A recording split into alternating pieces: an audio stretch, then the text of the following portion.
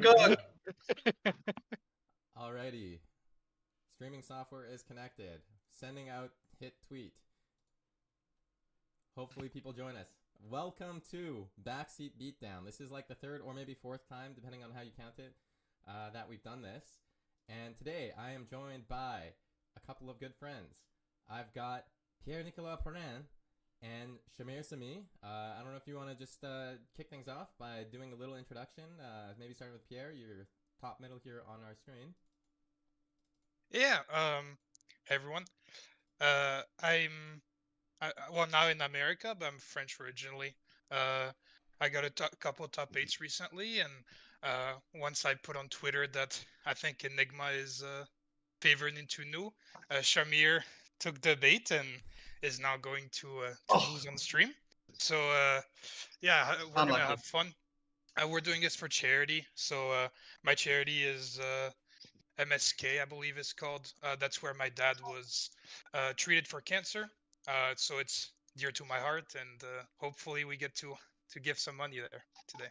Yeah, it's awesome. And Pierre-Nicolas, your dad got the treatment and it turned out totally okay, right?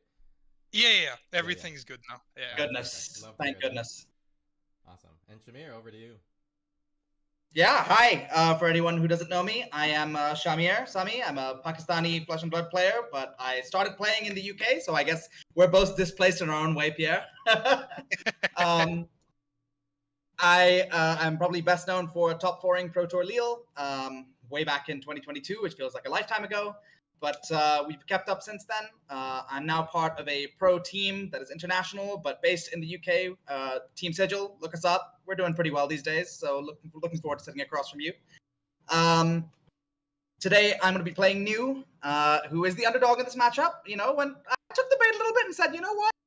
She's not dead in the water. She's not dead in the water, at least. If I take a game off Pierre, I think I prove something here. And when I take both, then I'm, I get the bragging rights here. So today I'm going to be playing to support the Palestine Children's Relief Fund. I'm sure that's no surprise that it is an organization that is dedicated to ensuring healthcare and humanitarian aid for children who are. I was just saying that I am here to support the Palestine Children's Relief Fund, which is a charity that is supporting children through medical care and humanitarian aid. Who are being affected by the conflict in Palestine at the moment. Free Gaza, all that good stuff. Awesome. Yeah, thanks so much for the two of you joining us.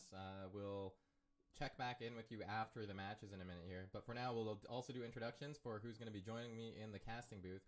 On my left here, I've got Rhea. Hello everyone. I'm Ray Adams. I won some battle hardens at some point, I guess, and I mostly just yap a lot on Twitter. Both of these charities are really great. Everyone walks away a winner here somehow today, and I definitely am not biased at all about who is favored to win the matchup. Definitely not anything. Yeah, the set's been out for 2 days, and do you feel that you've already made, the hero your whole identity? I don't know what you're talking about. I mean, they call her the C-tier queen. I hear she's called the C-tier queen. Yeah. Let's see, is she losing that title? She's not C-tier, though. Well, the issue is winning too many things. True, unlucky. She's winning too much. Yeah. Yeah, exactly. Looks like TTS is giving us an issue, so we're just going to have the players rejoin the lobby. It's all right. While that happens, I've got Daniel here on my right, who's just static image for now, but he'll be joining us momentarily. And yeah, Daniel, do you want to introduce yourself? Hey, hi, everyone. Pleasure to be here. Thank you, Frank, for inviting me. I'm probably known locally for making national top 8 twice. And I'm assuming Frank wanted to invite me here because I top 4 the recent PTI with New this past weekend. So I guess it's fairly clear who I'm rooting for. So my experience. I got one in my corner. Yeah, those my personal experiences in that top 8 don't have me very optimistic. I'm not gonna lie. Yeah, what was that? Come on, brother, help me out. Help me out, brother. I need this. I mean, Daniel, I'm gonna say, you showed us what is difficult about the matchup, but maybe For sure. Shahmir can learn some lessons from that, right? Yeah, don't get Or teach don't some get turn lessons. one CNC'd. Noted. Duly noted. Yeah. And we will eventually be sharing the deck list for that after the feed here. But for now, I'm just going to let anyone tuning in watch and enjoy the experience without, pouring over a Fabry link. And yeah, any last couple words before we send the players off here and have them go to their own little game room? The format is well, best I wanna- of 3 today, correct? Oh, yes, that's right. Yes. I think we'll play out all 3 matches no matter what. Yep. But yeah, best out of 3 for the stakes. And I think Pierre's got some spicy ideas for what happens in a game 3 if he leads 2-0. Yeah, So let's yeah, let's see what happens, eh? We have some good ideas. Yeah. And yeah, we'll be doing a split of this pot for the charity 75-25, with 75% going towards the victor and 25% going towards the second place contestant. And You can say loser, Frank. You're allowed to It's say okay. It's okay. I won't be offended. yeah, actually, and with that in mind, I'm gonna just point us at the TTS screen to just show you two starting to load in here. And we'll start doing our transition. And the reason I want to do that is because you look in the top right corner, we have our current pot. And I'm going to update it in real time based on what is on our PayPal link right now, which is going to be dropped below. And we're actually currently at 435 is the total. So if you're tuning in to watch, feel free to drop a couple bucks in there. I know that the players would really appreciate it. I would really appreciate it. And yeah. So with that, I'm gonna kick the two of you off this call, and Oh we'll boy, check back joys. in with you two after the match. Can you just make Sounds us good. mod again? Oh, yep. Yeah, that might help. Nice. Oh, I already did. I think we are there already. Nice, I see us there already. proactive. Nice. I am having trouble generating my deck. I think the deck builders decided not to load, which I don't know why, so I might do a quick leave and rejoin. Not ideal, but we will. The show will go on. Yeah, the show will go I think on. you imported 3 decks. 3 decks. you Oh, imported. Shahmir, it might be a lag Oh. situation. Oh, it's a Hey. lag situation. All right, wonderful. Okay, thank you. I love Yeah, I can try third to world import the internet. deck for you. If you could, it would be wonderful. Thank you, Pierre. Awesome. See, and at Backseat Beatdown, we were known for the backseating, not the production quality. So. Hey, I'm doing That's my the job way. great. Lean in. I mean, I'm looking at the little preview in my OBS view here, and it's like, yeah, it's clear that I'm not that professional. We love you anyway, Frank. We appreciate you, Frank. Yeah, thank you. Okay, I'm gonna make sure to promote you as well, just so you can do some slinging Wunderbar. around Hell yeah. With the slowest card movement imaginable. I actually can't see if I'm moving any of my cards right now. Oh, I love living in the third world. we could have done this on another online card playing platform, cough, but I kind of just like the look of TTS better for this kind of The thing. feel. Let's keep the Agreed. feel, you know? Yeah, Yeah. exactly. Oh, see, now he's moving his card. Plus TTS is more. Yeah, nice. I mean, I guess the difference. Sure, we could have you host the instance if that would make it better. I genuinely have no idea if it would, but we could give it a try? Question mark? Because I am getting like a 10-second gap between me moving something and it moving. Yeah. I think I'm happy if we just recreate the game room. It's gonna be the exact same anyways for me. Okay, here's what I'm gonna do. I'm gonna save this as a state. Oh yeah, and then you can. And then we just backseat.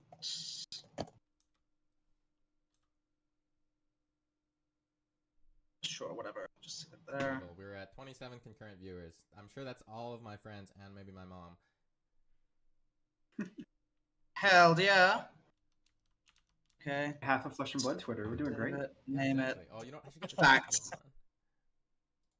Put the chat into the disc or the OBS view. Okay, we have got it saved, and I'm gonna see if I can make the instance. Okay, perfect. Prage with me, friends. Oh, you should, yeah. Backseat. Same lobby name. Maybe don't say it out loud. Same settings. Yeah, same settings, folks. Same settings. Wait, all right, We can. we're going back to introduction screen. We're going back to introduction Yeah. screen. Roll it back.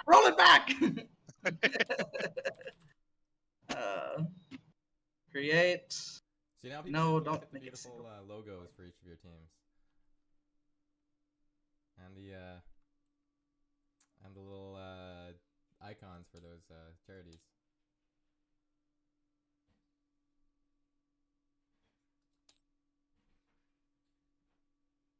Is it same password? It will be 1 second. It is not up yet. It has just gone up.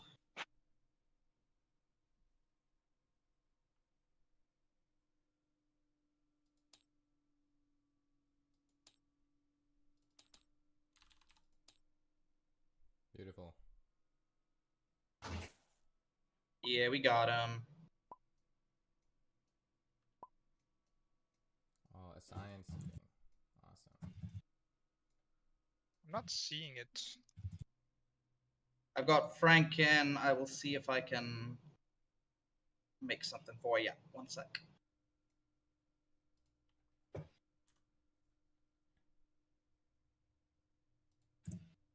Oh, nice. Turns out Made it? refreshing. Yeah. Refreshing. Damn, works. that F5 button. You love to see it. Hey, we got him. Nice. There we go. All right. There, you got it. I will promote you both. It's all set up. Nice. Yeah. All right. So I will kick you two out of the chat room now, or I'll let you two get into the other channels. And yeah, good luck to both of you. Yep. See Thanks, you guys. folks. Thanks. See you on the other side. And then there were 3 of us. Yeah. All right, so I'm really excited for this. Now that we have those two set up, we're actually going to have a game going. Let's just do a double check of the ping here. It's acceptable level. I feel like, I'm rooting for the underdog now, just on the basis of, wouldn't it be awesome to see Shahmir take 2 games off of Pierre here? It would be certainly impressive, and while I think this matchup is strongly Enigma favored, New can take out some games if she tries. We definitely see the #1 piece of tech that she can present, the Embrace of Determination here in Shahmir's arm slot.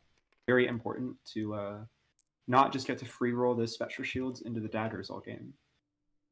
Yeah, exactly. I think that, even in Ninja, people talk about Shuko, but I think the generic piece here is just so much more relevant. And, I mean, honestly, yeah, it kind of speaks for itself.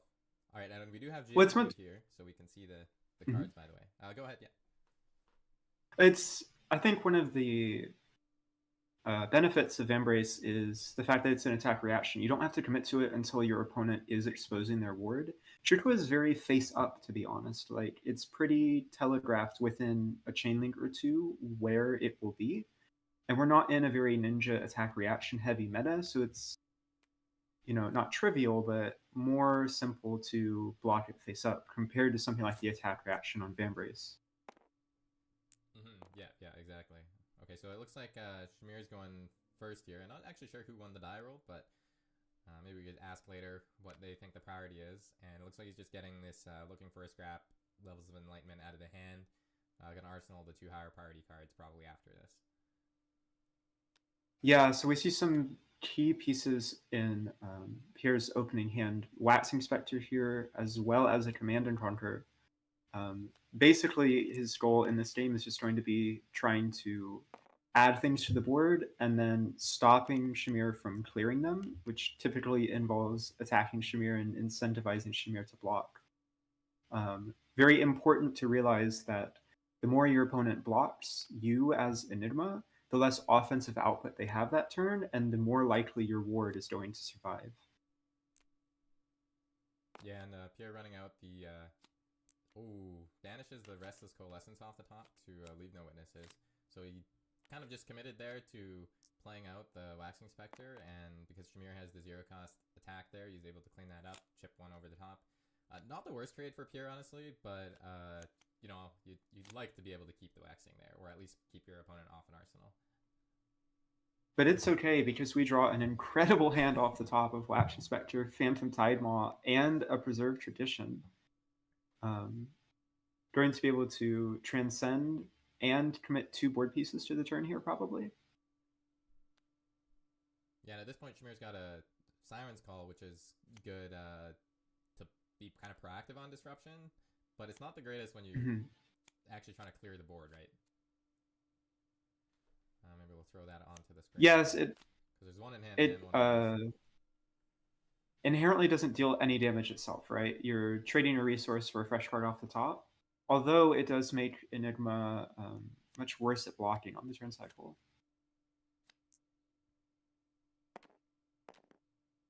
Okay, so Pierre not tipping his hand. He's going to play the Tidemaw first, then Preserve Tradition. But it looks like he was going to put the Waxing Spectre on the bottom. Maybe he just hasn't done that yet. No, he chose CNC. Preserved Tradition can only target action cards, and Waxing Spectre is an instant, being a Mystic Illusionist aura. You're so smart. I'm glad I have you on here. And actually now getting these 3 pieces out on board with the Hero Power attacking with the Spectral Shield. Yeah, this is looking like not the greatest for Shahmir so far, and we're on turn 1. And it's an extremely hot start. Just the fact that we have 2 Ward 1s on the board, so unless there's a Vambrace play, both daggers are covered this turn cycle is already huge. Plus a repeatable go again threat like Waxing Spectre means that this board state needs to go away, or else 1 resource for go again is going to be very problematic very quickly. Okay, so Shahmir's going to get his Boots block in. We do, though, see on Shahmir's side, I believe that's a Bonds of Agony and a red Venomous Bite and 2 Siren's Calls in hand. So there's a potential for fully online Bonds this turn cycle. And Pierre's hand does not block that well. 8 total. Can we go over the top of it? 4, 8, probably not. Yeah, maybe not over the top, but if he commits the Boots, he could maybe get a chip in, which I guess that only takes out one ward, but better 1 than 0. Better 1 than 0, yes, especially if there's a whole hand block. Yeah. Or I guess it'd be interesting to go around and save the Venomous Bite if Pierre blocks with a couple of cards on this attack. Ooh, Pierre reaching for that Traverse. This might be a very early get Chi play Mirror Guy. That would be very Is he comfortable? Is he comfortable doing that around the Bonds of Agony, though? Because, you know, we're looking at Bonds of Agony just starting the turn has been played, and Nu has 4 cards available. Surely there's going to be 3 reactions happening here. So it'll be interesting to see how Pierre plays around that inevitability.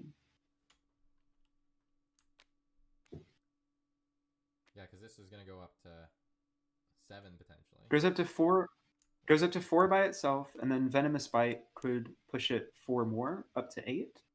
Kind of a pseudo 9 if Vambrace is also added into there. But we have committed Traverse the Universe on all of turn 2. Ready to play this Mirror Guy fully powered and really start beating down. I feel like I noticed in some of the other games I've seen of Enigma gameplay is that the Enigma player can play incredibly greedy at the beginning of the game and just try to jam value. Now this is fascinating. So Pierre doesn't know that there was a Siren's Call involved, but because he has a Mirror Guy and a Chi, which are both blues, he might not be able to play and swing the Mirror Guy comfortably this turn cycle. He has to play it now or else risk not being able to play it at full power, because either the Mirror Guy or the Chi can be added to the chain link by Siren's Call. Oh, and he's doing it. We're pulling the trigger. Yeah, the nice thing about this line for Shahmir is that if he sees the hand, he can decide to not commit the venomous Mhm. bite, right? Absolutely, yeah. Also going to be huge for Shahmir here. He does get to draw a card when this rounds on me is going to be added as a defending card to the chain link. Depending on what that drawn card is, this turn cycle could change drastically. Well, I feel like someone's talking about Ward 3 on Meridian Pathway, which is... Oh, yes. Very important to stop these very disruptive go-tall new attacks. Yeah, and he doesn't have to commit that. This interesting thing about Ward is you can order the Ward any way that you'd like. So he doesn't actually have to lose the pathway if Shahmir doesn't end up pushing more damage. Oh, and it looks like... Oh, yeah, this is interesting. Deny the card draw by activating Uphold Tradition on putting that onto the mirror. Mm-hmm.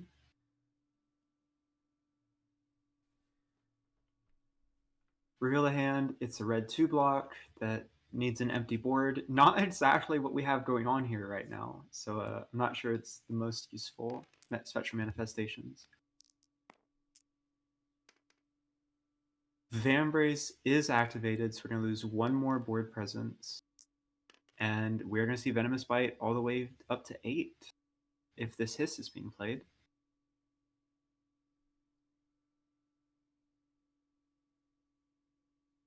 So 8 over the 5 that's currently on the block. That puts 3 damage plus 1 unpreventable. So if you're in Pierre's seat here, what ward pieces are you giving up?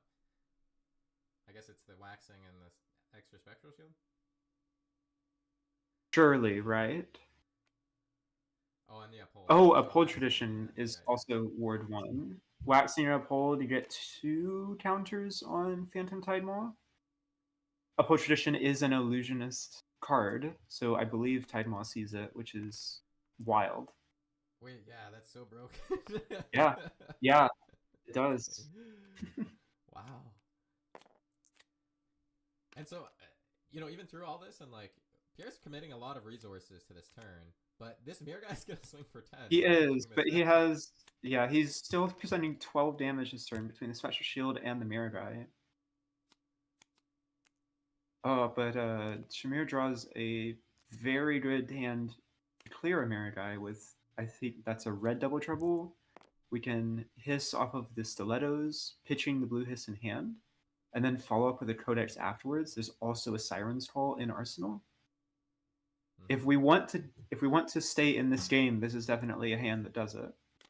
Yeah. Oh, and actually, this is gonna swing for 12 because that Spectral Shield swinging in for free is such an underrated part of our kit, I think, because everyone's thinking about first looking at the flashy plays. It's literally free real estate. It's literally free value. I think that. All right, so.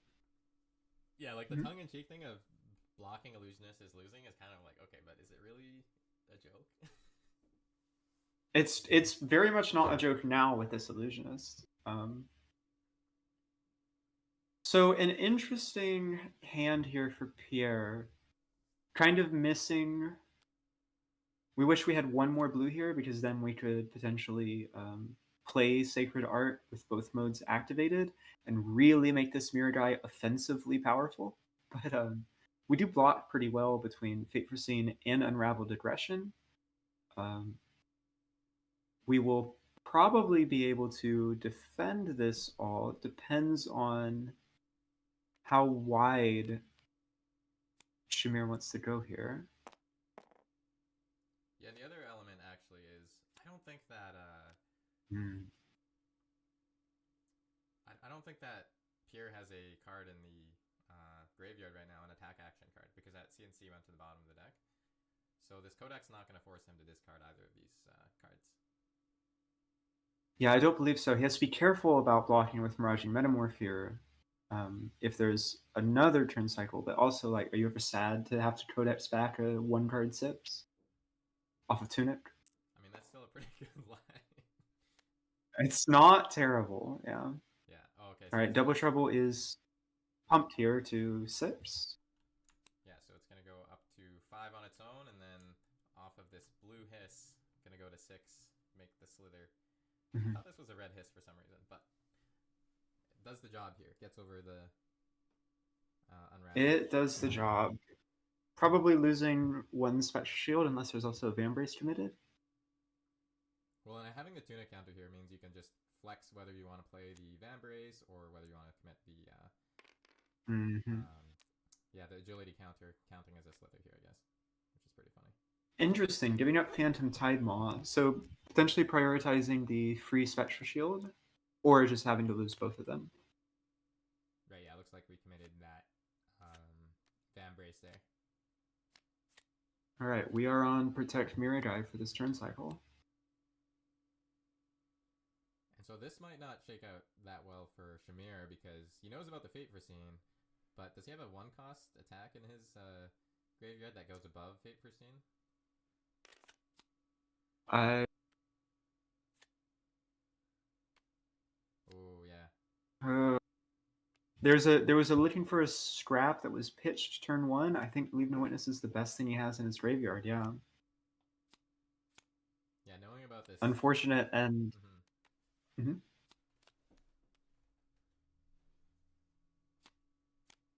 Opting something to the bottom, just throw it away. Now, funnily enough, Miragai is a weapon because of Cosmos, so this frailty will reduce its attack power by -1. Oh, and Shahmir just drawing the best ponder in the deck. Levels of Enlightenment, aka B-Strike. It's actually not that hard in new, especially in this matchup, to get 2 or 3 modes on it either, so...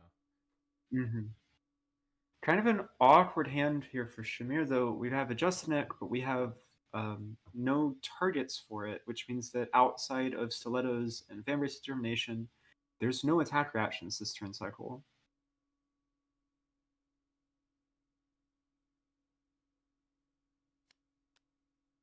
Yeah, maybe you think about blocking with it and playing this pumped up levels of Enlightenment and kind of being priced into it, honestly, by this 10 power Miragai that's swinging, or 9 power maybe. Yeah. At best, the levels is only 3 go again, right? We've just got 1 blue and Surgical Extraction. Oh, this is a red pick to pieces. Rip.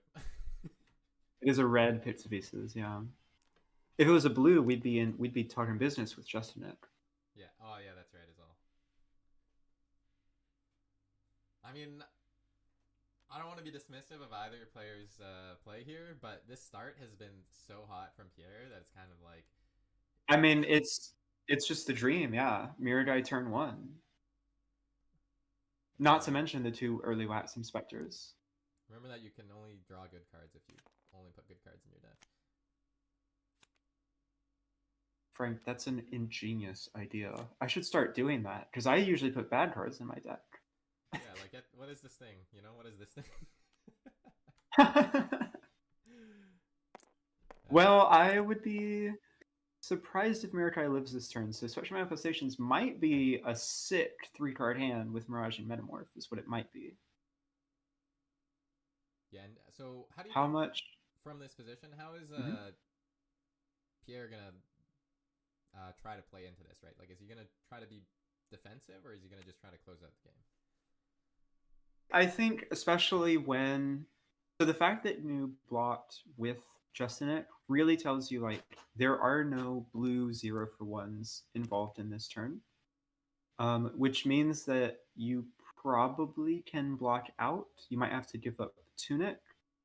And if you get deep into the turn, it looks like things are not going well, you do have that Mirage and Metamorph in Arsenal. You can let the Miragai go and just have a 2-card 7, which is hardly embarrassing. But I do think it's pretty reasonable at this point to try to protect Miragai as much as possible. We might get slightly punished here. This red pick to pieces plus Tunic and Vambrace Determination means that if we want to keep Miragai alive, we'd have to block with 2 cards, which means no swinging Miragai without a Tunic counter. And that would then give Shahmir a lot of breathing room to potentially get back in the game.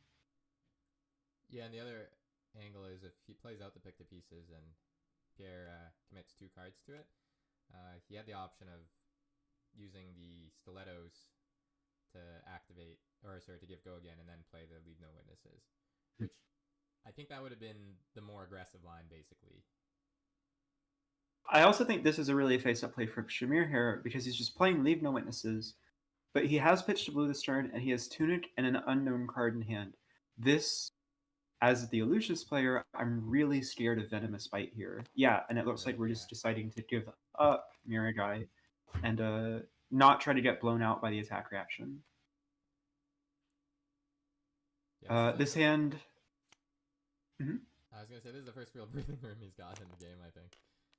Yeah. Ooh, double chi here from Shahmir. Another Justinic that has no target. But we can do all kinds of things to this pick to pieces in the arsenal. Yeah, drawing these Justinics at inopportune moments, it feels. I think in this matchup in particular, New is heavily incentivized to be as aggressive as possible, which means potentially playing a little bit more of the red stealth attacks compared to the blues than what you're comfortable with, which might mess up the Justinic ratios a little bit compared to like the main deck or the normal deck. But I mean, it's just such a high ceiling of Justinic that I don't know that you can ever justify not playing it.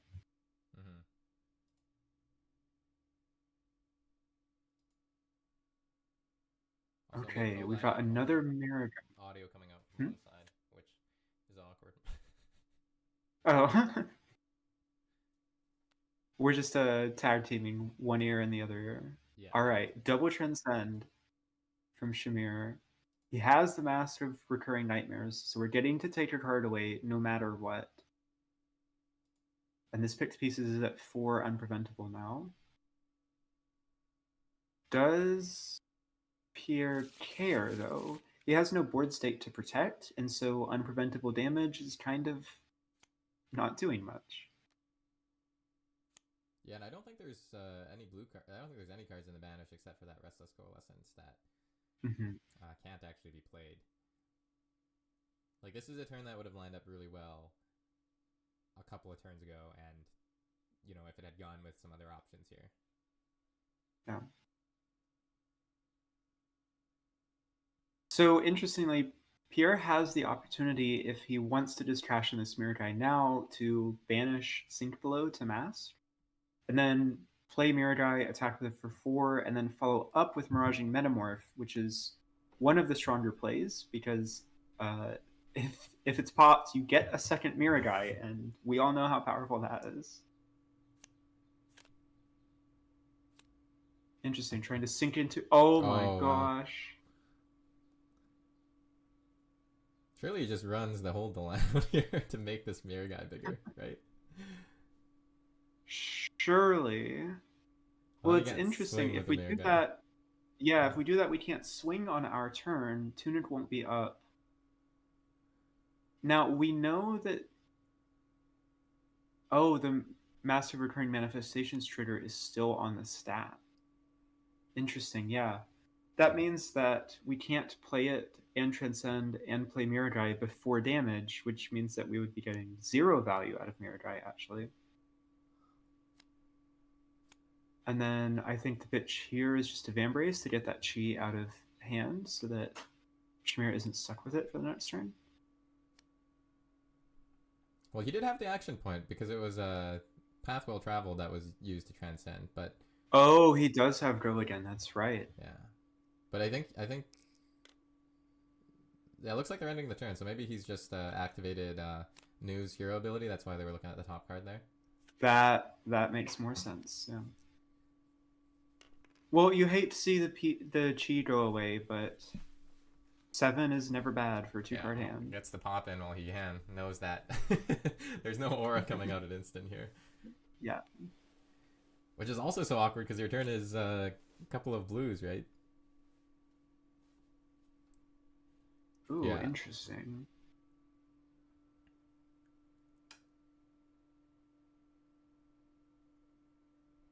It'll be interesting to see what are deck counts right now in terms of cards left.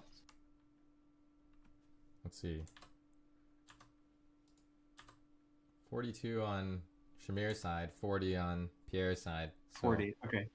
Because there is, if you can survive the Mirror Guys, it's very possible for Nu to fatigue in this matchup, just trying to run Enigma out of real threats. Doesn't look like we're going that way right now, with pretty even deck sizes, but if we can stabilize here, it might be an avenue for Shahmir to win. Yeah, usually in those contexts, it's when Nu's able to stay on the offensive, right? Absolutely, yeah. Just constantly forcing Enigma to block. Yeah, this is kind of what I was asking earlier, is do you think that... Oh, here we go. We got another Siren's Call play. That's the third one this game. Taking that Rage Spectre away, certainly unideal. It's one of your more powerful cards. It's a mini Mirror Guy, more or less. Oh, yeah. Shahmir says, I actually have to see the other cards. Yeah, yeah. So we know there's a 10k, we know there's a Battlefront Bastion. And we might, on this turn, just see drawing the pick to pieces. We might just see block with 10k, and then, you know, your favorite card, Noah Clark's favorite card, just attack with Battlefront Bastion this turn. Yeah, wait around for Chi to come around? Probably so, yeah. Yeah, like, this is where it would have been so great for Shahmir to have drawn a couple other functional cards to go along with this, and instead he's playing out this blue pick to pieces by itself. And, you know, like, Pierre doesn't actually care. Oh, he's but... like, I'm just blocking here. That's true, but because this is a blue, Shahmir can transcend with this grain that tips the scales and take the second to last card out of Pierre's hand, which really means he probably can't do anything next turn with just a card in hand and a Mirror Guy in arsenal. Right, if he chooses to commit the grain, he can activate the mask. Yeah, curious to see if Shahmir values transcending on this turn more highly, or just arsenaling that grain for a more powerful on-hit. Yeah, I guess he doesn't know what the arsenal card is, but he does basically know that it would prevent, you know, the 7 damage from the Battlefront Bastion if he did that. Which is kind of a lot. Like, you just get extra. It is a lot. When you're at 16, oh, he's gonna do it. It's a big deal.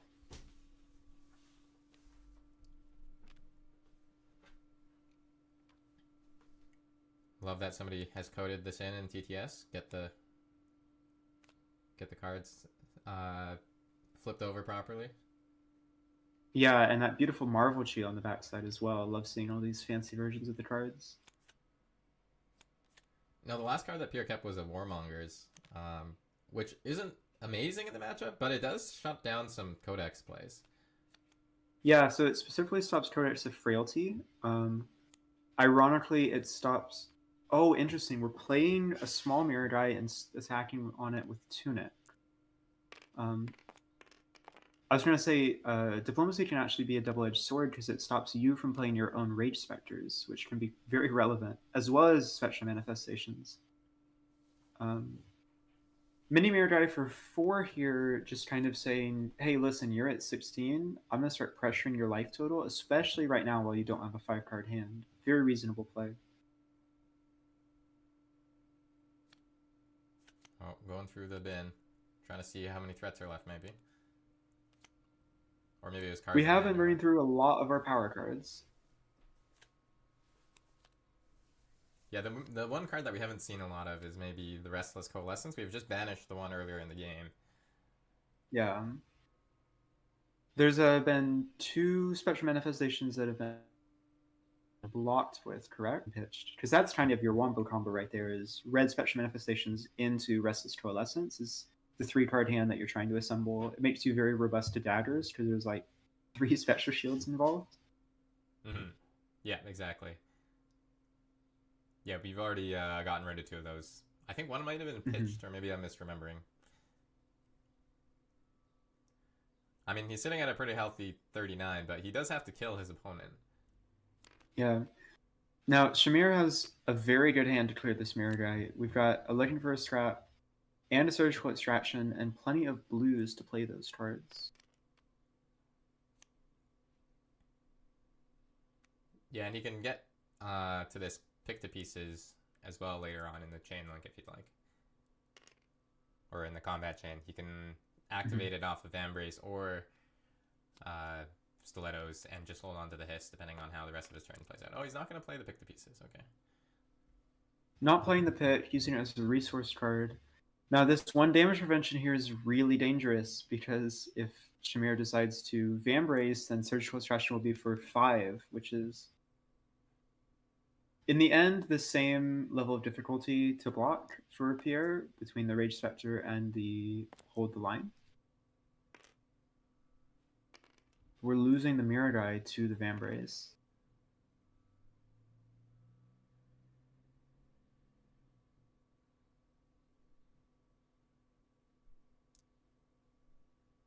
I was so curious. Surely this Surgical Extraction is worth a tunic counter. Yeah, exactly.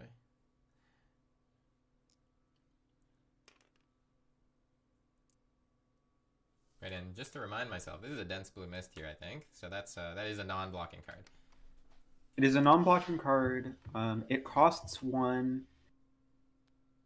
Great when you have Tunic up to kind of turn off the daggers in a way that gets around Vambrace of Determination from being able to do that.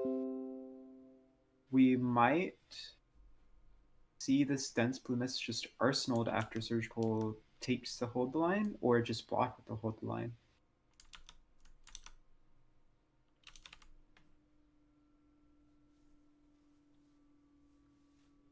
I think on Shahmir's side of the board, like, you know, as clunky as some of his hands have been, he's just doing his best of staying pretty aggressive, and arsenaling this looking for a scrap insulates him pretty well from what could, what could come out of the board later on. Yeah, we've lost the we've lost the TTS instance here. We'll see what happens. All right, guys, let's see. We've got 54 people tuned in. People are gonna write in the comments that they're sad. We're gonna try to get this back up and running as soon as we can, and hopefully be in a little bit of better shape.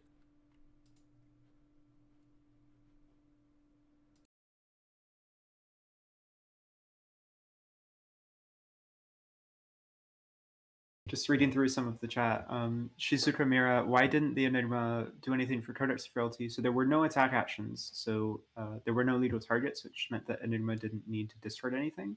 You only discard if you get a card back. Just while we're working through these technical difficulties. New might get him below 30. That's a win for New. I unfortunately, Taylor, both heroes do have 40 life, so we will see how the game will go. This is on TTS, yes, cardboard cohorts.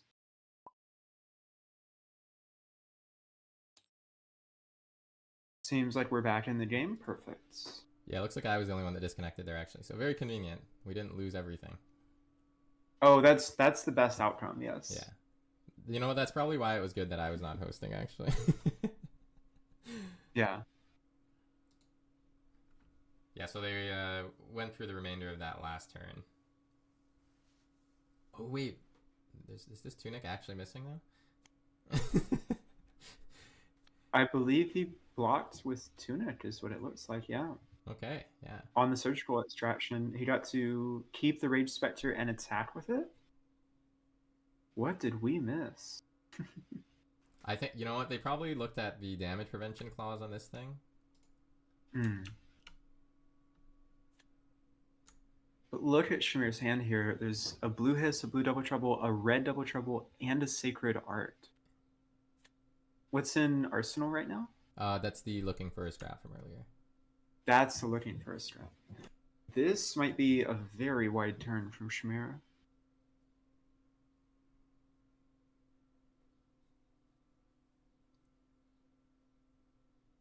I'm not entirely convinced. I don't know that covered up 5 here, to be honest, on me. On the well, it was just 4, right? The misplay didn't hit between the Spectral Shield and the the Mirror misplay Guy? didn't hit. That's right. Yeah. Or the one from the Battlefront Bastion and the Mirror Guy.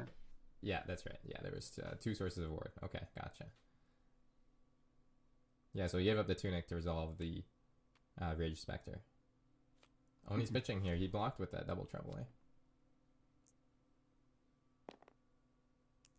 5 go again on looking for a scrap. Pierre's hand is a bit awkward.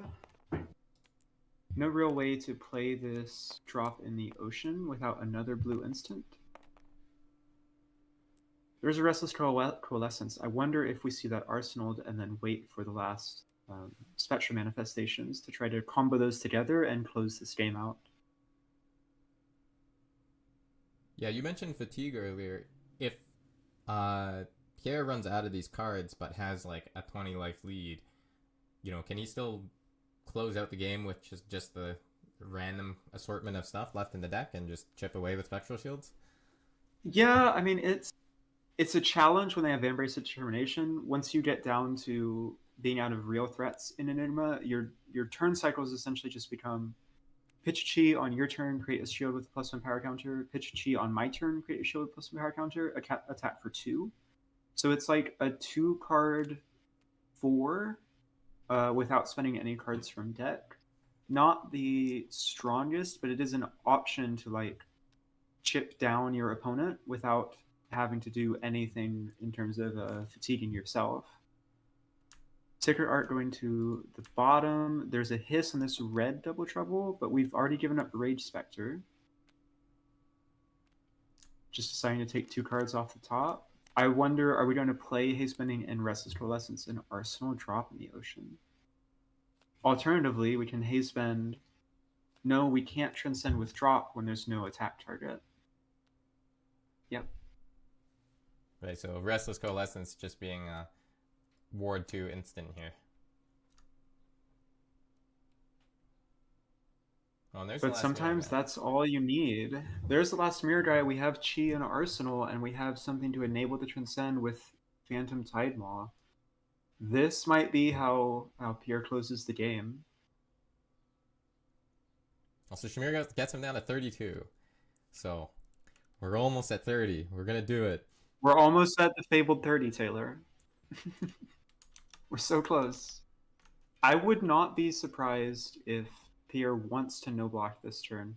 Now, unfortunately, there's a Persuasive Prognosis and a Bonds of Agony, both in Shahmir's hand, which are, last time I checked, they're very good.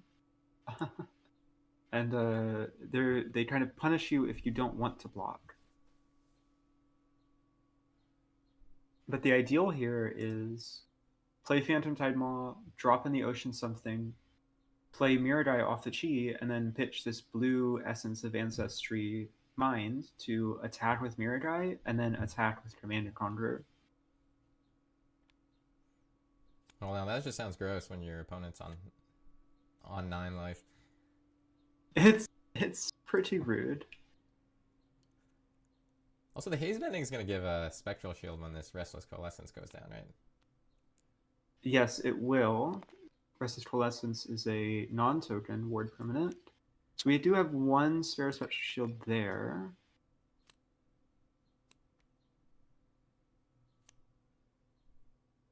Should we be thinking about potential attack reactions? Yeah, wants his extra damage from the Embrace. Mm-hmm. We're below 30. We did it. We got there, chat. And that's interesting because it kind of telegraphs that you're not really like planning on making this Bonds of Agony work with the Vambrace plus Stilettos play, right? Yeah, it is. It's 1 fewer reaction for Bonds. But I guess you're also representing a different reaction. Mm-hmm. Tunic isn't on 3, so you're not representing Hiss or Venomous Bite plus Stilettos here. Right, it would just have to be Venomous Bite plus the Slither that the opponent knows about in the arsenal, or something along those lines. And there is something really nice here, which is that if we block here on CNC and then Shahmir goes up to 7, Vambrace is gone, right? But we have a Spectral Shield, and we can play Phantom Tidemaw, drop in the ocean, play Mirror Guy, and when we pitch the Chi to Mirror Guy, we can turn on Meridian Footsteps to really safely block out the Bonds of Agony at reaction speed while still putting Mirror Guy on the board. So Shahmir not prioritizing pumping up the bonds. It seems not, no. We're just trying to bait the blocks there and then go wide enough to clear up the board. I wonder if this picked pieces is stowing at haze bending or at face.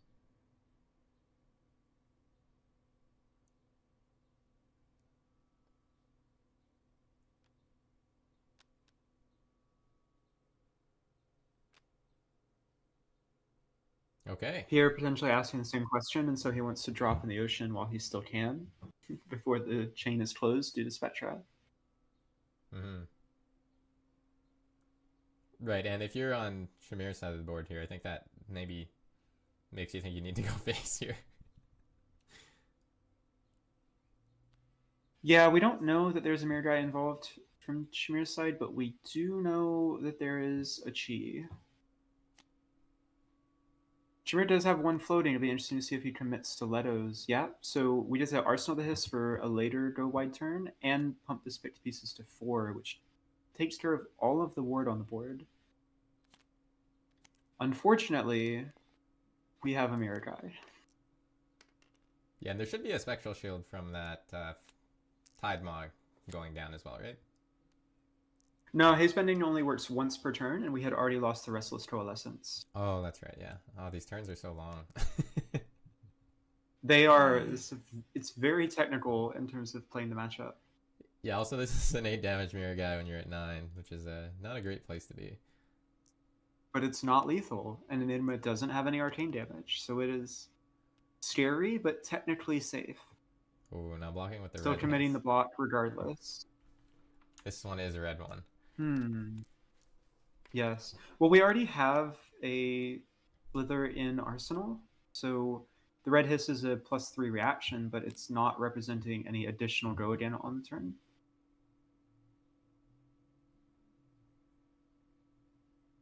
Yeah, and the tunic counter not lining up here. Really.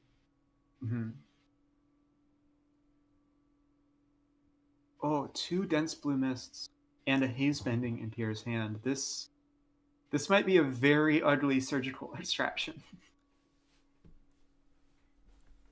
Yeah, you get to play out those dense blue mists for, you know, block 2 on 3 cards. Yeah. Or pitch 1 to play 1 and get a whole 1 value out of 2 cards from your hand. Yeah, exactly. Oh, okay. Giving everybody a CNC. Yeah, it doesn't look like Pierre's going to be able to protect this mirror guy, so that's going to be the third one down. Did we the other 2 were played. The first one came out swinging at 10. The other one was a baby mirror guy at 2, and this is the third one that's on the board.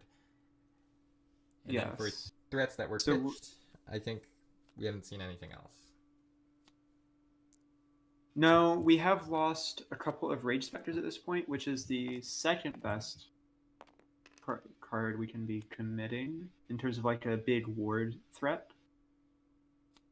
Down 2 Restless Coalescence. We're down 2 Spectral Manifestations. I don't want to jinx anything, but Shahmir might be stabilizing in this game, just surviving all of the big bad things that Enigma can do. And this is a blue. Currently attacking for 0 because of Dense Blue Mist.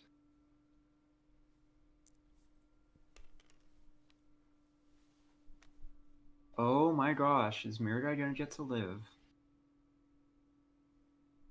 Oh, with the dense blue mist -1. If this fate foreseen. Because right now it's for 3. Yeah. Hiss puts it to 4, but there's a fate. Oh my gosh, we're gonna get to swing Mirror Guy. Mirror Guy's gonna live. Oh no. And obviously Shahmir didn't know what was in the hand, but now if you're looking at the surgical extraction, you're probably just pretty sad. Yeah. We had a real opportunity to go surgical, venomous bite, hiss. Yeah. We have both a Slither and a Fang Strike. It'd be interesting to see which he prioritizes arsenaling more at this stage of the game. Seems like he would rather have the Fang Strike. Yeah, maybe he doesn't think he can use the extra action point as easily because he's going to have to block this mirror guy now. He is unfortunately going to have to block and block quite a lot. Oh, Probably a and, card plus Master of Recurring Nightmares. and he blocked with that other hiss early last turn, so that could have been played off of the tuna counter for 3 damage over the top. Yeah. Oh, just a rough spot that he's in right now. Yeah, this hand is kind of rough as well. Because knowing these 4 cards, we probably would have preferred to have the hiss to do any sort of threat with Go Again, like Double Trouble, into a Codex of Frailty. He can survive at 1, just giving up 1 card plus Master of Recurring Nightmares. Oh, looks like that's going to be the line. And the turn kind of represents CNC, or dagger into CNC plus +1, but then you don't have the action point to Codex, right? Correct, yeah. Codex can always be arsenaled, of course, and it's one of your best arsenal targets. Pierre's hand here, unfortunately, just has the dagger answer in terms of Battlefront Bastion and a Restless Coalescence, which is probably going to double dip on Miradai's counters this turn cycle.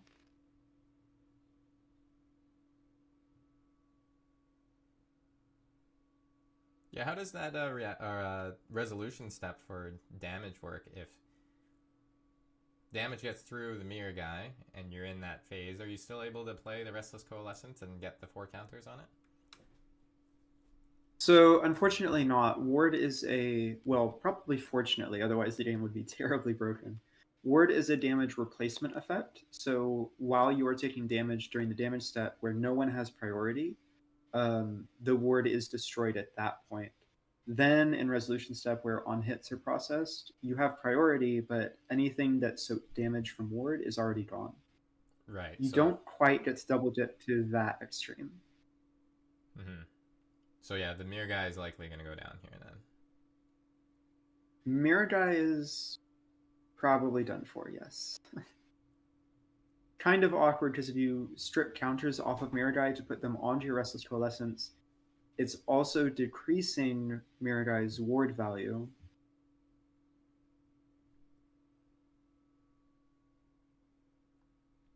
We know that this is a CNC for 7, because we know there's a thing strike in Arsenal. We kind of have to respect it because of the Vambrace Determination. Yeah, by pitching this way, Shahmir's preserving that Tunic counter and the Fang Strike if Pierre says no blocks on it. But okay, looks like we're activating the Vambrace.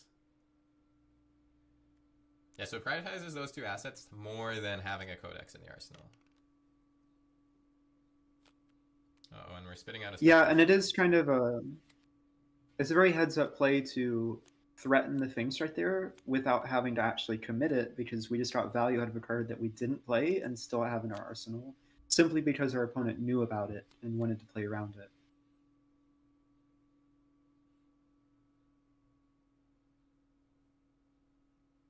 Interesting. Yeah. Pierre really pondering if he wants to arsenal Restless Coalescence or Rising Sun Setting Moon.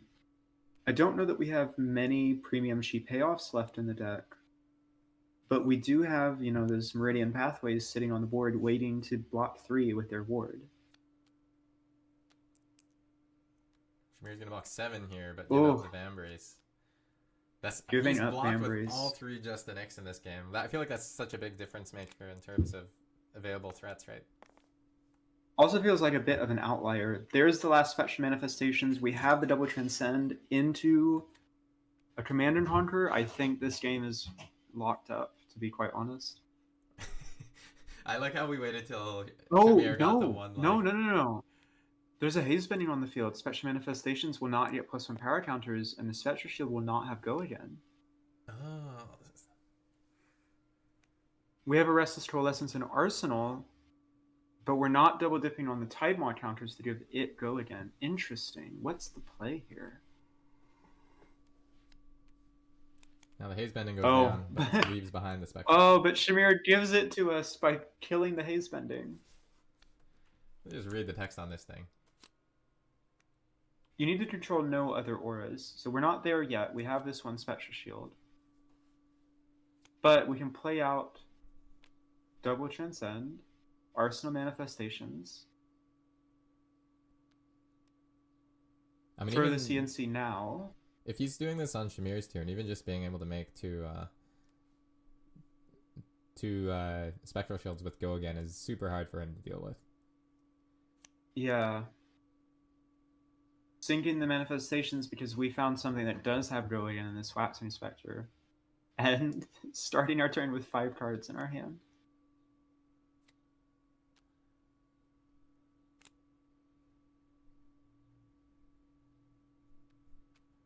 Yeah, I do like how So we'll have you waited till Shahmir was at 1 life to call the game. You never know. It's very important. Life totals versus illusionists are not real. You can be 1 to 40 and very comfortably feel like you're winning the game, and you can be 40 to 40 and feel like the game is already over. So we've got 2 Go Again into Waxing Spectre for 4 Go Again, into Command and Conquer for 6. Shahmir might be able to survive, but it'll involve full blocking plus Tunic, at which point there is still the Waxing Spectre left on the board. Interesting. We're prioritizing diversifying with another shield on the board. Makes sense. Right, keeps this Waxing Spectre around to guarantee. And we're still stuck with that Thing Strike in Arsenal, right? Oh, and there's a no block card in Shahmir's hand.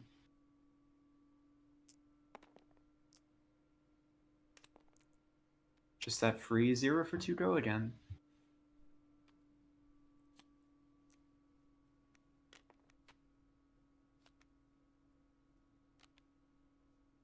That's going to be 4. Command and Conquer will be 6.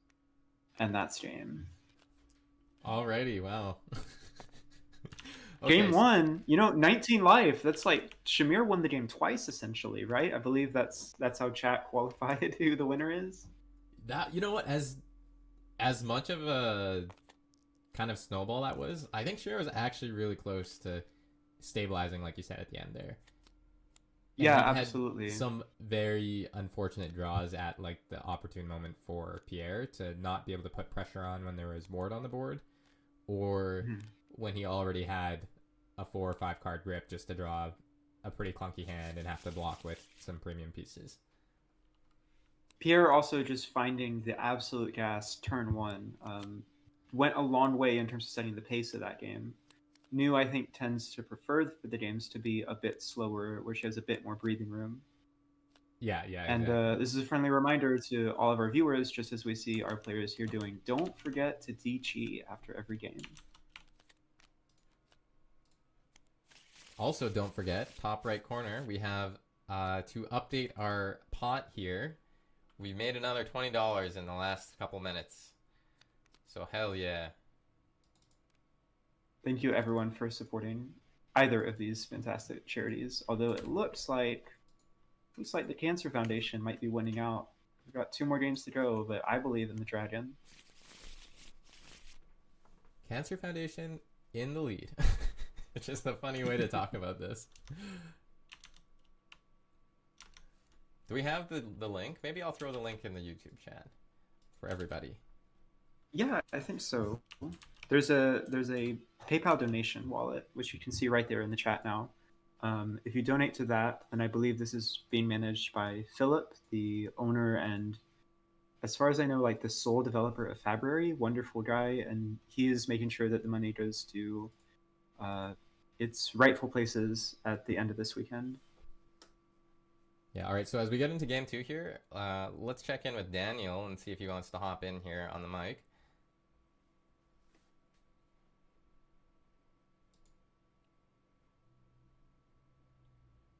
Are you there, Daniel? He's around. All right, we'll continue on with it, but Okay. at some point we can decide to loop him in.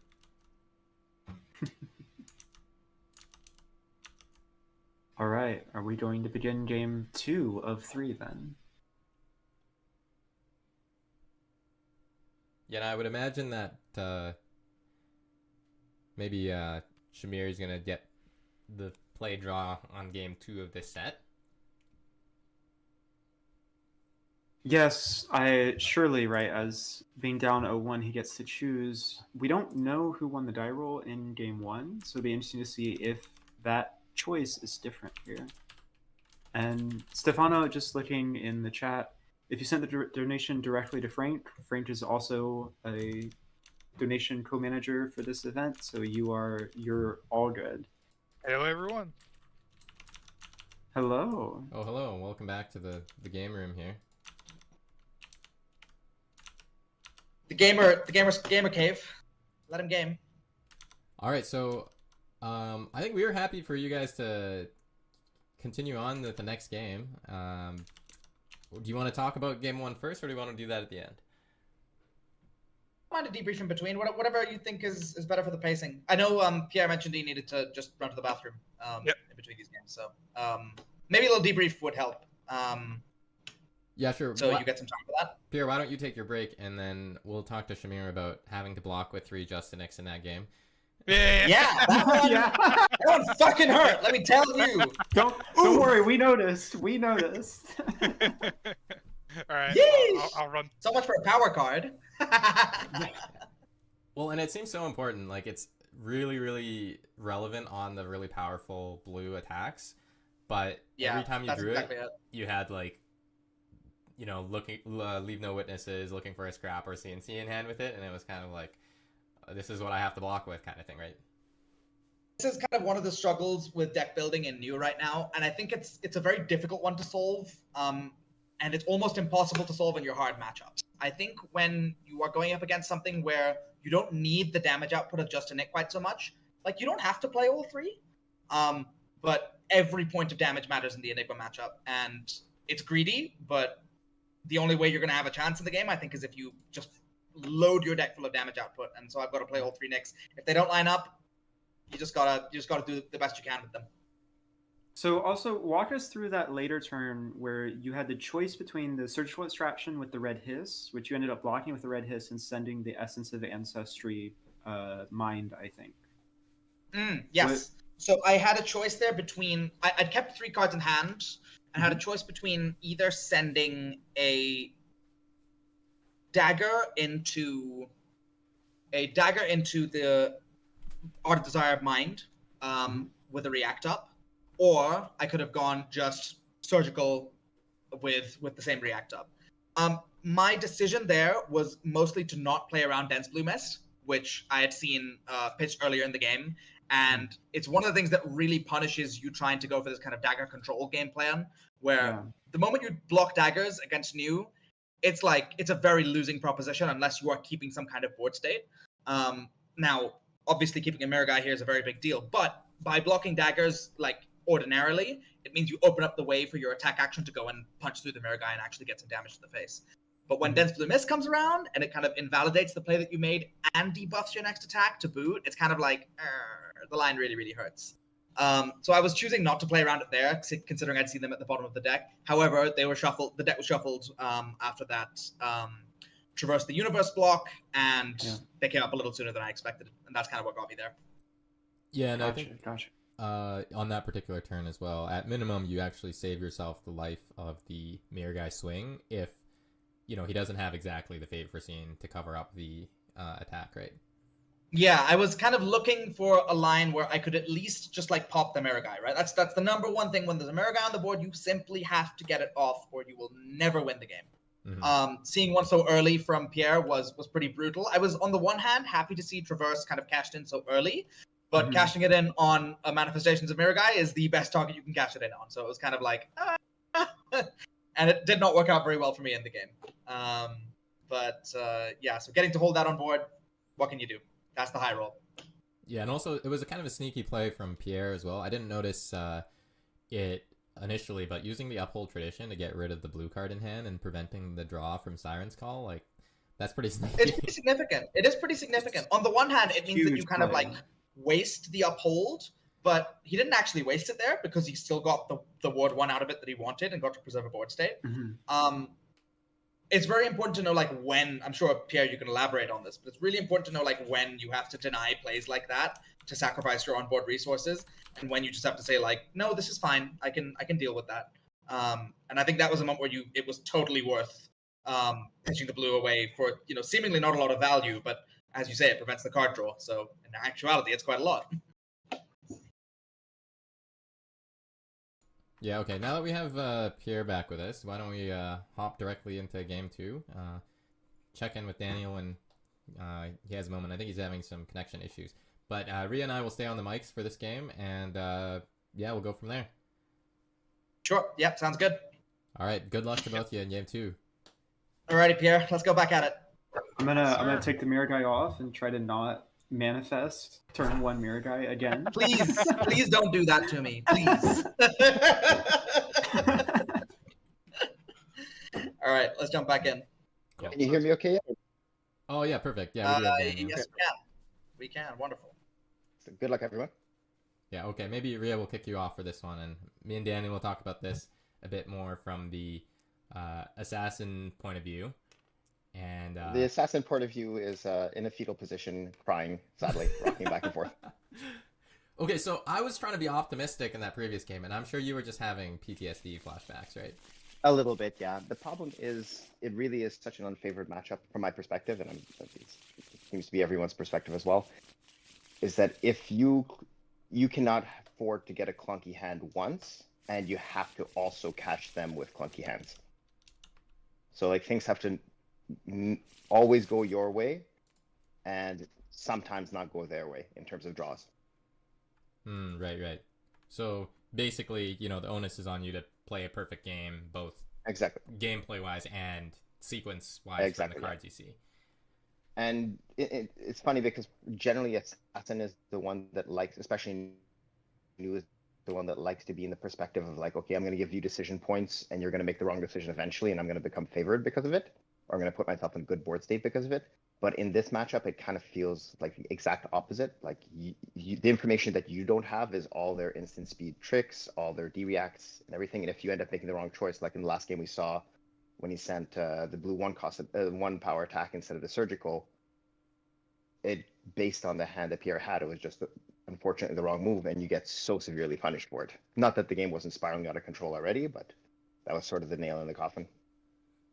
Yeah, okay. So then from where we're sitting, then maybe we'll go into this game knowing that, Shahmir is the underdog in the matchup. But, and it looks like he's going first here. I'm not sure we talked about that with the players. But let's take a look and see what he can do to try to make sure he gets out ahead in this game. As an assassin player, I haven't had as many reps into this matchup as I wish, but it feels like you just have to hope you get lucky and make plays based on trying to get lucky. And turn 0 luck, he's got 1 damage in. Yeah. Every point matters. Okay, and he's going to play out this levels. Looks like that's going to be draw a card. Oh.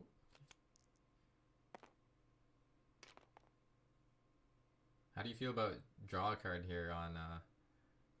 Well, the thing is, he only had 2 reds in hand, so the draw card is to make sure that he preserves an action point, so that Pierre can't play out, for example, the waxing. Right. Oh, yeah, because the Mistblade hit, it already has go again, but if you choose the plus damage here, then... Exactly. So I think he's just trying to... Yeah. He's just trying to chip in a few points of damage and end with an action point, so that, again, he's doing the same play he made game 1, which is end with an action point and a break point, 0 cost attack in hand.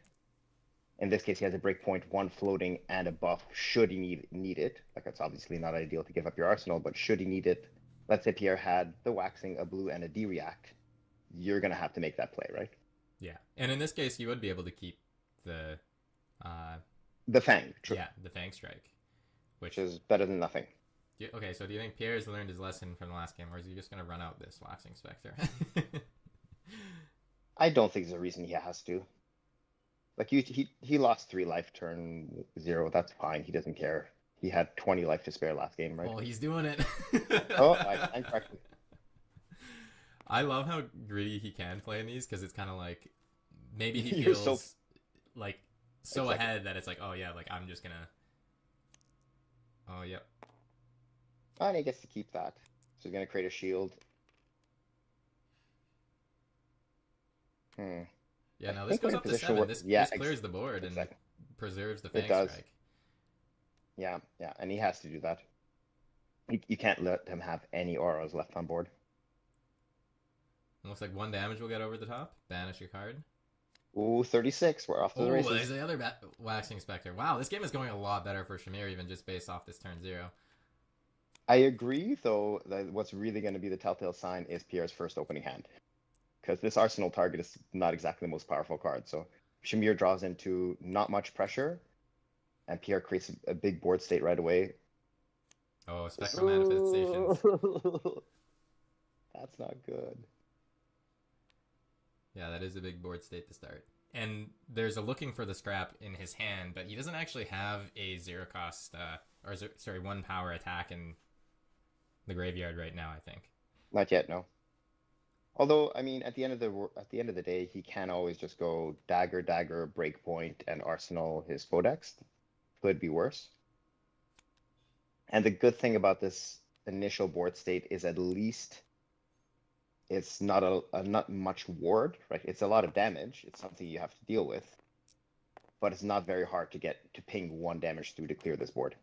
Mm-hmm. Yeah, like that's a much easier to deal with than if that was the Waxing Spectre that had been Exactly.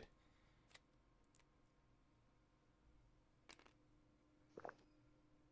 Yeah, so Pierre's whole first turn, compared to the last one where he made 3 auras, is just going to be to get this Spectral Manifestations in play. And, exactly. This is perfectly respectable, and he has a Transcend card in Arsenal, which is very nice. It lets him do a lot of instant speed tricks and end up with a 5-card hand at the start of his next turn. But it is not, by any means, a runaway with a game board state. Yeah, see, I'm going to have to start letting my bias show. I'm just like, I just want Shahmir to pick up a game now, you know? I mean, obviously I do as well. Yeah, I guess he's thinking about this filter here. If you can play the Rising Sun, Setting Moon into the pass over, put a card The only risk with this play is Preserve Tradition, but you're not going to play around a 1 of in a 60-card deck, right? That's right. And Passover banishes, right? It does, yes. I mean, ideally you'd want to be hitting a blue that you can actually play, but there aren't any. Yeah, target card, so. The safe play, actually an interesting safe play to make, and it's a bit more relevant in Limited, because there's going to be more smaller deck size and more copies of the cheat cards running around, is if you're playing your Pathaway into an opponent, sometimes it's actually the correct play to target a piece of equipment, just so they can't fizzle your turn with a Preserved Tradition. Like, if you do the math and if you don't get your chi back, your turn is absolute, like, trash. Sometimes it's better to give up on banishing a half-decent card, just banish a piece of equipment. It's not an action. They can't get it back with the Preserved Tradition. See, this is why you're the limited expert between the two of us. I never even would have thought of that. I was thinking about, like, how can you target your own cards, but that card doesn't let you do that. No.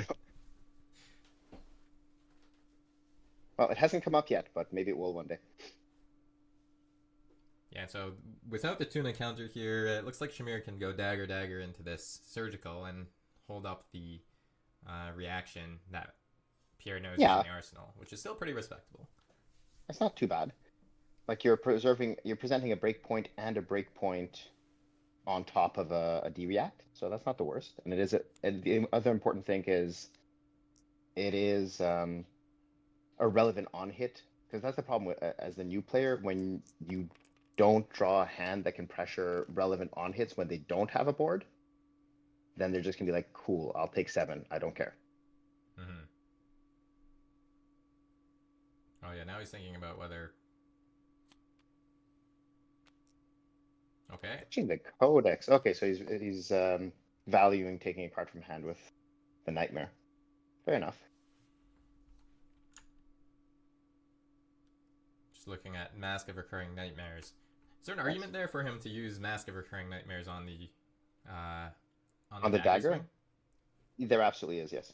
I'm not saying it's necessarily correct, but it's that way they can't do anything. If they do anything in response, like sometimes they'll attempt to empty their hand in response at an instant speed, then at least those resources are exposed for your oncoming attack. Right. Do the activation. And then Van Bracing to try and clear the board, I assume. Yeah, there it is. And I mean, if this forces every card out of your opponent's hand, you're getting It does. pinged for 4 in the face, but it could have gone more disastrously. Exactly. I kind of feel like both players are perfectly happy with his board state, right? Pierre got to maintain a free 4 go again. That's a 0 card 4. And Shahmir got to take his whole hand, so it's not terrible for either person. Yeah, and it looks like I've dropped out of the TTS instance, but I will rejoin shortly. I'm pretty sure it's me that dropped out. Yeah, there we go. When in doubt, Frank, you are the problem. Yep. I'll do a transition back. Oh yeah, for everyone that has missed this.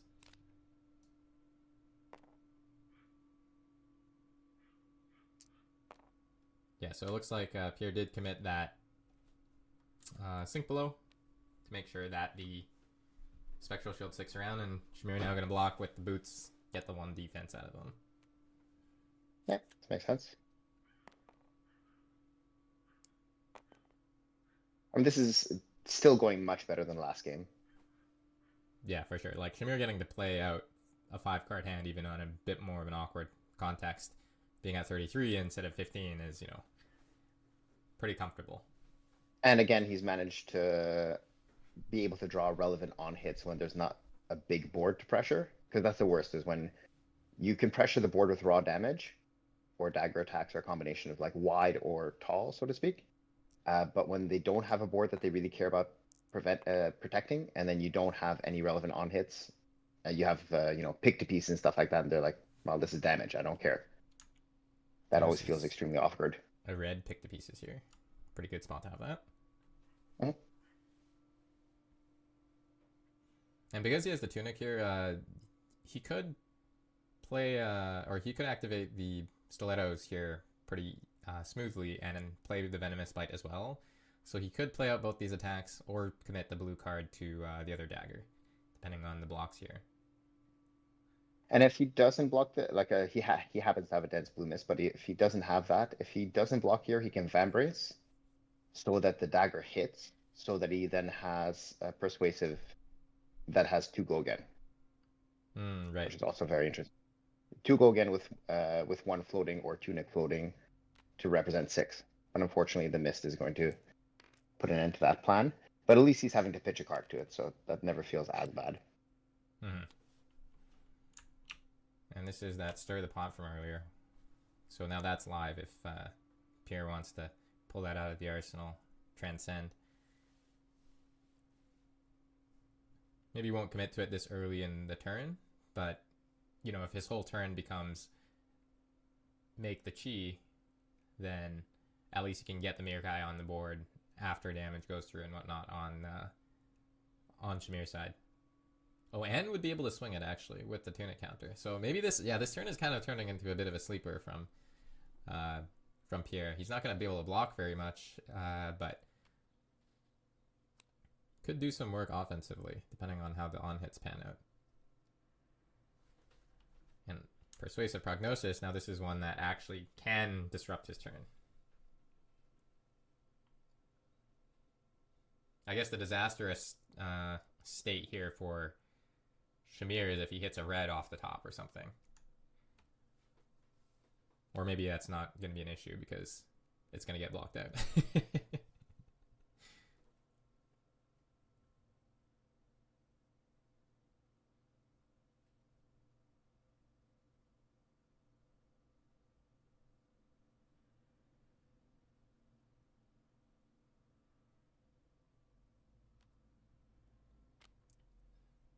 Yeah, the bite coming over the top now. So this is going to go up to 4 if he commits the Fang Strike to it. And we know there's another Fang Strike in the arsenal.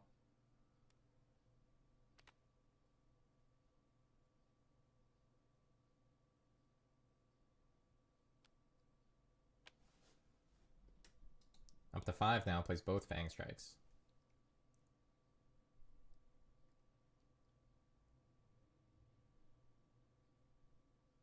No Vambrace activation here, so this would go... Oh. Over on damage. Okay, yeah, he's going to take the chip damage here, I think. So he's going to take the 2, and then in response to this trigger, shuffle the deck. Play out the mirror guy. And since we've gone into damage here, there's no way for Shahmir to get that action point back. So the unhit's not actually going to be relevant at all. You can't even snipe the mirror guy. But he gets to keep the pick to pieces actually to try to take the mirror guy down next turn after taking 8 to the face.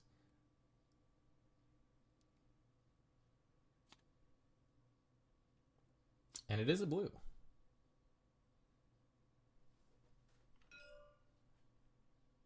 Gains a life. Okay. It's not the end of the world. Gets a Tide mod that he can play off Enigma's, or sorry, off News Hero Power later.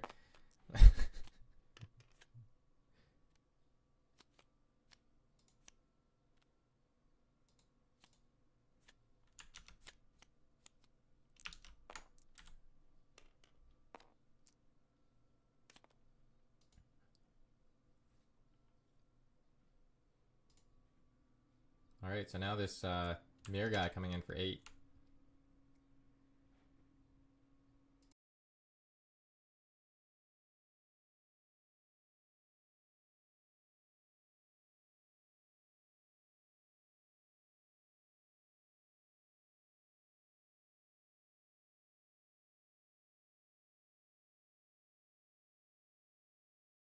Are we back? Yeah, so Shahmir with a bit of an awkward hand, eh?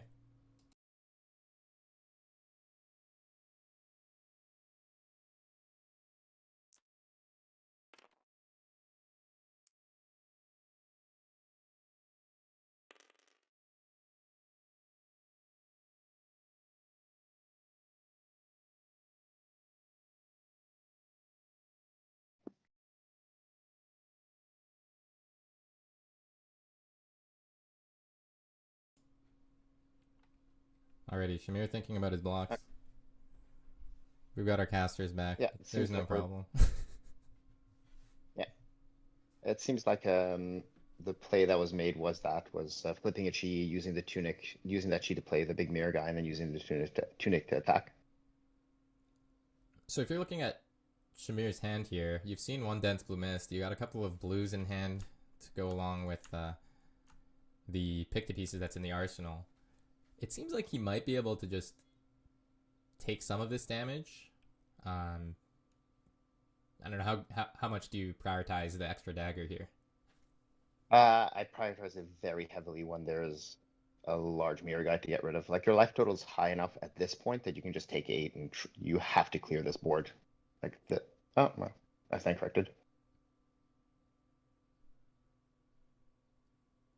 Yeah, and maybe because he feels comfortable playing into a codex attack at the end of the chain link, he'd rather keep the 3 life. But yeah, I think it is kind of scary with... Oh, and now we have another dense blue mist, so hey, maybe Shahmir knows something that we don't. Trying not to get blown out by a play that was really relevant last game, right? The good news is the Siren's Call is absolutely going to hit here.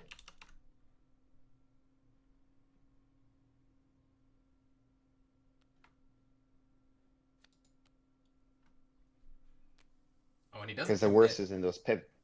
Sorry, go ahead. The worst when you're like, okay, I have to decide how big of a risk I'm taking.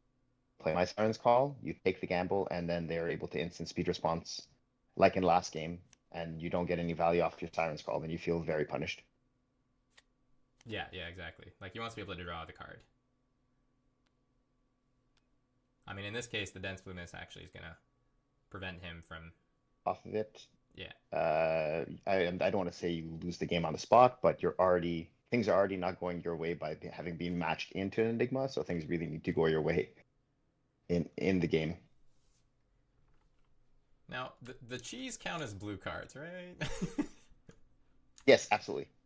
Okay, so he does get the draw always. Yeah.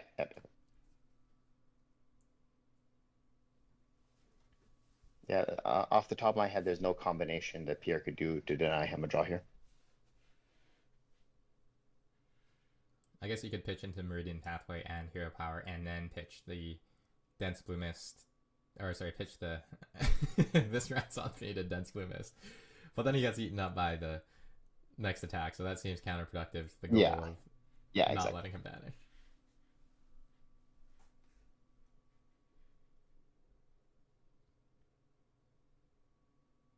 Just thinking over any options right now, but it doesn't seem, to my mind, to be worth denying the card draw here. Yeah, he's thinking about maybe. I mean, that Simon's Call pulls that this round's on me down. It doesn't block for anything, so maybe that's all right. But the Chi, I mean, even getting those out of the deck is also good for Shahmir. Oh, very, very good. Like you're happy getting the less cheap with late game, the better. Assuming you get to the late game.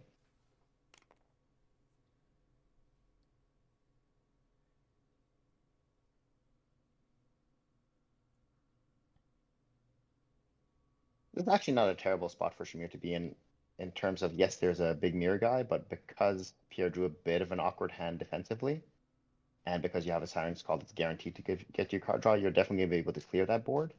And Pierre doesn't have like anything to rebuild the board on the next turn, so you are gonna have some breathing room here as the new player. Yeah, and go into it with the Codex, which is pretty fortuitous. Yep.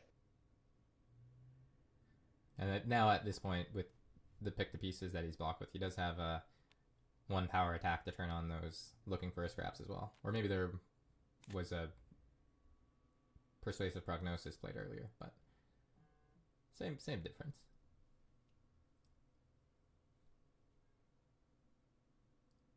Yeah, so Shahmir looking at this 3 block basically makes it very, very difficult for Pierre to protect this mirror guy in any significant way. Ooh, and that was a nice draw, potentially.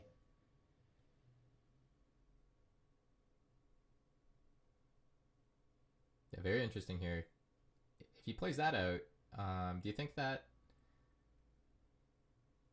represents a better card to play in this spot compared to the pick the pieces that's in the arsenal? Well, at that point, Pierre would definitely just like pitch into his hero ability, pitch the other one for Dense Blue Mist, so you don't get anything in the hand because he can't afford to have his chi banished. Right. So you are forcing him down that line, but the pick to pieces is going to do the same job. So I don't think that's necessary. Right. Yeah. And I think Yeah. Sorry. Go ahead. I think you're perfectly happy just playing out the pick pieces, clearing the board, leaving him with a turn that's attack with two spectral shields, and that's it, or attack with 1 in arsenal, the Dense Blue Mist, most likely. Mm-hmm. Yeah, the dagger swing here, really making it difficult for Pierre to do anything. I think he's trying to bait the Dense Blue Mist a little bit, but I doubt that's going to work.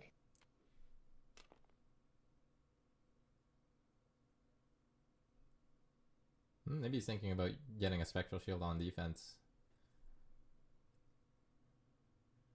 Oh, I think we have a successful bait. Yeah.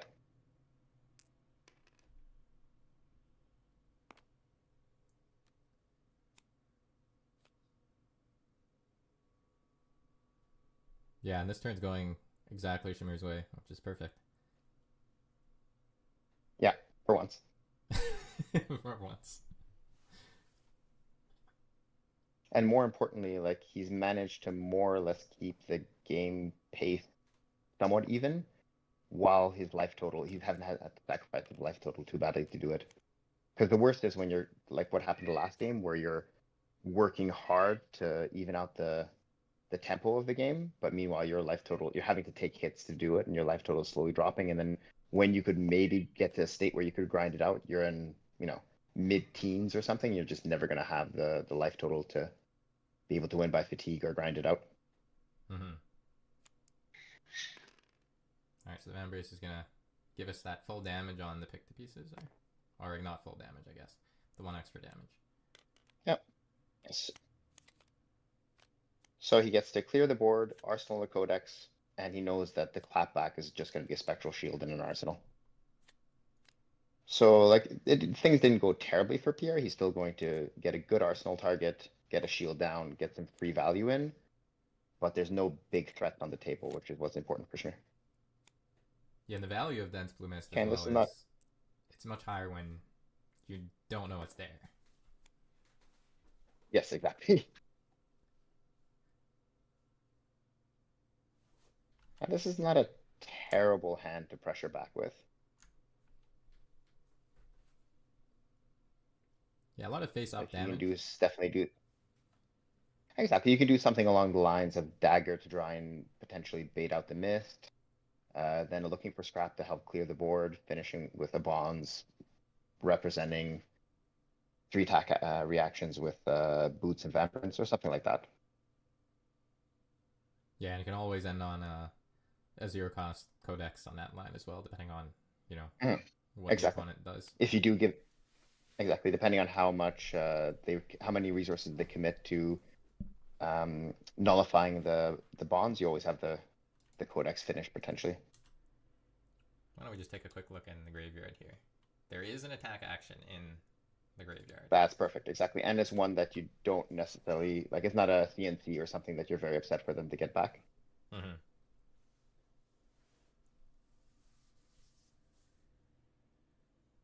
Shahmir's thinking about his own turn right now. Wouldn't imagine that he blocks here, but maybe he... It's not a bunch of value, but maybe he's just doing the math and figuring out whether, because I guess he's assuming because he's going to most likely get Dense Blue Mist if he keeps his old hand, whether it's worthwhile getting a block. Yeah. Okay, gives up a blue. And like I said, it is very important to keep your life total well padded for those moments when you have to take a lot of damage to try and clear the board. Double Dense Blue Mist. And he's going to lead on the looking for a scrap.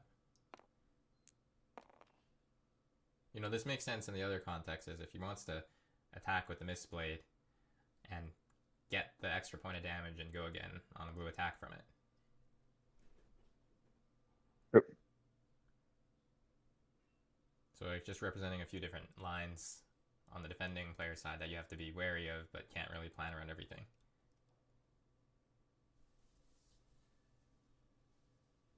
So as Pierre, like you have something that will help reestablish a bit of a board state, and you have respectable blocking. So I think you're perfectly happy just taking a bit of damage. Seeing as there's nothing currently, you're not being shown anything very scary as on hits.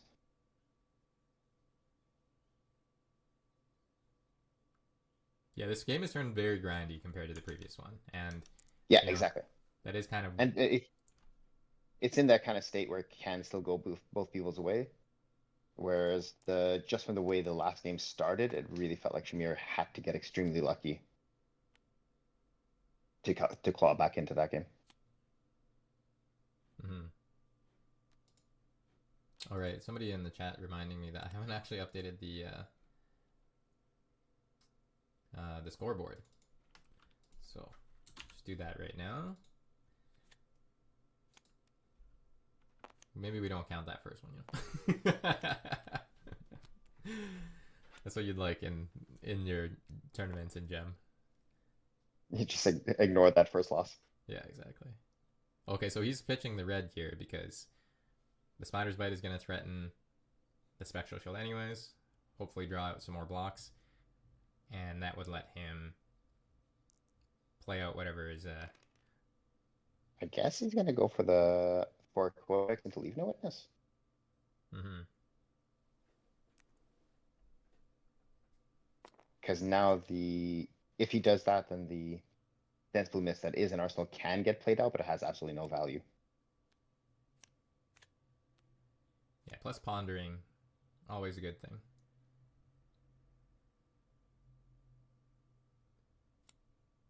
And from the way that Pierre is blocked, he's relatively sure there's not a sink below or something.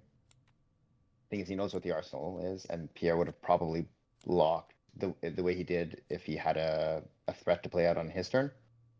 Yeah, exactly. So he's going to manage to establish tempo here and have a 5-card hand next turn. That's about as good as it can be. I like this play by Shahmir. It's actually not how I would have necessarily navigated that turn. Ooh, and that is a very nice ponder. When you think hard about your plays, I guess you just draw into some books, you know? Yeah, I personally would have usually gone the line of trying to bait out the dense blueness, but instead he completely played around it and tried to give no value to it, which was very interesting. Oh, now this turn is super threatening because this is a red hiss, or sorry, this is a red hiss, right? Yeah. Yeah. Well, so Yeah, he this knows is about the dense blue mist, but it just can be very scary for. And the thing is, because the tunic is not up, he can, if he wanted to, he could lead with a dagger. If Pierre plays the dense blue mist, then he reacts with a siren's call. Oh, he's going straight into it. Okay, interesting. Yeah, maybe thinking about playing the Mons a second time this turn off the Codex, or just a different high value attack. Now Pierre's drawing the second mirror guy here, so gonna commit the traverse, which is very good news because now you have more targets that are blues.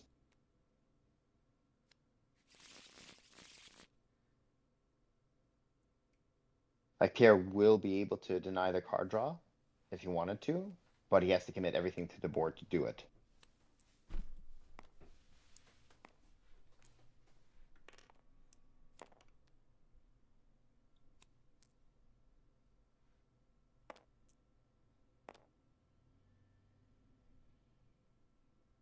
Yeah, he's gonna play the hold the line out here. So now he's representing 4 block.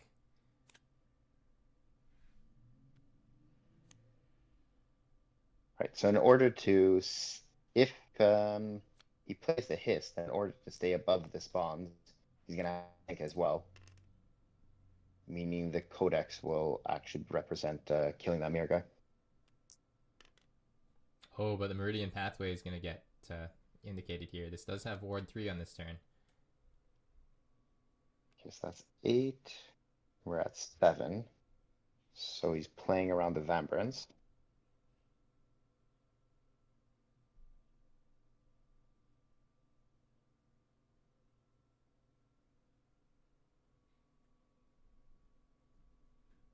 Can you check if there's a, I don't recall, is there a CNC in Shahmir's graveyard? I don't think so, right? I don't think we've seen one. That's too bad, because that would have been a very good target in this situation.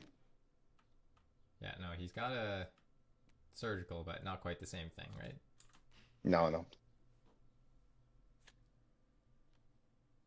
Gonna sink the last card.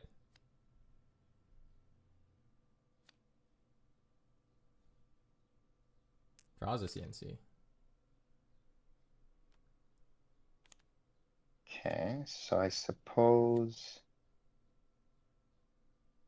the Meridian Pathways is preserved at Ward 3. I wonder if you still have the Codex here. You have no choice. You have to keep pressuring. Mm-hmm. The problem is Pierre will be able to protect it by giving up the boots in his hand and then use the tunic to attack with it.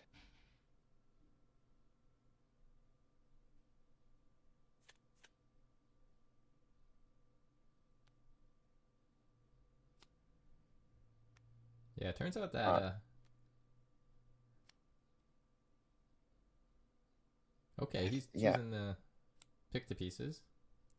Yeah, that makes sense. I mean, he is potentially going to have to give up his boots to get this online, but that's worth it to kill a mirror guy.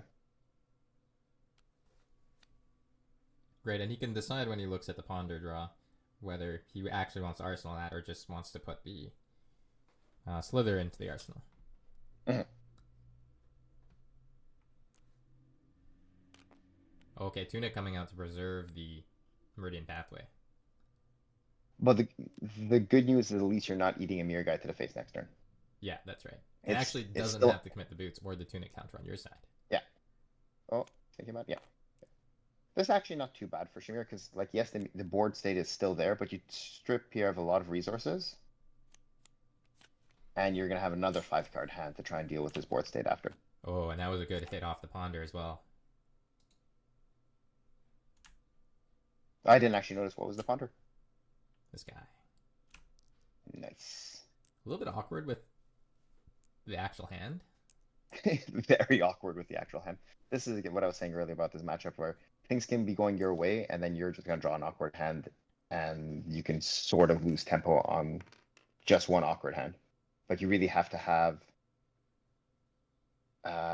answers to their questions all the time, because if you miss at an inopportune moment, the board state just gets completely out of control. Mm-hmm. Yeah, not having a blue to activate those attack reactions is pretty unfortunate, but could still do some sort of dagger into CNC line, depending on how things pan out on the first dagger swing. The double trouble is a blue or red? I can't tell from here. It's a blue. Very unfortunate. Yeah, on the other side of the board, the hand's not too threatening. Yeah, the downside, of course, is that he knows there's still the mist.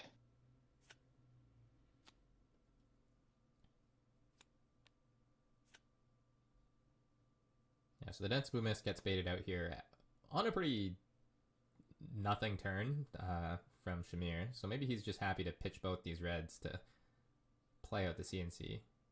Yeah, you are going to end up taking a mirror guy to the face, but your life total is relatively high, and you're going to be able to maintain. Like you're going to have a good arsenal, potentially keep a hiss, and then all you need is a good attack and a blue, and you're off to the races turn. Imagine if your reactions here could target the daggers, though. Yeah. I mean, if you remember Outsiders limited format, the shortened charts. I'm off guard with it a little bit. Like in this exact situation, a Razor Reflex would have been far superior to Hiss, but unfortunately, you know, in a lot of other instances, it's far worse, and it's a block too. So Right. I'm not sure it's worth the fringe benefit or not. Yeah, and I think that's why people like playing Siren's Call on that first dagger as well. It's just like a little bit of a mix-up makes it harder for your opponent to plan around. Exactly, yes.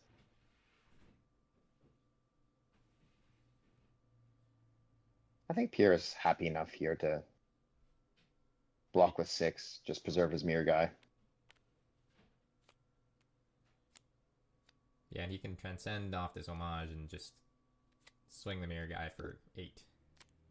Yep, and have another, get a free life and have another chi in his deck. It's been a very back and forth game. Like, it can still really go either person's way. Yeah, and we were saying, you know, if you have a couple of clunkers on the new side, the game falls apart for you. But despite that previous awkward sequence, it's not over for him yet. No, far from. Again, it's because the board wasn't out of control early, so he didn't have to lose so much life to maintain tempo. So he still has some wiggle room here. Like, yes, should he decide to no block, taking 8 off of a single card for the second time in a game is not fun, but you're still in the low 20s. That's not so bad. We're going to commit uphold tradition to it and get another 2 damage out of the deal. Fair, but at least it's done. And with the pick to pieces in hand, that's actually a relatively opportune moment for it to happen. Mm-hmm. Yeah, exactly. And this is another hand that doesn't block super well, and more importantly, doesn't have a defense reaction in this hand, which is very good for Shahmir here. Yeah, and it is a blue.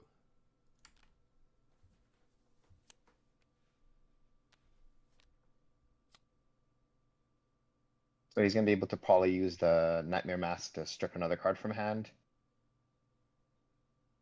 So he'll be able to clear the board here. I think he's in an okay spot, all things considered. And is this the second mirror guy we've seen, or the first? It's been a couple games here. Yeah, it kind of blends all together, doesn't it? I believe this is the first, actually. Could you have a quick look at the graveyard? Yeah, let's take a look.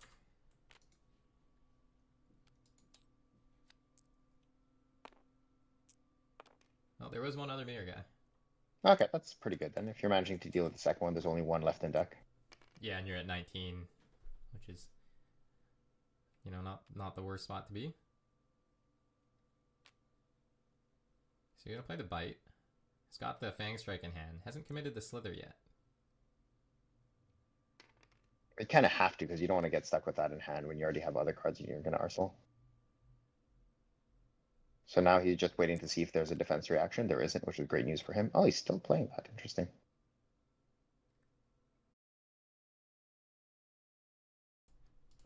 Oh, and I was muted apparently, but it's all good. We're back where we were. Thanks everyone for rejoining us as I worked out why my internet stopped working for 5 minutes. Probably You upset. can always blame your cat. Yeah, I don't know. We shall see. Okay, so did we play out the previous turn cycle with getting rid of the mirror guy? I think I missed that part of it. So maybe let's just do a description to catch up on what happened. I have to actually see the board state to refresh my memory. Oh, that's right. Yeah. I will get that set back up for you guys.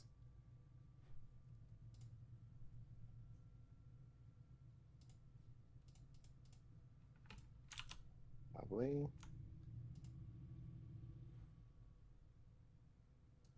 Okay. We skipped ahead in the game a bit.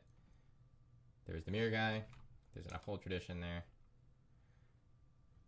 Okay, so it seemed to be on Shahmir's turn, and he's presenting Leave No Witness. Okay, this is a reasonable spot for him to be in. He's going to go Leave No Witness into Hiss into CNC. That's very nice. Yeah, I think on the previous turn what happened was that the pick the pieces and those reacts were able to just clean up the mirror. Get over that.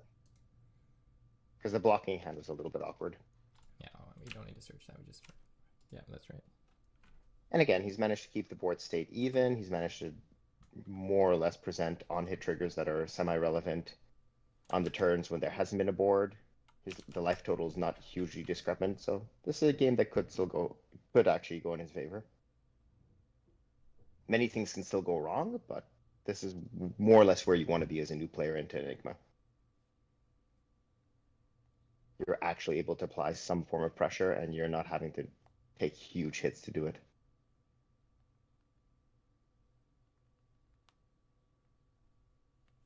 Plus, you've managed through 2 out of 3 mirror guys. Okay, gonna go again on this Leave No Witnesses.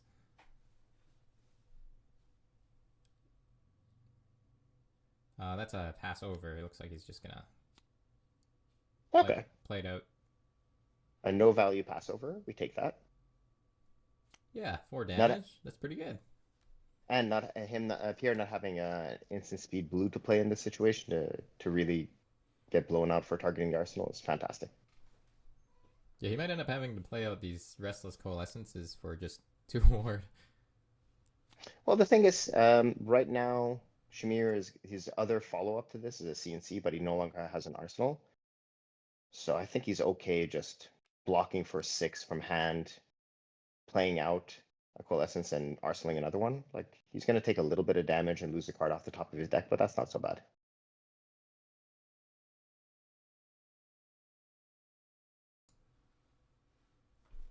Yeah, I wonder what he's going to prioritize here, because this is a blue react. I guess he's got to pitch that over the red double trouble. Yeah, makes sense.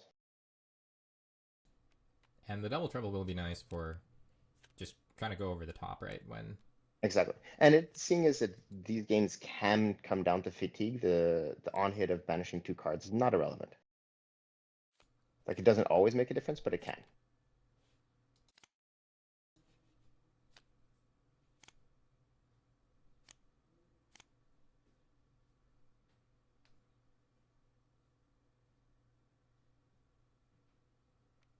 So this is not that scary of a board, honestly. Like, he's just played out Ward 4 effectively with no other text, so I think Shahmir is happy enough with that. Yeah, this doesn't actually do anything unless... It might potentially do, like, a damage prevention, but it's unlikely. Like, if this Restless Coalescence dies on the next turn, but the Essence sticks around, then maybe on the following turn the Essence can eat up Dagger Swing into, you know, something. Into bonds or something blue that matters, but It's not that likely. Yeah, a little bit narrow. Okay, our viewers are coming back. The fans love functional internet.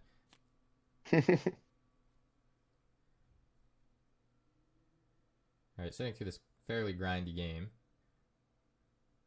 I think the players are just talking about what happens if you push damage through one of these things.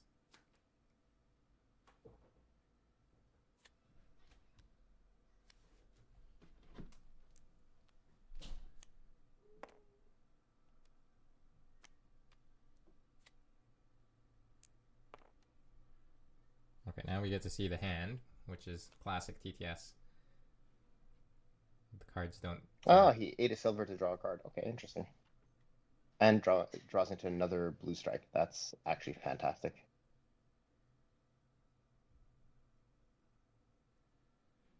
I guess he's just deciding whether he wants to go dagger attack or another card draw.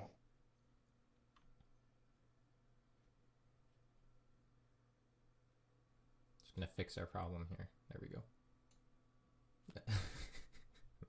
Oh, and there's the third mirror guy on this turn. Yeah, there's no chi to go with it, which is good news for Shahmir. Yeah. And to get it into the arsenal, Pierre would have to play out this Restless Coalescence, which is, you know, very relevant for... Yet again, adjust the nick at an inopportune moment. Yeah. But that's okay. We're presenting probably 3 go again draw card. I'm going to use the Tunic here. Oh, now this hold the line is up for 5. Actually, the two of them. It's kind of funny the way this is shaken out. Oh, yeah, they're both going to be online. Oh, that's so terrible. Ah, he did draw a relevant card. That's excellent, though. He drew a good target for his just a nick.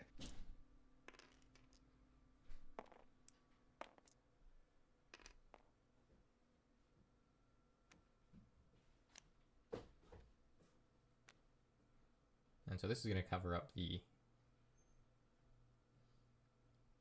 damage here. And actually, in this case, since if the Restless Coalescence dies and the Essence dies, he can have the damage prevention stick over for the follow-up blue, which I'm sure he's going to do even if he doesn't know that the opponent has a relevant blue or not. I'm wondering if you play Siren's Call here or not, because you don't have a great pitch to it, but you might need to, just to force something from hand. Yeah, force the action. And I mean, this Double Trouble actually sequences quite well into the Leave No Witnesses if he decides to go with the boots play.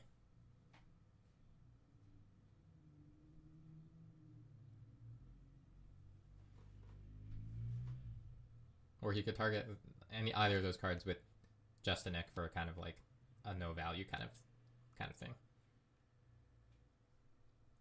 Oh, yeah, but that doesn't feel great. No, yeah. Okay, so he's going to go for the Double Trouble. Yeah, this does kind of telegraph the boots a little bit, but also could be a hiss.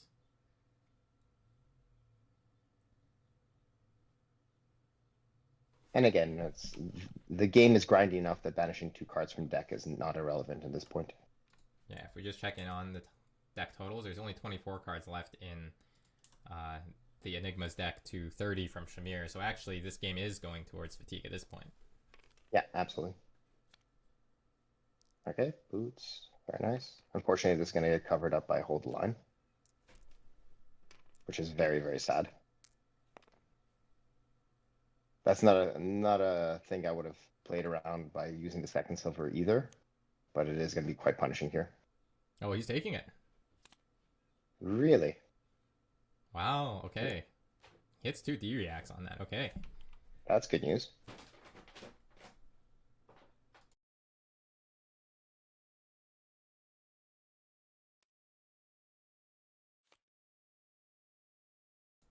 Yeah, now plays out this Leave No Witnesses, which does threaten the Restless Coalescence. But with 2 cards in hand, your opponent has to consider some things, but maybe isn't... You know, you're going to have to pitch a card to play any of the more threatening attack reactions.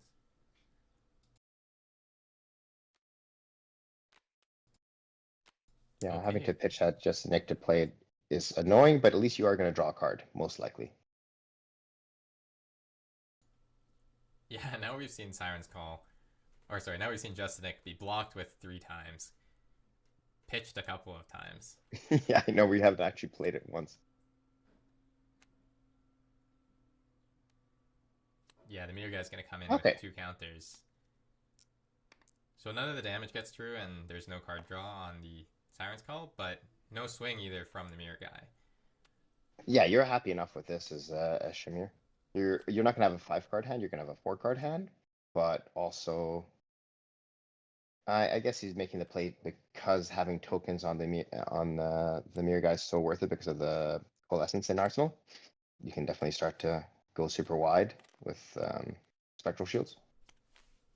Yeah, and having gotten in that damage on the double trouble there is super relevant, right? Like now he's actually leading in the game for once. Yeah. He's ahead on life and on cards. And the board state is not particularly out of control. It's about to be once that coalescence comes in, but that's still fine. Yeah, I think they're just talking about why he pitched the Justinik instead of being able to play it out in that really awkward sequence.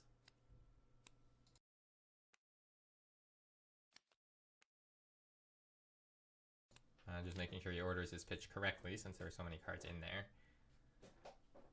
Okay, this is decent.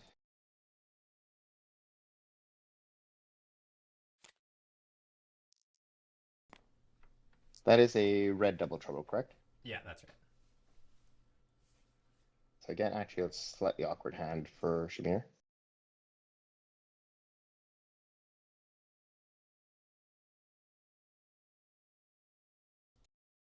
Yeah, it's a little hard for him to get to 2 reacts on that. Yes, but you can represent it, right? You can go dagger off of your blue hiss into looking for scrap, and then play the double trouble. Yeah, and even if that just threatens quite a bit of damage before you even get to the double trouble. So yeah, you know, if your opponent's blocking all this to protect the mirror guy, then you're pretty happy with that, I think.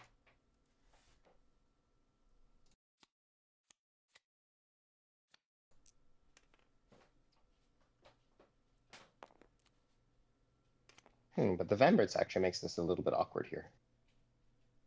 Oh, but he has the coalescence, that's true. Never mind, Right, I said nothing. Committing the coalescence, yeah, forcing that resource to go into Ram Brace. Oh, he's just gonna let it go away. Really? That actually surprises me. Right now, pitching the double trouble because you've gone down on 1 resource. And we're actually going to see him Arsenal and Justin that can potentially play one in 1 of 2 games. Potentially. Oh, he's pointing to Meridian Pathway. This has got its ward now.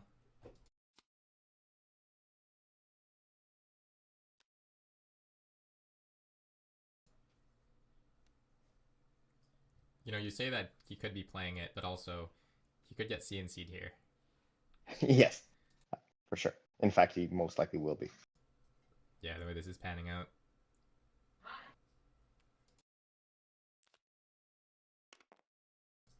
It's still fine. His life total is high enough, and Pierre's taken a few hits, so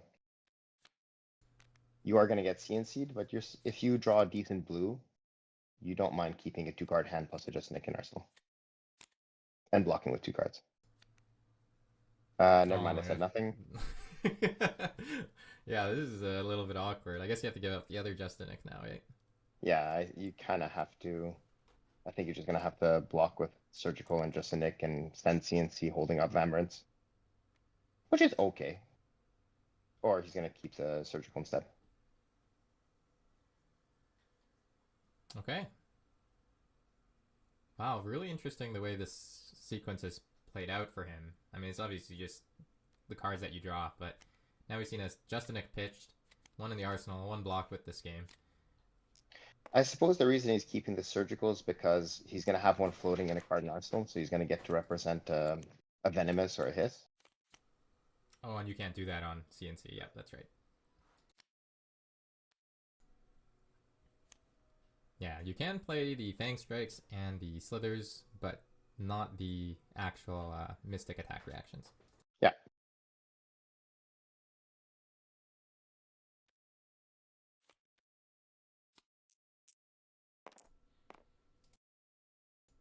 Be interesting to see. Would you be able to show me in graveyard how many Sync and Faith Pierre has gone through? Because we know there's one of each in Banish. Yeah, it looks like we've seen all the hold the lines, just 2 Sync belows. 2 Sync belows, but there's another one in Banish, so that means there's only probably 2 Fates left in deck, assuming 3 of each. So I suppose 2 Fates actually in the Banish. So there's potentially only 1 D-React left in the deck. So I suppose that's why he prioritized the Surgical, because the odds of Pierre having a straight cover up for the breakpoint is pretty low. And then the on-hit is more relevant than a CNC. Okay, that makes sense.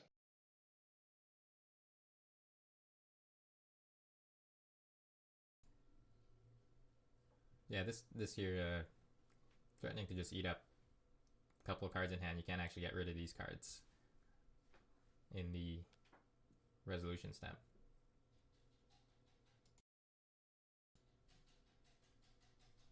Especially if you have to play around attack reaction arsenal. Okay, this is a very interesting play.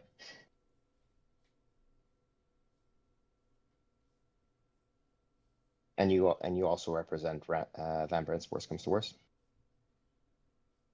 Now, is there a world where Pierre just says, sure, let it hit? I mean, his life total is starting to be very relevant. So I don't think so. Like, is there a 3-card hand that's functional no matter what card gets taken out of your hand here? Like, between... I mean, he can always send either Wraith Spectre or Bastion. So he's still representing like 6 or 7. Mm-hmm. If one of those gets taken, or if a blue gets taken, no matter what. But you don't really want to go to 8 because you never want to have to start respecting just random damage from an assassin. Yeah. Now finding a CNC, which might get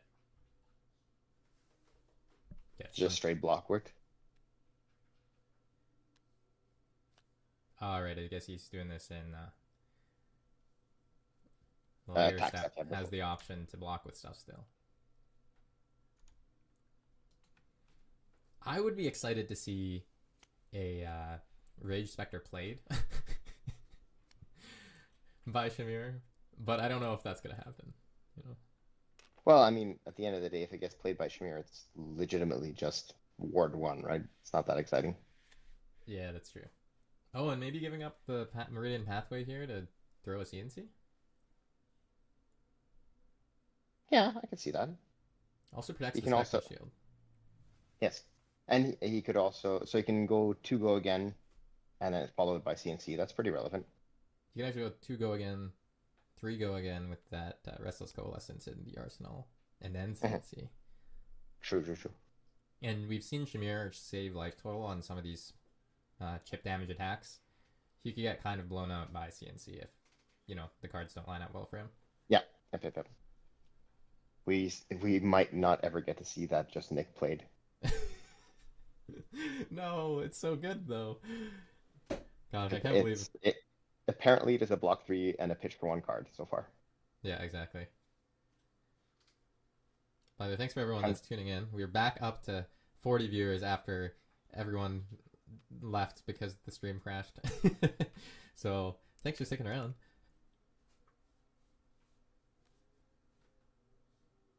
Okay, so because of the Van Brace, I'm going to transfer those the +1 counter over to the Restless Coalescence. Make another shield. So I think he's going to give up 2 shields here. Oh no, he's going to keep that. Right, okay. Because that can be 3 go again.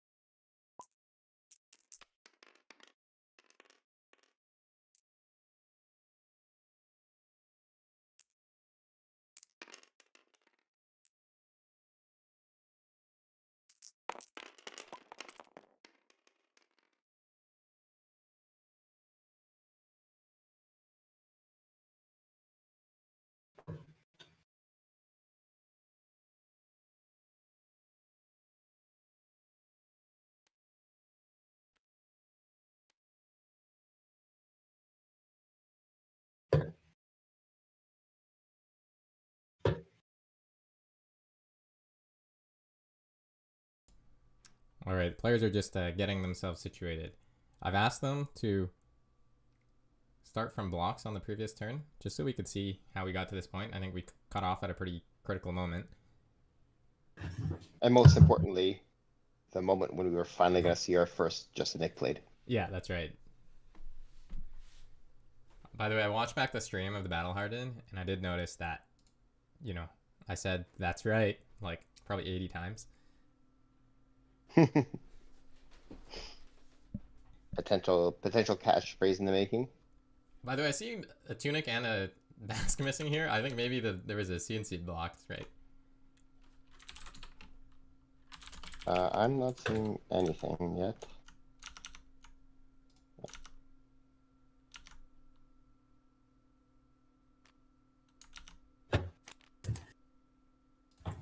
Some cards being slung around. This is what happens in testing, by the way.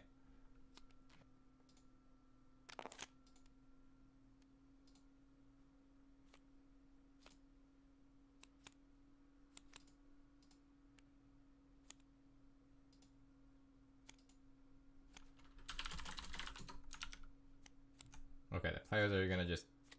Okay, perfect. I have it now. My God, what happened? Yeah, they're just rolling back to the CNC so that we know what happened.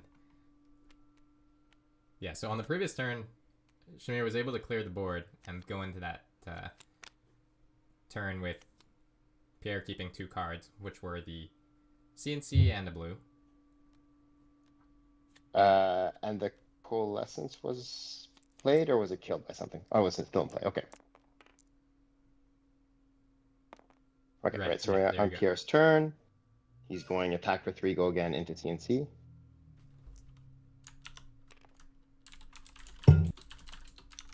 Shahmir unsurprisingly takes 3. Oh yeah, he started the turn at 19. Okay, very good. Use that life lead, Shahmir. You got him right where you want him.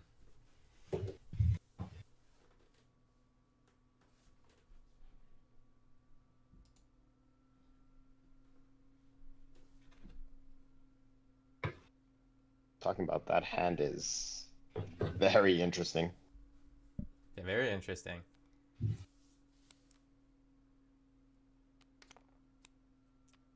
Yeah, no hesitation. Not even because he's already done this play before, but just because he knows how how he wants to play it out. Okay, let the shenanigans begin. I'm excited. And so let's just focus in here. This happens to be a blue, and on a 3-card hand, you're like, oh, this is a blue. This is kind of awkward, but...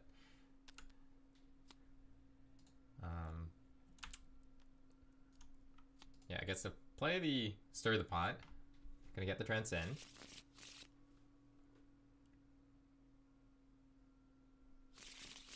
Let's see if... yeah, there we go. You can actually see that Pierre's also drawn his Sacred Art.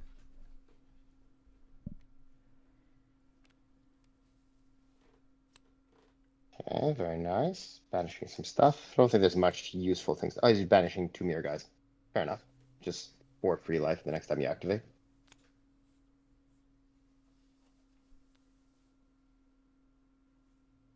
Yeah, we say next time. Could be right this second, actually.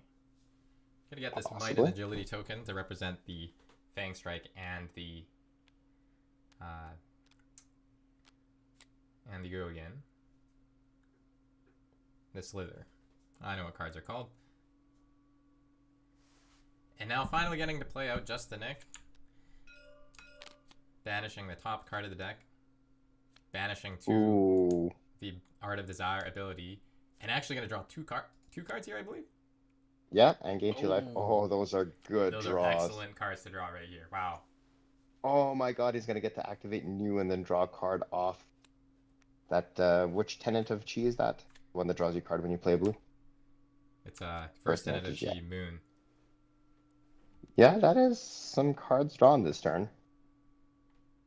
And he managed to banish a Raise Spectre with a new ability as well, so that's 1 more free life. So right now he has the action point, can play cards from Pierre's Banish Zone, and now they're just going to organize all the blues out here. So I assume he just plays this Rage Spectre, just gonna get his action point back. It's just gonna sit on the table as one more life. He can play the first Tenant, which will then draw him a card the next blue attack he does, and then 2 Mirror Guys just for some more free life.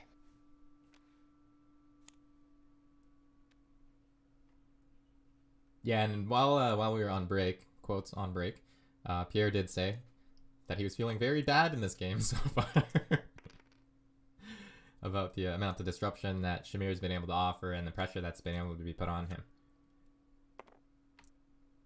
And like now Shahmir has a very nice life lead and an extra, 7 life on the table. So he's effectively at 25. Like this means he can take hits to keep the board clear. Yeah, he's gonna play that first Tenant. This is about to be an absolutely hilarious levels of enlightenment.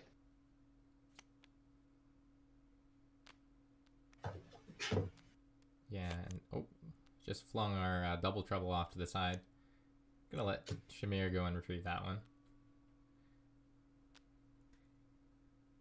Gonna get all 3 modes on this levels of enlightenment here. So this is gonna be 5, go again, draw a card, and then draw another card from the first Tenant So of Chi. nice. Draws into the Chi. Okay.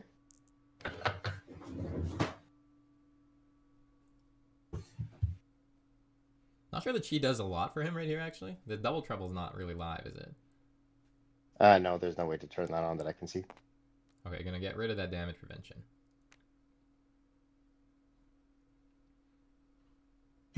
And he doesn't have the mask anymore, so like worst comes to worst, this is another new activation, but that really doesn't do much.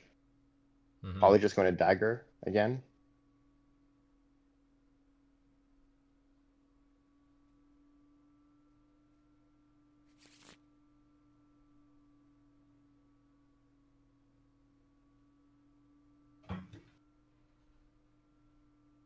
Yeah, and not only is this a lot of damage that he's threatening and the life lead, as you mentioned, if we go over here, there's only 12 cards left in the deck. And honestly, another active, like just 2 more daggers and all of a sudden you have to start, you're getting low enough in life that you actually have to respect some of those daggers. And this dagger hit is 1, but you're probably going to throw the double trouble just because the life total is low enough. So it's representing an extra value off that. Well, it's not impossible. You just arsenal it. Yeah, it looks like he's going to prioritize arsenaling it Yeah. based on the cleanup here.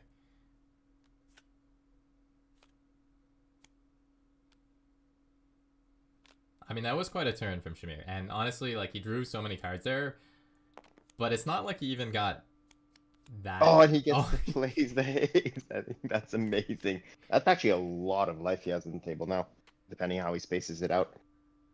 Yeah, if the mirror guys soak up a few damage, and one of these other auras sticks around for the following turn, then you can make. Yeah, that's at least 2 more life. Like, there's no way he's losing his whole board this turn. So it means he gets to preserve his life total, keep a 5-card hand. Yeah, I mean, I'm pretty sure he's got this one in the bank. Like, either through damage or fatigue. That's a strong word to say, my friend, but it does seem that way. I mean,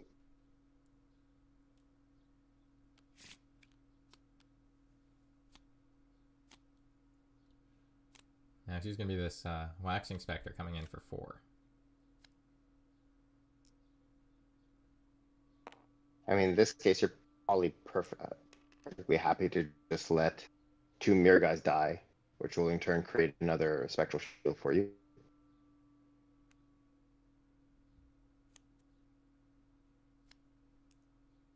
And he's not drawn the most functional hand as a follow-up. No, this is pretty terrible. But honestly, at this point, Pierre's deck is so thin that just acting new does have some value.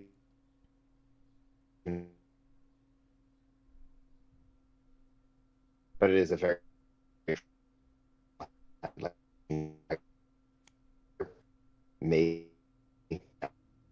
that's about.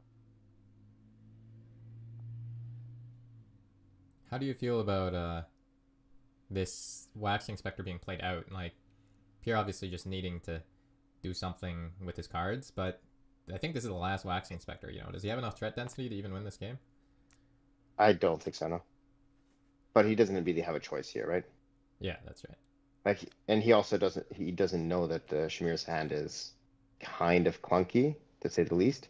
Mm-hmm. So he just needs to start getting back control of the board as much as he can. Although I don't think he has. I think if he had 10 more cards in deck and 10 more life, he'd have a shot. But as it is, I don't see an out for him here.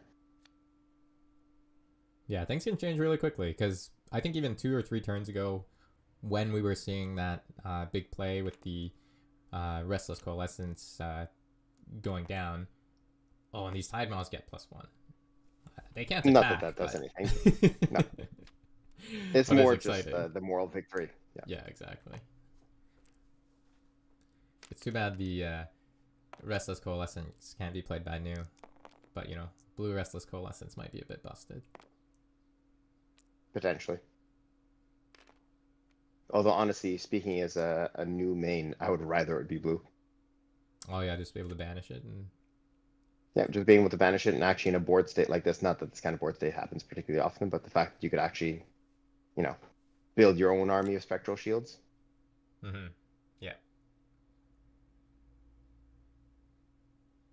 Now seeing a couple of Chi and Battlefront Bastion in Pierre's hand. And a Rage Spectre is the last card. Oh, and just throws the Battlefront Bastion out there. He says, please get me to the next turn. Yeah, he needs to protect his board here. The only way he wins this game is if this Waxing Spectre somehow lives. Mm-hmm. Doesn't seem likely, but like I don't think he has another out. And I think maybe, you know, Shahmir wishes he had the mask, but probably going to go for the new activation here with this Chi, right? I'd imagine so. Like, just stripping him of more cards is important, and most of his deck that's left is blues, so.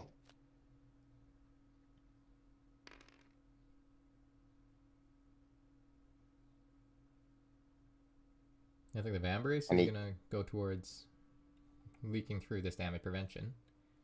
Yeah, I would imagine that Pierre will potentially activate Enigma.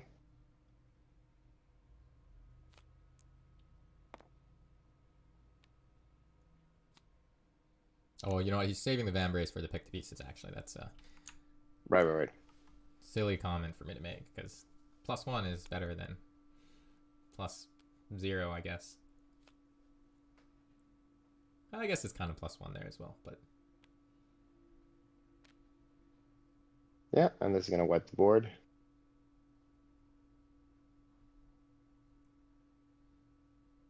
Yeah, you know, for some of the people saying red pick to pieces can be awkward.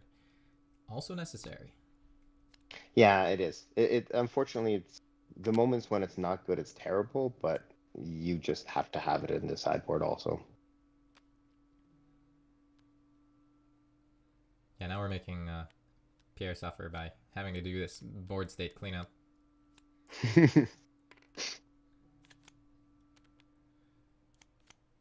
And the problem is Pierre just really has no, like he can threaten a couple of pings of damage, but it's just going to eat his own auras that are on the other side.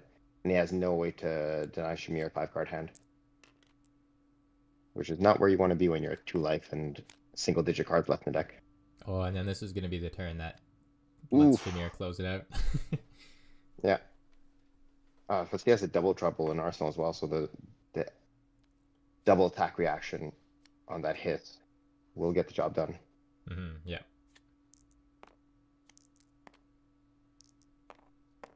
And so the Spectral Shield not going to attack, just get created. See how many Chi... Yeah, he's drawing a lot of Chi per turn now. Has a Dense Blue Mist. That can turn into defensive value. And haven't seen this card get played in either of the games, but not quite enough +1 counters. I don't really feel like it's the card for this matchup. Mm-hmm. But it's quite possible he put it in there only because he was trimming, for example, his own levels of enlightenment and blues like that. So it's possible he just didn't have enough other cards that he had to trim a few cards, mostly just to deny Shahmir value off his activation. they didn't really have anything else relevant to put in there. Like it's a block 3, you don't care, right? The rest of your deck is good enough. Yeah. Now, yeah, just a couple of chi on the bottom of the deck right now, and there's only 12 cards when we checked previously, so there's only 4 mystery cards in there. Now a dense blue mist.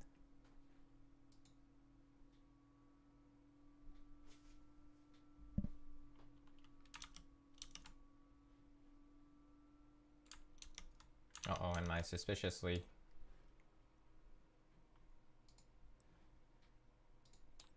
I mean, fortunately, it won't matter. I honestly don't know how he gets back in that game. Okay, we have been able to rejoin successfully.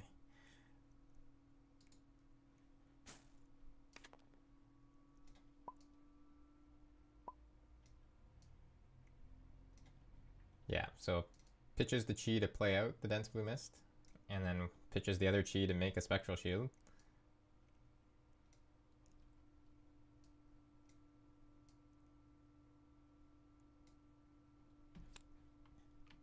Yeah, no, it kind of seems just like a matter of time before he grinds down the resources, right? Yeah, I mean, no matter what he's losing, he's not able to maintain a large field. Like, this is enough damage that it's going to take the shields.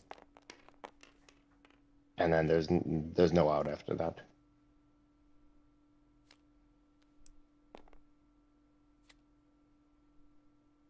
So that's 4 damage going over, eating the shields.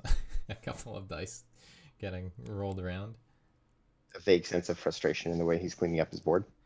I actually think he's having a great time. Yeah, and this should just do it. Actually, he can just kill him this turn with the daggers. He can swing twice. And... No, the mist is up. Oh, that's right. Oh, okay. All right. I got ahead of But myself. it doesn't matter. Like, he's going to be passing back, and he's going to be drawing mostly no blocks left in his deck. So yeah. Oh, and he can swing the 0 damage Mistblade at the haze bending. yeah, might as well. You know, the funny thing is that lets the Enigma have a bit more of a turn. They can chip in for 1. Look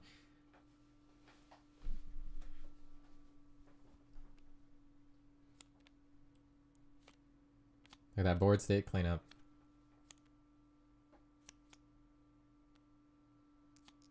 It's definitely not the kind of board state you would expect this game to have. 4 auras on the side of the new player and 1 only on the side of the Enigma player. Yeah, oh, and we see now the last few cards. This Battlefront Bastion is going to be very good at preventing the death from daggers. But Ridge Spectre and Essence of Ancestry Mind not going to be able to do too much for. No. Yeah. Going to be forced to activate New here to eat the hit. And then the Surgical takes the last 2 cards in hand, and then he's just stripping cards every turn. Well, if my recollection serves me right, there's only 5 cards in here, and I think 4 of them are chi. Yeah. One of them is the other instant, which also doesn't block. So actually now there's just 5 non-blocking cards. You know, which he can make a few spectral shields, but... Yes, but he's literally dead to any 3 blues just with the 1 attack he has in arsenal. Yeah, exactly. Oh, and there's an attack reaction that gives go again. I think that locks in the game. Yep. Well, we have ourselves a nice and exciting best of 3 round game 3. Okay, now here's the question is, do we want to play out this game today? Maybe we'll ask the players. What we could do, keep the series even here, and promise the rematch, or not the rematch, to finish the set on a recording or on a a slightly higher consistency feed. You know, give them the... Are you meaning to imply that we haven't been consistent? We've been okay. Just minor technical issues here and there. Oh, yeah, there we go. He kills him with the persuasive prognosis from the arsenal. That's so funny. Just lots of anticipation in this set of games. Yeah, exactly. All right, let's put it to the players.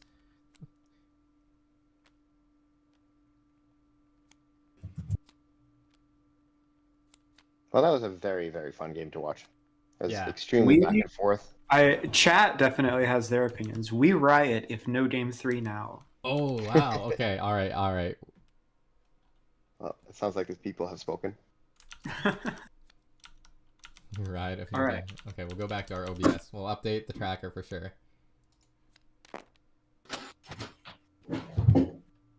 By the way, while we're doing this, I'll also check the pot. See where we're at. Oh, Maybe... just an interesting, just a fun, interesting side note that's completely irrelevant.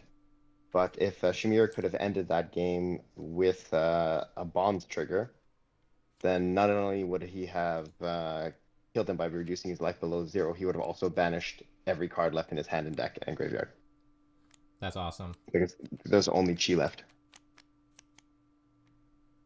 I will say that is kind of how, you make the banishing and the fatigue relevant in the assassin deck, right? Like you have to present both axes. Yeah, absolutely. You have to play the, and this is true for most assassins. Azuri a little bit less because Azuri has slightly less relevant late game, like losing a little bit of value once she's gone through her attack that you want to switch into, to some extent. But both Arachne and Nu, it's like that late game. It's kind of your opponent really didn't think deck fatigue was going to be an issue at all, and you weren't necessarily playing towards it, but you end up putting them in a position where they have to respect your damage, and all of a sudden deck fatigue does start to matter. Yeah, for sure.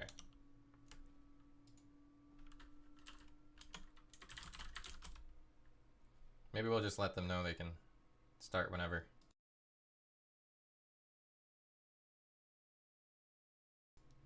So for the last match, we'll have Rhea and Daniel on the mic. I'm going to do my best not to say anything, as much as I love diving in. So obviously, we saw a lot of things go right for Shahmir that last game, but between the two of you, what do you think was the most impactful thing that happened throughout that game that let him keep the life lead and win? Honestly, turn 1. Like, I don't mean his turn 1. I mean, Pierre's turn 1. The fact that the board that he established was not that scary. Like in this matchup, if, like we saw in the first game, if the board state right away is extremely in the Enigma player's favor, and you draw some clunky hands, you just feel like you're clawing back, and by the time you manage to stabilize the board, you're so far behind on life that you never have the opportunity to take some hits to deal with the board later. Yeah, You know, I wonder how that game plays out differently if Pierre is patient and doesn't try to play the Waxing Spectre turn 0, and then his first turn of the game is Waxing Spectre, Restless Coalescence, Spectral Shield, and leaves 3 permanents on the board. Yeah. And for sure, we like there was definitely a few turns where Pierre had slightly awkward blocking hands and didn't have like a pivotal D-react to help cover attacks and things like that. So besides turn 1, 2, and 3, there's also got the assassin player has to get lucky and just manage to have their attacks not line up well into the appropriate defense reaction, etc. Like as much as that last turn with the Nick and the Sacred Art, etc., was completely a blowout and was very fun to watch, things were already leaning more towards Shahmir. For sure.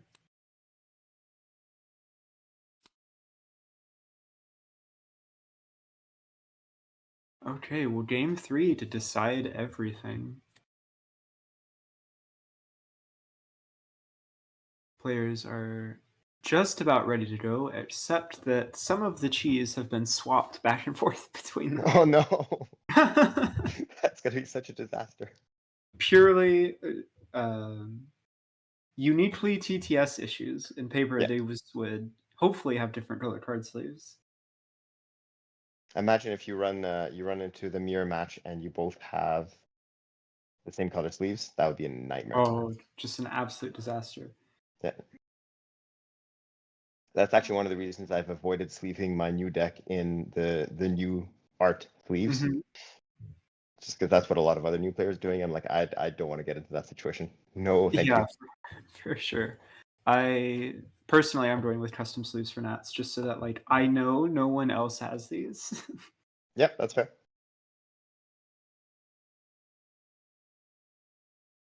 Have we seen them been rolling before to decide who starts, or have they just been So alternating? they rolled for game 1, and then I Okay. believe Shahmir as the loser chose for game 2. So Okay. I think it should be Mr. PNP's decision for game 3. Right. Now, in your opinion, this is something I've actually really pondered as well. Is it still better to just go second as Enigma, just because you can right away develop a board? I think it is. I think generally going second so that you have a real board that your opponent doesn't get to clear without having to Mhm. take any pressure from it is quite valuable.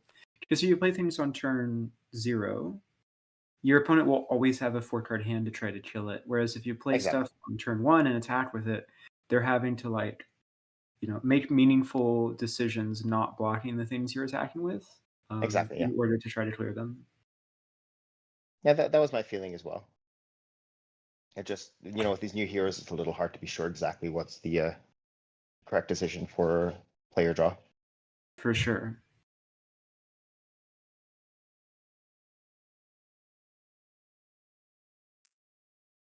Oh, it seems that the Rage Spectre was left in the new deck after shuffling up. That might have been the discrepancy.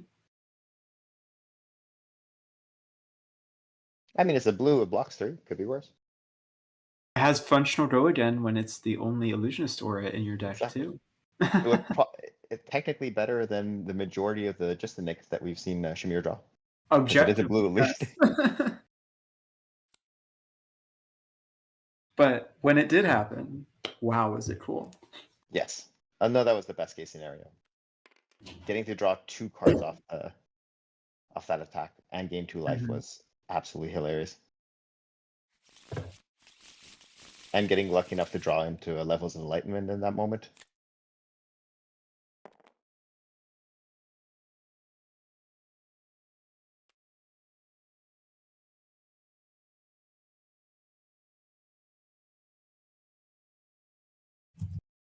Oh, this is an interesting decision to be made. Wow.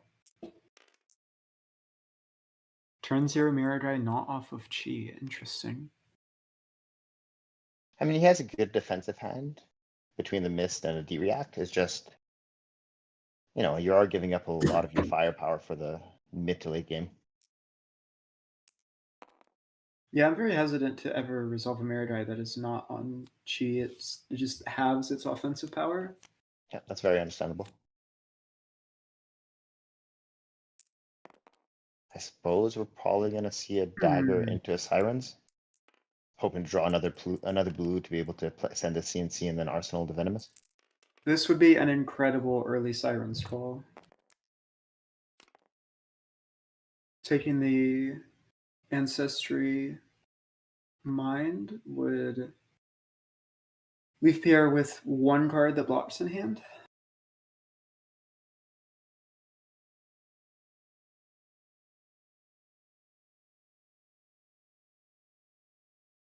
And there's a world in which it possibly just plays the Mist off that blue just to deny the draw, but that leaves him with a very awkward hand. Just giving up Mirror Guy. You must be so happy to see this year. You've got to be. Yeah, just one of the biggest threats thrown away for free. Not thrown away, but... Yeah, and now you get to send an awkward deck. Yeah, this is brutal knowing that there's a D-React in Arsenal. Well, this is so far lined up very well for sure. The board is clear. There's no big threats. I mean, there's going to be waxing being sent his way, but there's far worse, right? Absolutely. And one of the power cards in Pierre's deck is already dealt with.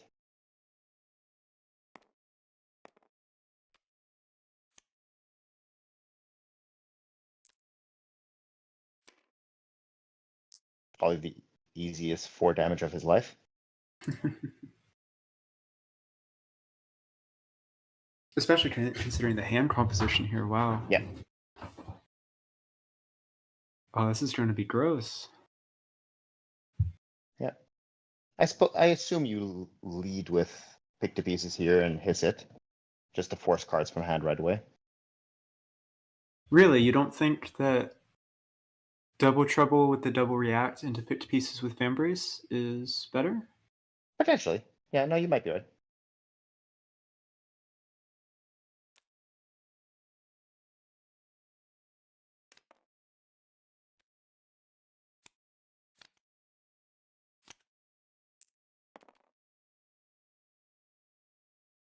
These 10,000-year reunions looking awfully clunky in Pierre's hands.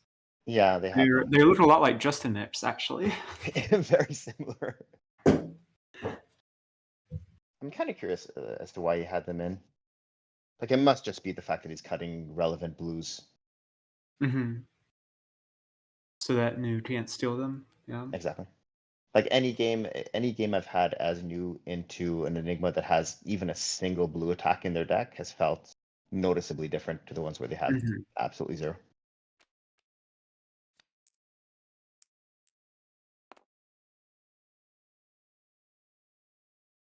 You probably Sirens here as well, no?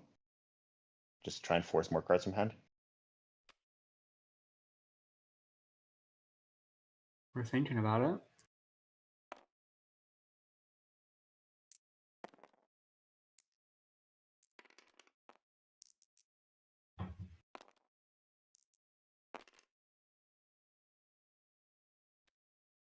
Or potentially... Okay. Well, now that we're overblocked, I really like the idea of sirening, right? Yeah, exactly. Like there's not a lot of situations where Pierre would have kept 2 reds in hand. He almost certainly has a blue in the situation. Oh, very interesting. You love to see Mir guy pitched also. Yeah, hopefully he can stir the pot that to get it back up closer to the top of his stack in the future. This can be a brutal Sirens call here. It's going to be a brutal turn in general. It's a very good start from Shahmir. Yeah, things have been really going his way. He's gotten lucky in the fact that there's never been a meaningful board established. The downside is that just means there's a lot of useful cards left. Oh, interesting. He's going to pitch to his arm piece, I guess. Which will actually work out pretty terribly for him.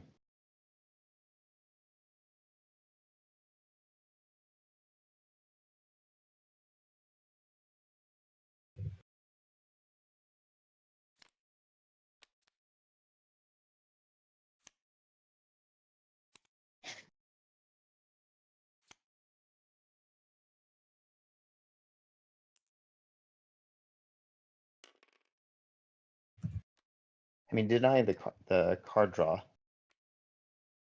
in general is very relevant, but in this case, Shahmir is just going to get to clear the whole board and leave Pierre arsenaling a CNC. Yeah, I guess Pierre doesn't know that there is a online pick to pieces afterwards, but this is the best brutal case scenario. Yeah, losing a pole tradition as well for essentially no value. Yep. Essentially give up a pull tradition to deny an arsenal. Oh, he's looking over his tuning. Surely he can't be giving that up this early. Surely not. Like this. Oh no, Frank.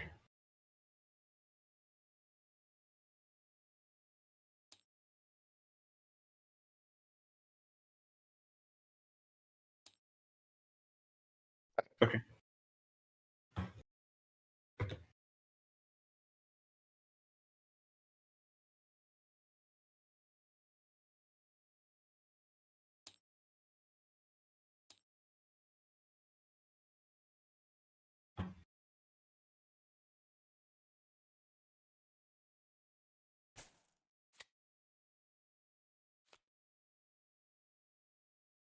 Nice, right back into the action. Okay, so he did not in fact go for the tunic, just arsenal to CNC. We have like a superimposition of 4 different cards in Shahmir's hand. It looks like another Just the Nick with no targets. Fantastic. The trend continues. Kind of a rough hand in general.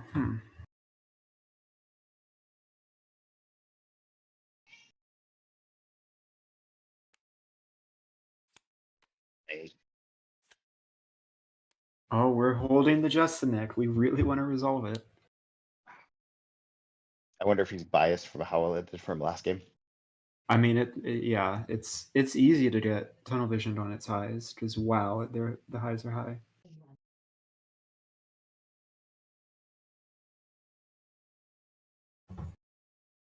But also, there's no board state.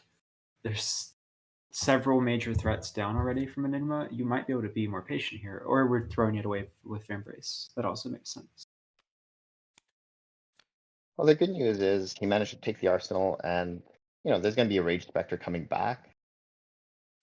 So like Pierre's going to establish a bit of a board, but it's not going to be anything crazy scary. Yeah, Rage Spectre and a Spectral Shield, right? I assume this is Rage Spectre, Transcend, make a Spectral Shield, attack with Rage Spectre, Arsenal hold the line. Yeah, that's pretty good. You send 8, get a D-React in Arsenal. It's definitely not A bad. blue D-React specifically too. Yeah.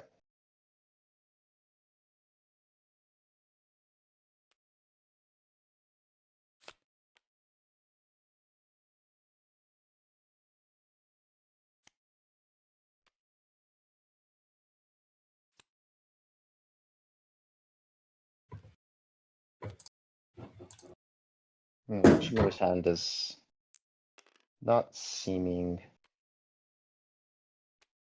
Well, he's going to be able to send a surgical and use his hat at the minimum.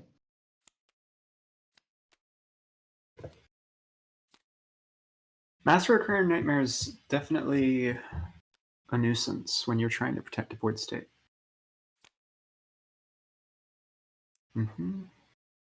So importantly, Rage Spectre had Go Again there, or not had Go Again, but generated an action point because it was the only aura at the time, and then you make the Spectral Shield.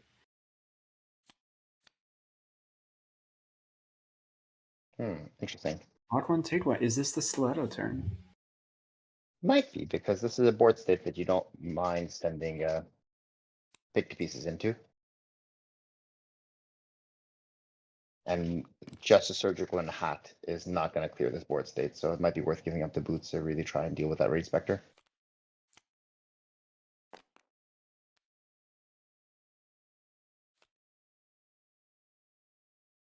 Getting a very close game here so far. Nothing is gone particularly. We've got a nail biter for the deciding game. It's quite exciting. Interesting. Okay, oh, Pierre might be willing to give up his board state if there's no surgical this turn, because this hand is straight gas. The Spectral Manifestations into Restless Coalescence. Yeah, so maybe he protects a little bit with a D-React just to bait some bigger plays. I wouldn't even be surprised if this was...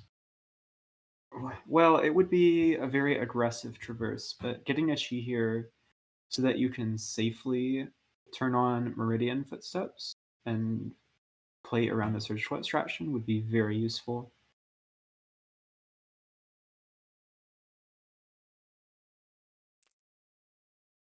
No blocks on this, I assume. You're just giving out. His board is not that important. He'd rather.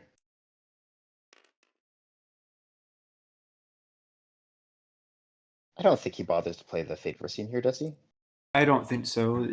The fact that there's Go Again, we know there's something coming afterwards. Yeah, I personally would have just, because your next turn is so good, I personally would, and you actually want your board to be dead, I would have just held on to the Fate Foreseen and let your Rage Spectre die.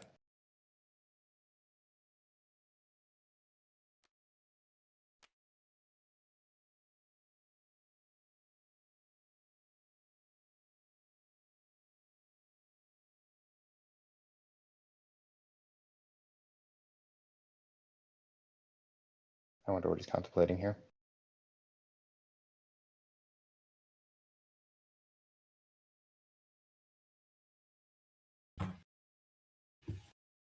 We don't have another blue this turn, so we can't grain this comfortably, right? Not right now, no. You're completely giving up value if you do. I think you have to accept that this won't hit and just send your surgical, buff it by 1, takes it to a break point. Take You're off holding up. and with Master Return Nightmares. This seems very good. Yeah, and you have the tunic to represent Vambrance. Mm-hmm. So you're gonna have a break point with Vambrance. Like it probably won't end up hitting, but it'll strip some reasonable resources.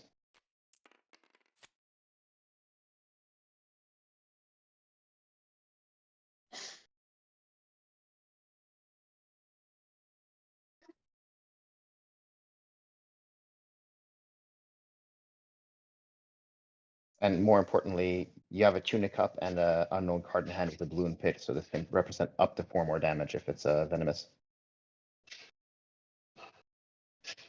So that starts to be a lot to play around if you're Pierre. Very scary, yeah. Like let's say hypothetically you give the traverse, right, and another card, and then hold up your cheap pitch and your boots. That's you can protect yourself from the surgical, but you're having to give up so many resources. Yeah, it just is eating both Meridian and Traverse.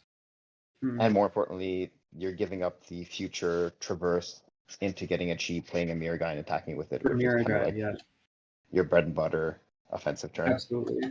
That's what you want to be traversing for. Yeah, exactly. Let's just say on the opposite end of the table, any game I've had where that isn't the play with traverse has felt significantly like a relief. Mm-hmm.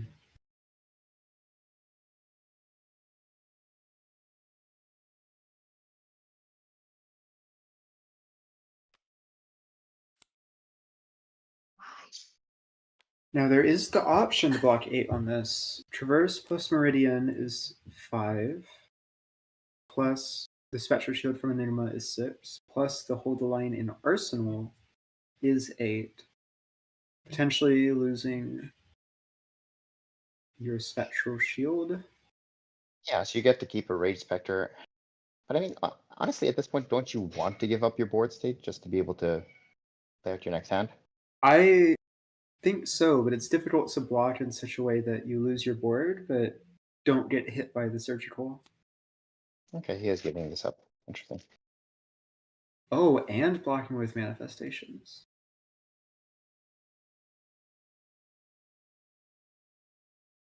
It's going to be relatively good for Shahmir because he's going to get to take this over by 1, which is going to force a D-react and be able to use the Nightmare.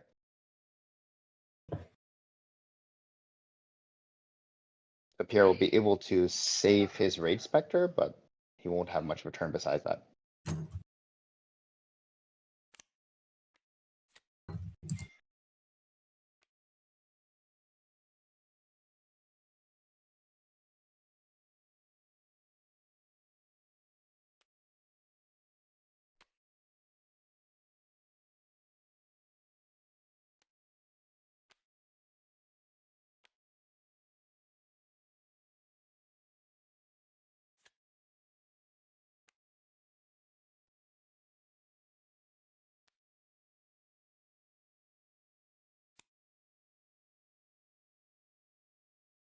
Plus, you never know. You might be able to play Pierre's defense reaction later on in life.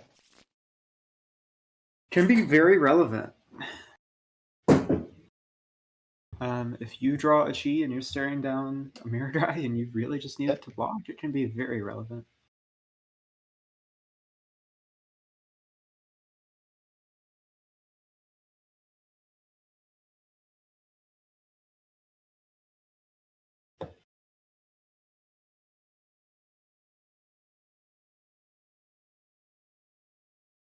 He's just thinking about where the Vambrance here, I guess. Yeah.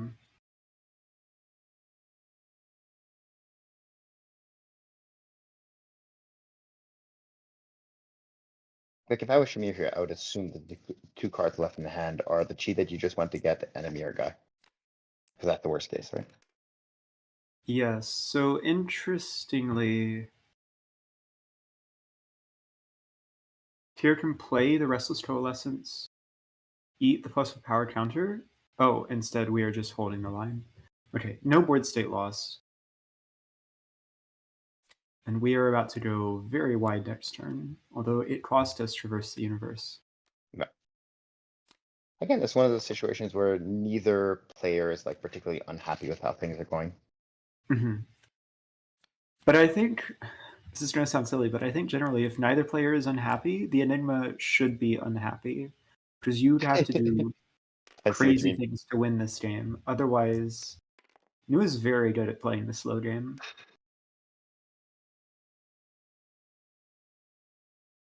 Oh my god, adjust the deck that can actually trigger. It's not great, but That's illegal, right? It's not allowed. yeah, exactly. That is a blue double trouble, correct? That is a blue double trouble, yes. We're missing the second reaction on it critically with Yeah, unfortunately, two not looking having for scrap. tunic counter up. And you do not want to be pitching and looking for scrap to activate your remembrance. That's not what you want to do in life.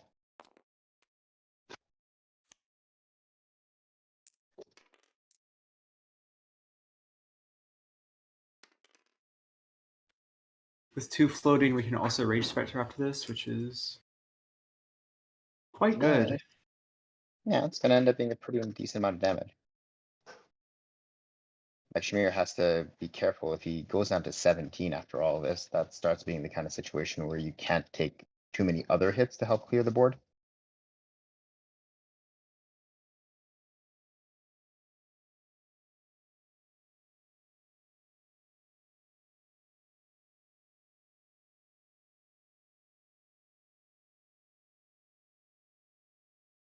Oh, we've got some... Not quite sure what the cursors are doing right now, but...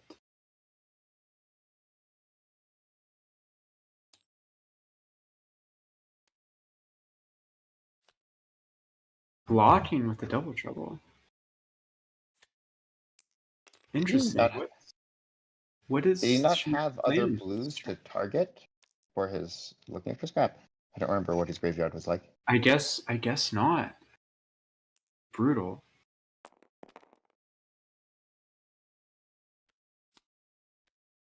I'm not exactly sure what Shahmir's next turn is going to look like.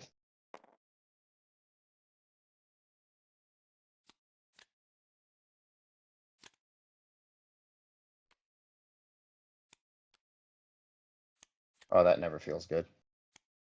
Never feels good.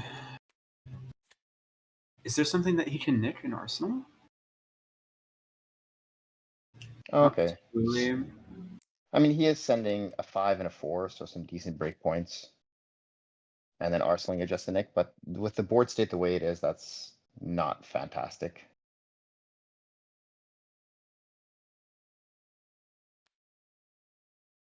Did we tune it for that dense blue mist? Looks like, yeah. Okay.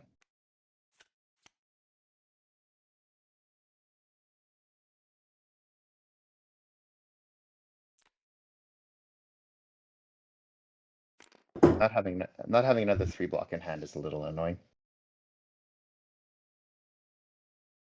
Yeah, you want nothing more to hold one card here. I suppose... You could let the board. no, Okay. not really any good solutions here. Maybe you make the last shield off of cats and then give up your Restless Coalescence. Yeah. Yeah, that makes sense. There's a world where Shahmir pitches his just an active embrace. There is, but I don't think the extra shield on the table has enough value. So I think arsenaling adjust nick is way too powerful. And again, this board state's not ideal, but it's not horrendous for him either. There's nothing with tokens on it. Like he's getting attacked for some amount of damage, but he's getting to keep a 5-card hand. He can give up 1 or 2 cards. Restless What in Coalescence the losing its go world is again. this? Hey, that looks like a good hand. Oh my, this is actually gonna be very good. That looks like a fantastic hand. This looks like take 6 to the face and don't even consider blocking hand. Yeah, it's just. Oh, you have the nick too? Oh my gosh. This is exactly like what happened in the last turn of the last game. If only this was the card draw blue instead of a double trouble, but we'll take the double If trouble. only.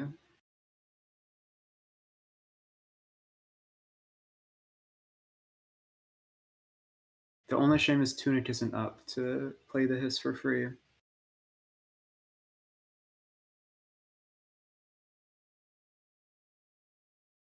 Shahmir, just say no blocks. We all know you're Surely. not gonna block. Come on. 15 is a perfectly respectable life total. Absolutely.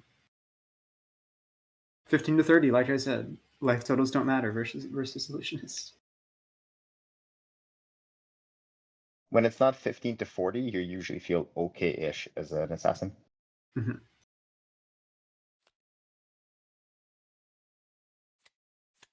Okay, this is definitely one of those turns All where right. Shahmir needs Pierre to draw an awkward hand. And look at Pierre's hand. It is as awkward as they come. One card that blocks 2. You can play Waxing Spectre for Ward 3. It's never going to feel good. Yeah. And this is not a dagger turn, so your miss doesn't really do anything. Mm-hmm.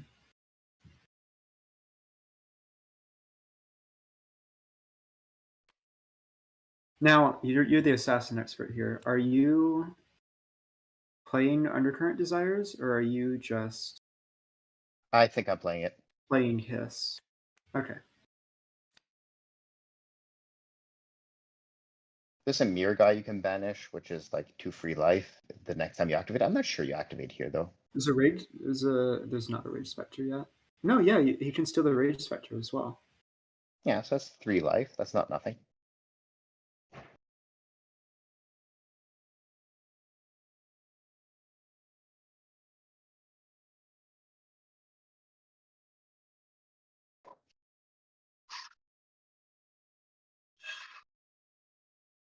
Question is,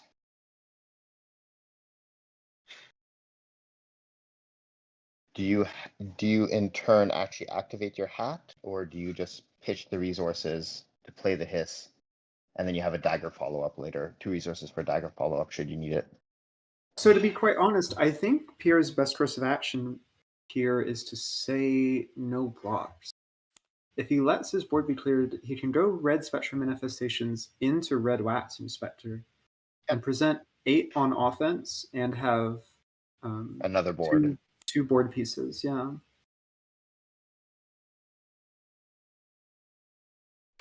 We need to see this something that actually disrupts hand before we start blocking, I think. Oh, those are fun banishes. Unravel Aggression. All right, so now we have a defensive 0 for 7 in the. Next time you draw a chi and draws you a card potentially. Oh no, you won't be pitching a chi to play the aggressive. Yeah, you don't just ever draw the card on Unravel Aggression, but between Blue Hold the Line, and Manifestation Mirror Guy, there is a lot of life for new to game in that figure zone. 1 chi equals 9 life. Not bad, not bad. Not bad. And this is going to take 3 cards from deck. That's not irrelevant. I assume he's going to hat here, right? Surely, and that will really decrease the power of Pierre's next turn.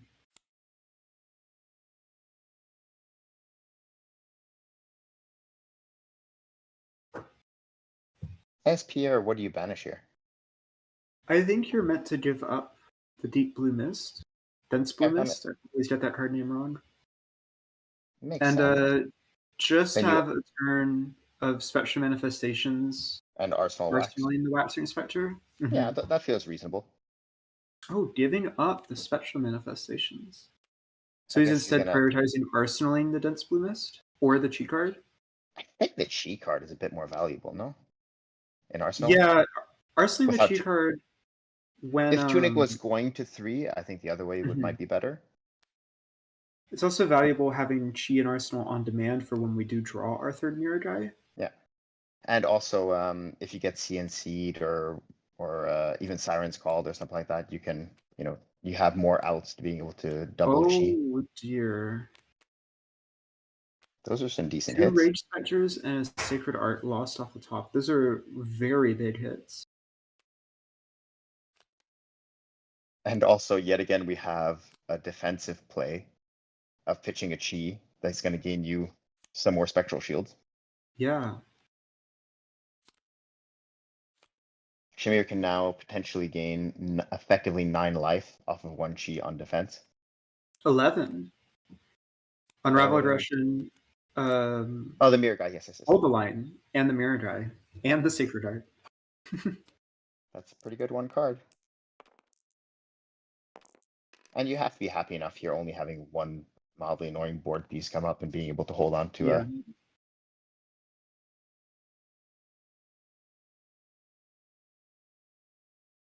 Especially seeing as a dense blue mist was pitched here, do you just take this and that way you can start pressuring it right away with daggers? I think you're supposed to. I mean, 13 starting to get a little low, but being able to go dagger with a Siren's Call on that dagger into another dagger into an attack with a hit.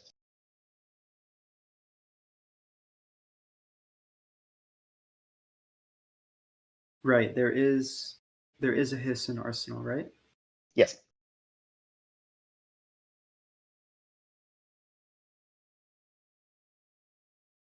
I mean, I this think hand you seems just- great to no block to me. Yeah. Yeah, I think you have to go to 12 here. Especially with Tunic coming up.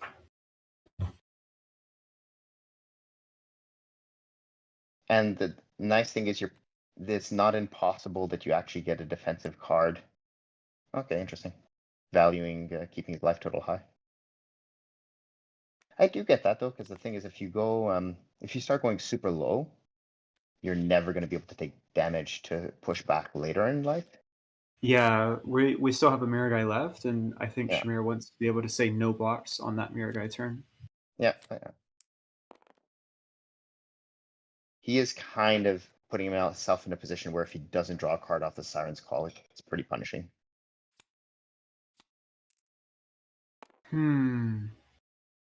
Such as this hand, for example, could do that. This hand is not fantastic.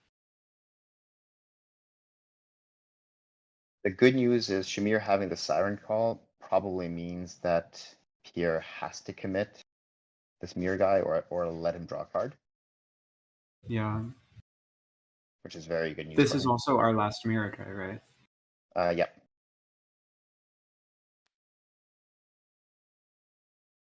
This is where you really wish that Fae Foreseen was a sink to just put it at the bottom. Mm-hmm.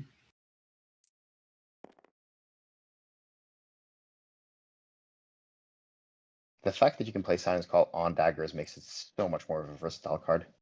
Oh, he's just letting it die straight up. I'm surprised he doesn't play the Siren's Call here. Oh, he values putting it in front of the blue to draw a card off that. Okay, that's fair. That does make sense, yeah.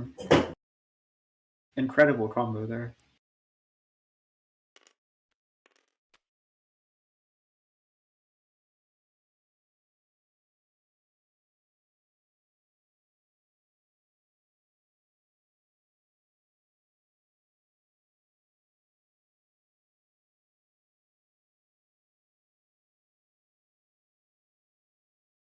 So we have an opportunity to play Mirror Guy as an instant in response to the Siren's Call. Yeah, and then you'll be able to protect it with the Fae Foreseen. That's not bad. You are worried about another. Mm-hmm. He nearly went for a play there. You said, I wish we had a CNC, but he could Rising Sun Setting Moon it without transcending to put it on the bottom, although that's not ideal. I think instead we're just trying to get its value straight up, even if it's a baby mirror guy. It's doing really well for Shahmir, by the way. Yep. Yeah, once you see all the mirror guys go and not one of them was big, you are extremely happy. Mm-hmm. And he protects it with this. I guess his worst comes to worst, he can always just send a miraging off his tunic.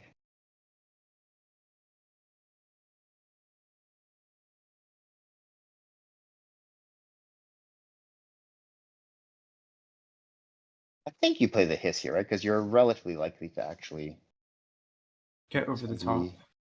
4. No, actually, I stand corrected. It doesn't get over the top of the fate, assuming he plays the fate.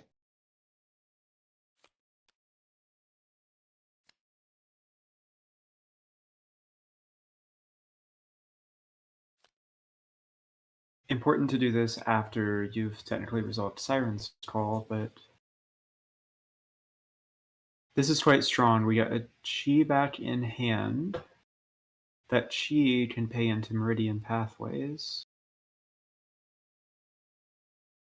Oh, well,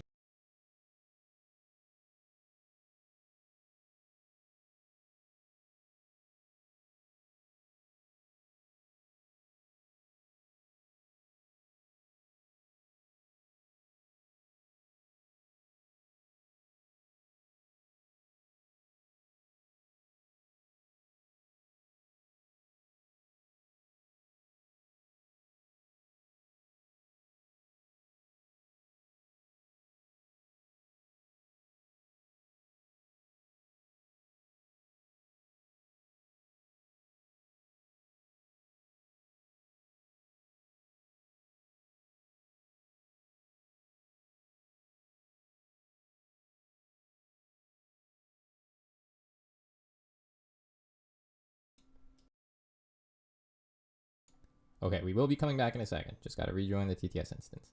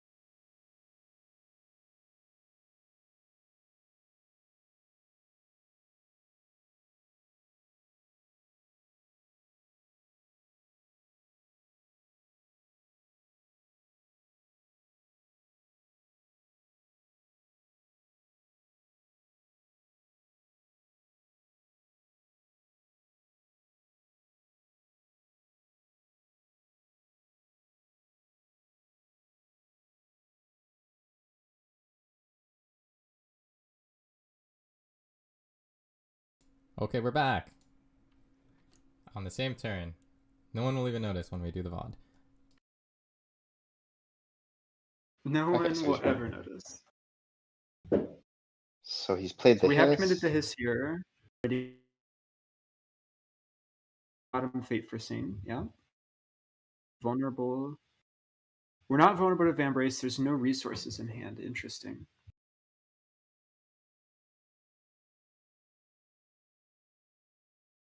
Okay, so I guess his plan is to Are we good to go? be. Yes, you are good to resume. Cool. Thanks. Okay, yeah. So there's definitely going to be a lot of pressure coming back at Shahmir next turn.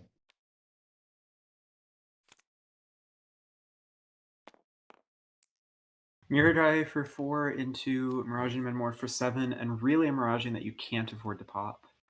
Putting a second Mirror Die That on would board be is very bad. not ideal.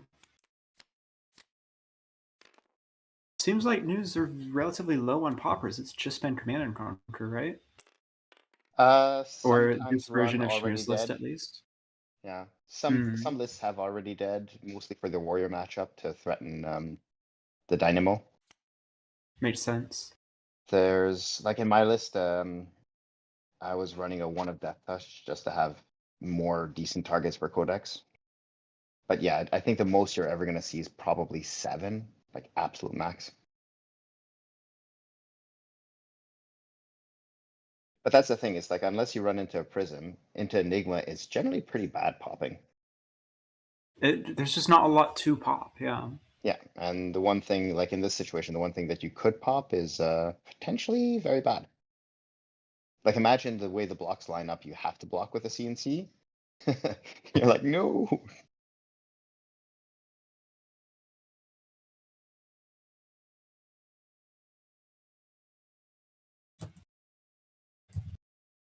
Yeah. I mean, Shahmir sort of has a 5-card hand, but also not really. And he's gonna be threatened for 11 here, so that's starting to be a bit of an issue.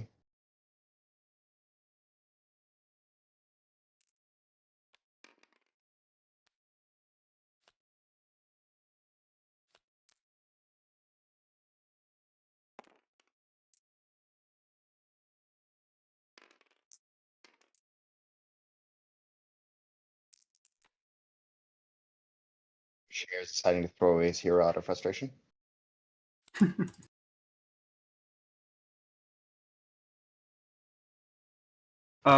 Try clicking the top of the deck 4 times. Try asking Shahmir to do that. That typically is what resolves it for me.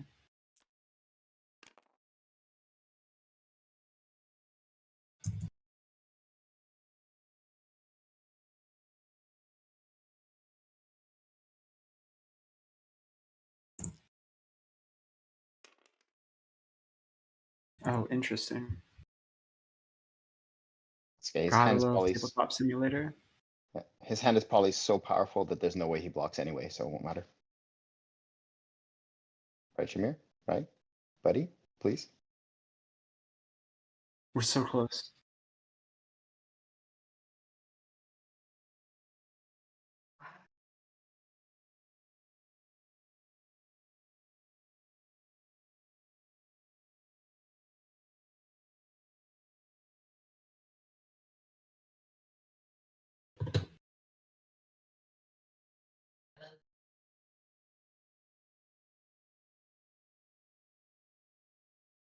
Are we sure he can see his hand?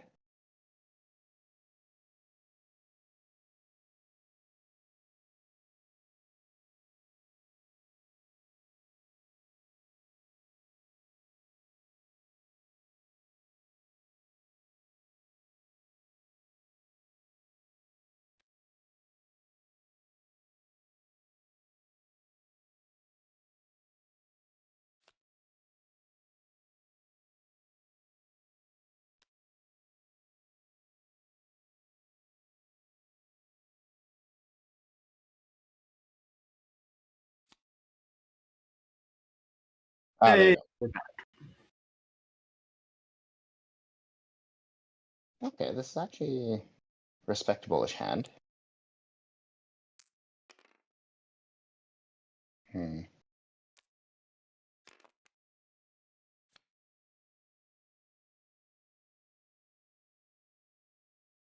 A bit scary not having easy go again, though, right? Ooh, snap, take it. All right. Well, he has a slither, so he's gonna be able to go potentially Ah, maybe start with a dagger just to coax out a block. Oh no. Drop in the ocean. Oh, there's no other. Oh yeah, drop in the ocean for the dagger is gonna be a bit of a punish here.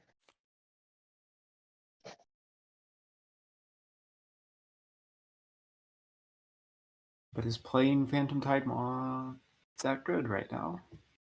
Not particularly, no.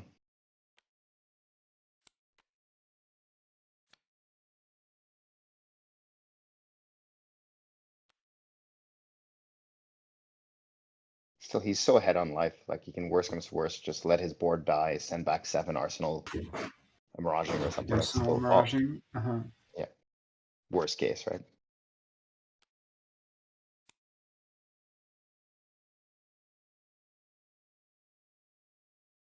Blocking with Battlefront Bastion here is also not unreasonable. No, not at all. It does give Shahmir life. It would. But I mean, the difference between 4 and 5 is not that huge.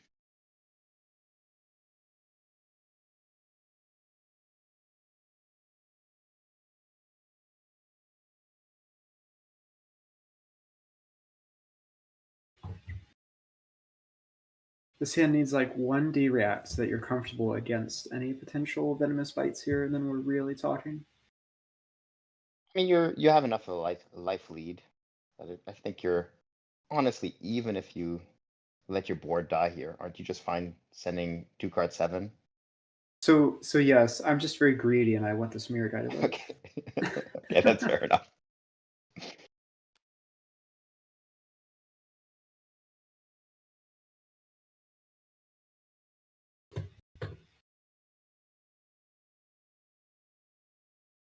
Or actually, do you just let the board die?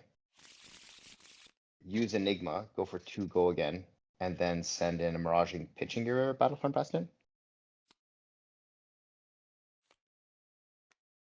Is it not better to send Tunic there and get to have both cards? Tunic is a thing, yes. It is a card, you are not wrong.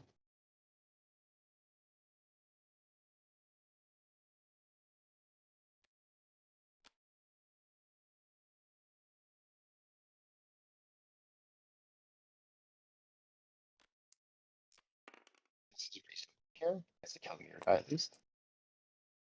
And he is Goodbye, gonna mirror guy, I guess. and he is gonna steal a card with this codex, I'm pretty sure.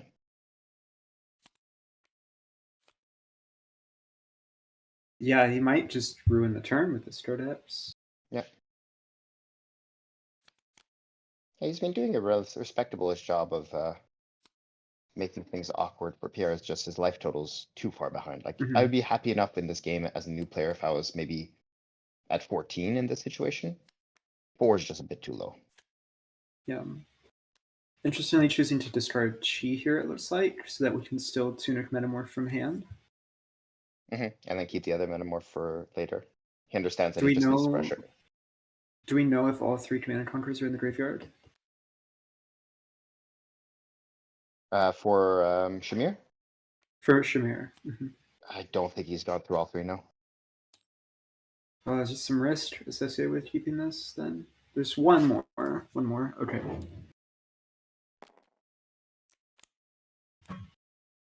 Because if you want to get back, if you want to stay in the game as Shahmir, popping a Metamorph here is a pretty reasonable way to do it. Yeah, 100%.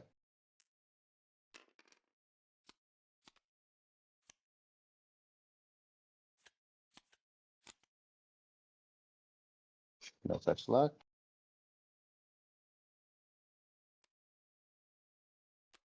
Rigged game. If Shahmir didn't have to block, this would be an awesome hand. Yeah.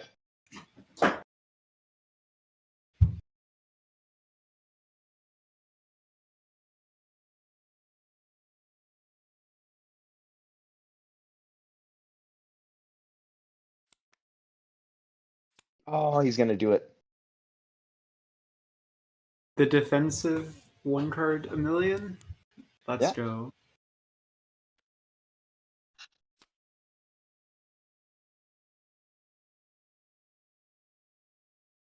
Pretty good, actually. Not bad. And he's gonna be able to keep a little bit of spectral shields and such for later as well. So it definitely gives him a nice life buffer.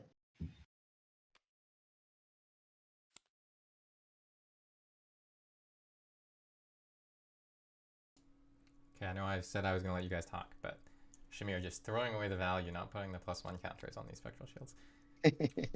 I mean, it's supposed to be about sending a message, right? Oh, wait. It's Oh, mandatory, by the way. You have to choose all 3 modes he's doing this if first, so you he played another doesn't blue. give Pierre the transcend card. Okay, that's why he's doing Yes, it. yes, Yeah. yes. All right. See, I knew why this guy was good. Thinks about these things. No. Yes. Almost put those in his own graveyard. Yeah, this is not terrible. Like you effectively are at 8 life now. And there's no board and no arsenal.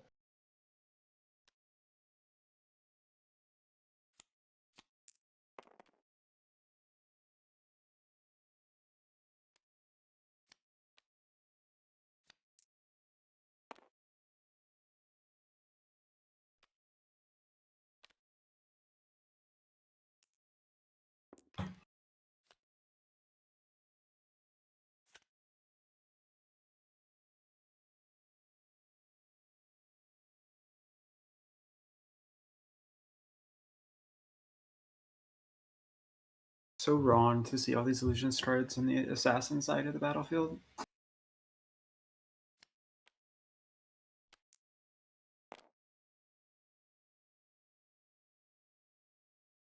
Oh, and with 1 floating, we can turn this double trouble online using the slither in Arsenal. That's so good. Oh, is it a pick to pieces in Arsenal? I'm behind. Definitely representing something nasty, though. Yeah, with 1 floating, you really have to wonder if it's gonna be hiss or a venomous or something. Although we've activated the embrace, so giving away that it's not a 1-cost reaction.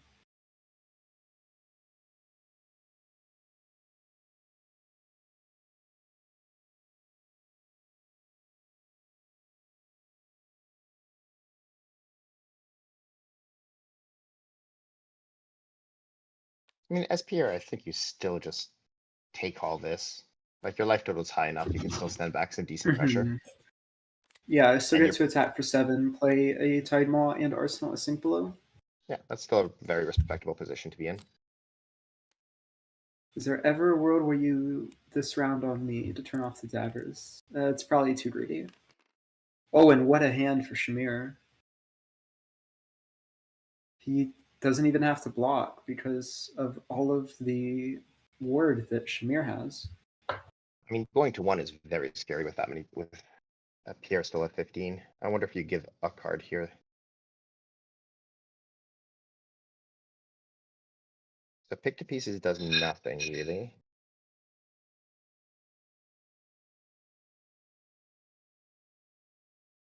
Oh, you are gonna have tunic up. Interesting. Yeah, Tunic up so you can lead on B-Strike, respond to the attack trigger by activating new. Not bad. I don't I think we might have just. any. I think at Shahmir, I just want to protect my life total here a little bit. Like, there's no board that you have to clear as long as you apply a little bit of pressure. Yeah.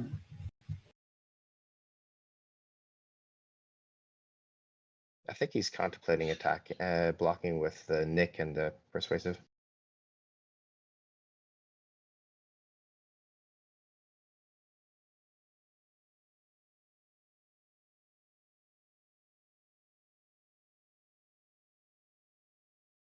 That way he can go blue dagger, representing Vambrance for the hit trigger, and then levels. There's no relevant on hits, which is a shame, but you're still pushing a non-zero amount of damage. Are we And ever you get not the- nicking Prognosis? Oh, is it hat time? Really? Could be.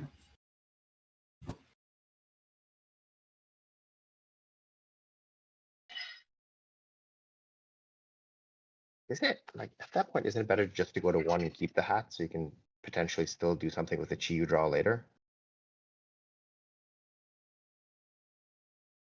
I mean, new ability isn't nothing with the chi, right? It's not nothing, but You also guaranteeing just to take the roll hand. daggers. Like, when Pierre hasn't been able to arsenal a card in a while, That's true. That's true.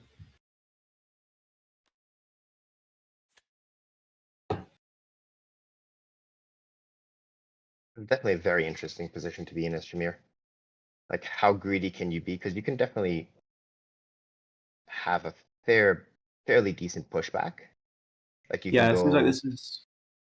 Go you ahead. can definitely go blue dagger, have the representing Vanbrand so that the hit trigger actually happens. Mhm. And then if the hit trigger happens, and all of a sudden your levels is pretty decent, and then finish with the persuasive with the Justin Nick, which is probably gain you a life, let's say. So yes, you go to 1, but then you go back to 2. I And like you, that line a lot. yeah, it's a little greedy, but I mean, you kind of think you I kind think of we need things have to to go be your greedy way. if we want to win. Yeah. Yeah. Exactly. And in that situation, I don't see there's a reason to give the hat. Like, there's no attack reactions to speak of in Pierre's deck. So whether you're at 1 or at 3 with at 1 with a hat or 3 with no hat, Giving up prognosis. I'm not sure I understand why he's doing this. So we want to nick the picked pieces in Arsenal then? Okay. But I mean, the little bit of life gain that you gain off persuasive is actually pretty relevant in this kind of situation. It is. And like, pick to pieces for 7 vanilla damage that can't be prevented, but he's at 15. I don't think he cares that much. So what is this? Dagger into levels into picked pieces, nicking Yeah, it? dagger holding up Vambrance for the actual hit trigger if he doesn't give you a card. Mhm. Into levels, into pick to pieces, nicking it, I guess. Like an okay amount of damage, but there's no hit trigger, so you can potentially just get like a mirror guy coming back at you next turn or something really mean. Well, not mirror guy, but like another 2-card 7 or something. He's still quite annoying. This is pretty cool because if okay, and Tunic is drawn, yeah. Because if this connects, you actually can go pick with go again, nick it, and then end on True. B strike for 5. Yep.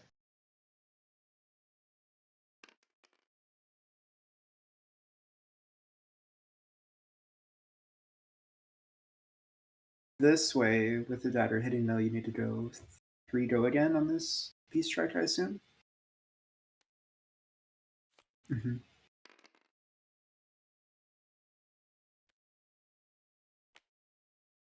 It's the same. Pierre sort of That's has good. found a hand that doesn't do a whole lot except block. Which is very good news for Shahmir. But he has 2 Absolutely. sinks. Never Okay, mind. there you go. Never mind, that does a lot. So I think as Pierre, we just have to give this up. We just have to say, all right, this Phantom Tidemon is not living, and that's okay. I'm going to Waxing Spectre and Arsenal hold the line and feel really happy. Nope, never mind. Yep. Time to get blown out by Justin It. Oh, he still has a sink in Arsenal. Is there a singer Arsenal? But the 7, never mind, so that doesn't mean. Not that he particularly minds. Like, he still gets to send back a Spectre. With Shahmir not having an Arsenal, Waxing Spectre is still asking him to have only a 3-card hand next turn. Or give up Recurrent Nightmares, yeah. Yeah.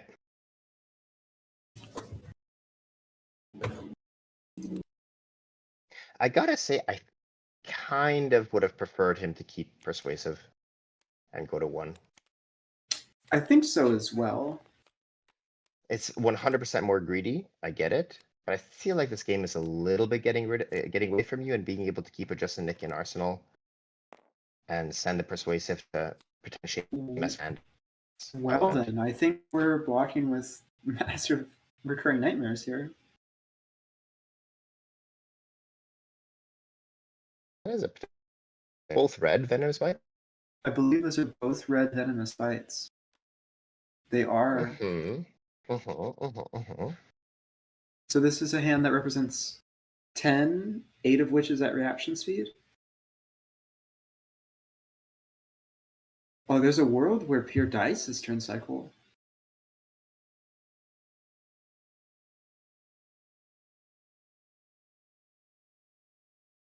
Never mind, there's a sync below in Arsenal. still, there's a reasonable chance this actually gets the board, which is good. I think it's I would dare say it's likely it gets the board.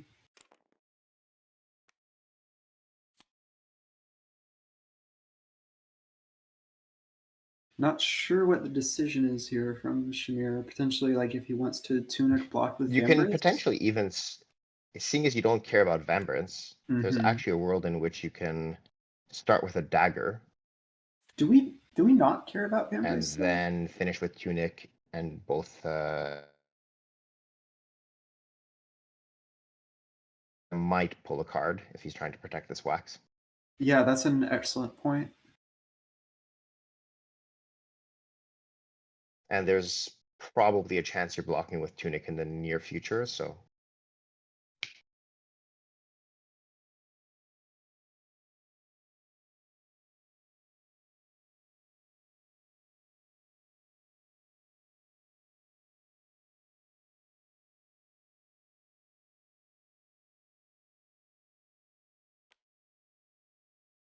okay, he's gonna go for the tunic Vambrace line instead.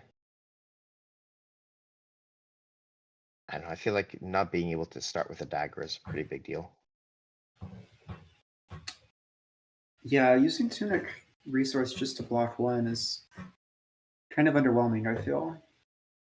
I would have much rather, yes, if you do this play, you're never going to be able to do this. If you don't do this play, you're never going to be able to do it again because you're probably not going to have tunic back up to 3 to block with Memorance later when it matters. But like, I'm okay going to 2 and then I think so. daggering Yeah. plus 10.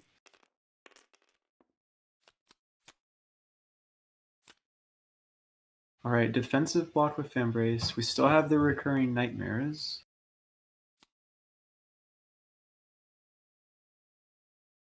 And Pierre's hand does not block very well. Really just Right. sips. So we are, I mean, he can't essentially he can't guaranteed losing actually, this Wax Inspector. well, he has a think, so he could block 6 and sink. He But I mean, could, yeah. the odds that you do that are not high though. Like, you're not expecting 2 attack reactions. Plus, even if you do that and there's a venomous and a Justinic, then you're getting blown out. So Or a hiss into a follow-up that's something attack. else. Yeah. Mhm.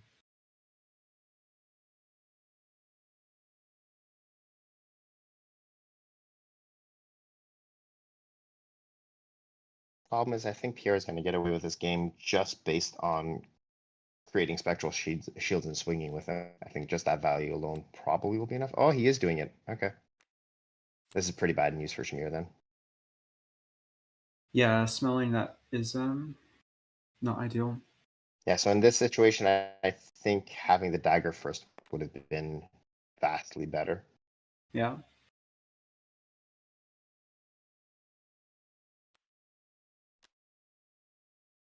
So this puts it to sips, which means that we are exactly being covered. Now we're at 9, going 3 over for Shahmir's pick to pieces currently.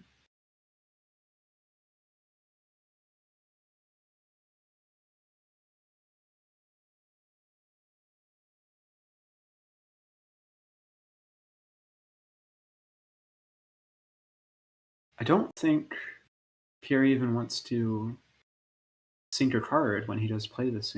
Both of these are perfectly fine. It lets him attack for 4 into 1 next turn. Yep.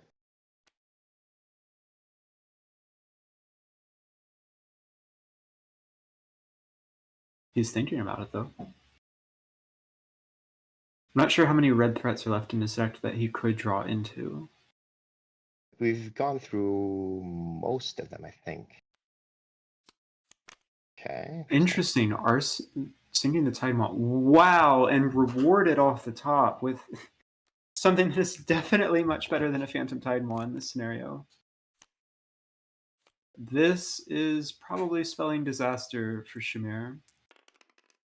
He's gonna get to go 4 go again, 3 4 go again, into 3 go again into 1. into 1. Yeah, that's pretty terrible.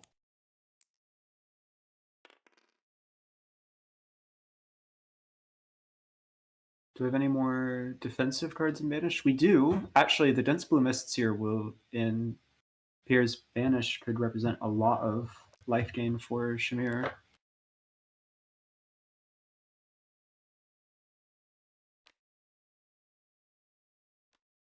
that a red Double Trouble and a Command and Conquer? Yeah, it looks like. Unfortunate. Yeah, so he's gonna send back a CNC. Hey, he's gonna have to block with his hat, I guess. I mean, it is a CNC with a Fang Strike in Arsenal, so it's not the worst. But like, he's got no more equipment block, and he's at 1. To Enigma's 10, yeah. Quite behind. Especially considering the board Enigma has.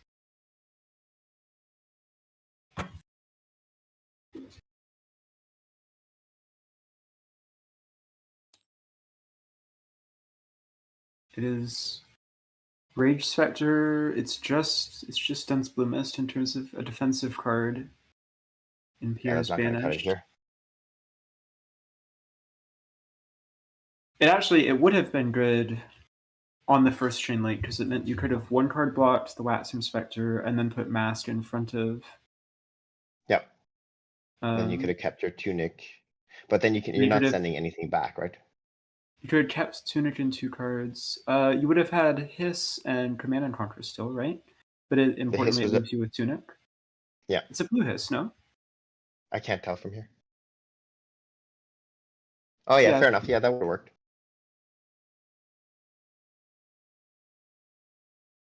We didn't know that, Shahmir didn't know that this was a Restless Coalescence follow-up, though, and that we would be doing 3 links wide. Yeah. I think Pierre has a kind of interesting decision here. Does he leave the counter on Restless Coalescence, which means it has go again, or does he threaten another chain link, which face up on the board means he takes Master Recurring Nightmares? Seems like he's choosing go again. Okay, he's playing for the longer game. That makes sense. Like, the one way he can kind of fizzle here is if he doesn't draw any means of go again, right? Mm-hmm.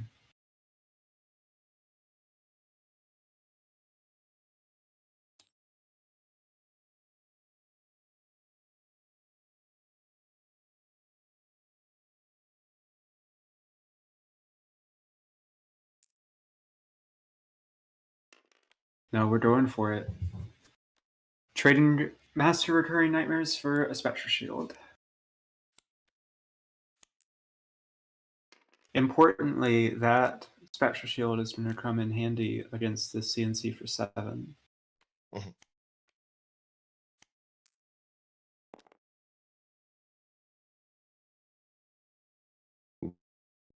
And the other problem is, like, even without...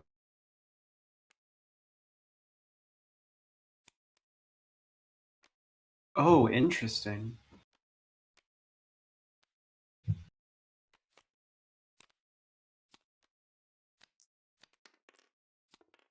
Like, he gets to send 7 back, which pulls 3 cards, and then Arsenal CNC. Mm-hmm. Well, I mean, if you're gonna only keep 1 card, a Codex is not the worst one. Codex is arguably the best one, right? I'm not sure there's a whole lot of other 1-card hands that can do anything into this game. How many cards left in Pierre's deck? Oh, there's a Mirage Mirror guy. Ugh.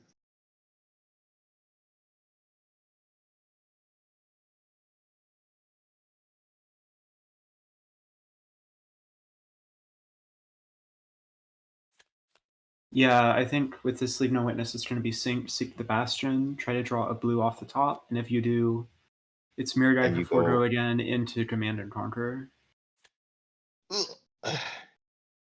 Which would probably seal the game.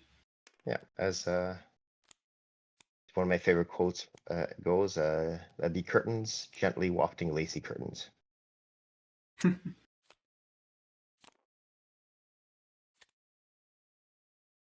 Yellow's... It's not a blue. Yeah. Interesting. All right, so instead it's just Mirror Guy for 3 into Restless Coalescence for 1. This frailty actually stopping Mirror Guy from being a breakpoint is very relevant. Very relevant. Like, I still don't think Shahmir is going to be able to get back into this game, but he's grinding. Wow, yeah, that's huge.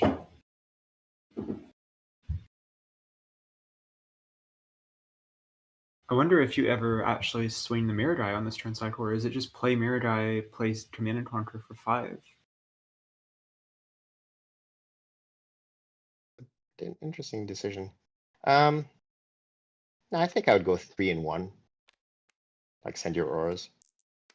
And just keep the CNC in Arsenal. Mm.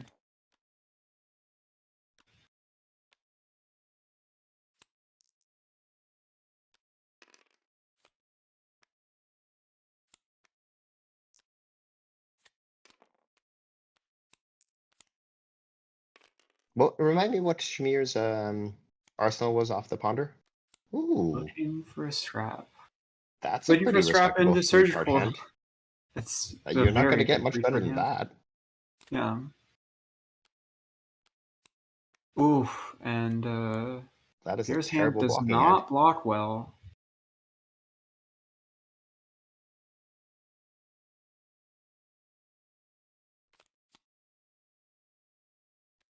Still has the Command and Conquer in Arsenal.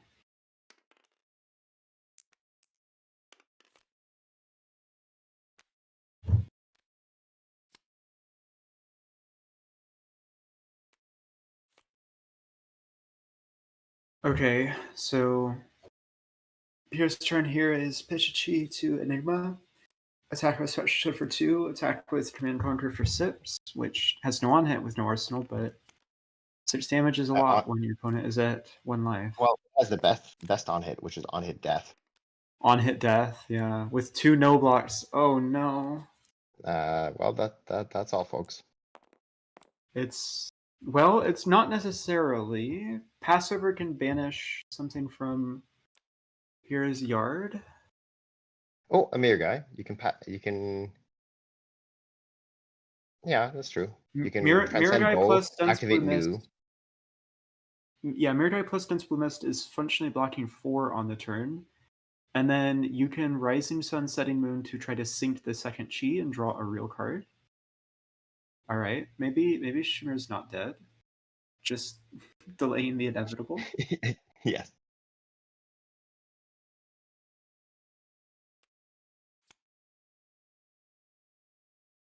Oh no. I wonder if. No, This is the probably not. correct way to do it, right? Yeah.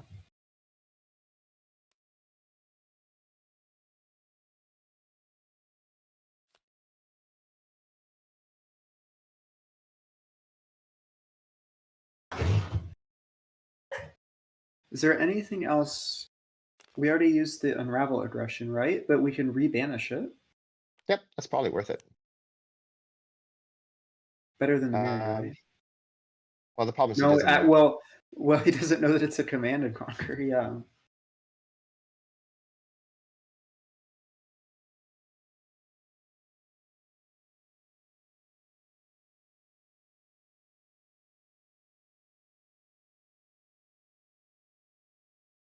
I think the players are talking about graveyard banishes potentially.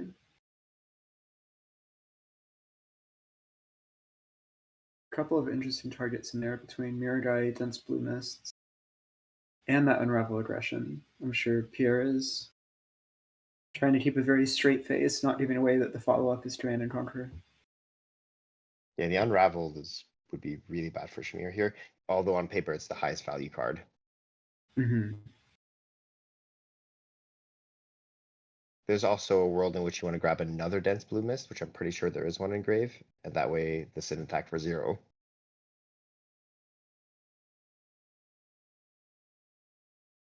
But Mirror Guy at least stays on the board.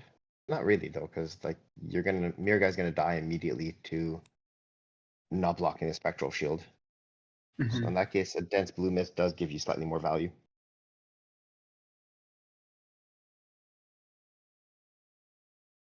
slightly more value in a vacuum, right?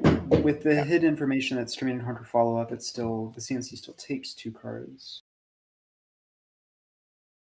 I think I'm most interested to see what we draw off of this Rising Sun, Setting Moon. Could change the turn a lot.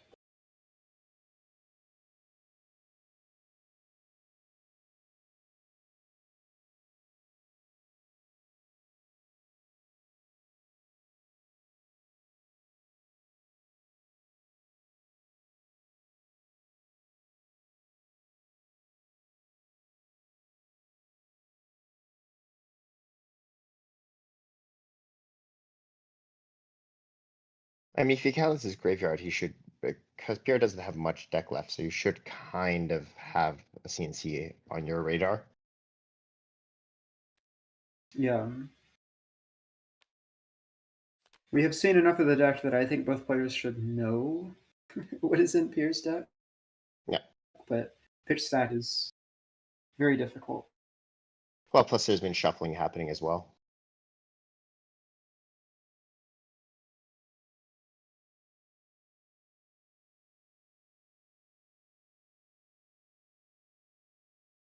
This could be the most important banish of the game, so it's understandable taking time on this. I'm not sure there's clearly a right play to make. Because Yeah. on face value, the mist lets you no block this attack. So in that respect, it's the same as any other ward. Now, if you're counting graveyard and you're seeing what's left for big attacks, which so it would have to be a big attack that's not CNC, so there's only miraging, Which where we've the played all unraveled 3, I aggression. think. Right, so I don't think there's a world in which the unraveled aggression is actually the correct play. Because I'm pretty sure we've played all the waxing specters as well. So what else is there that's a big attack with a breakpoint that's going to give you value on unraveled aggression? And can also be an investment for later.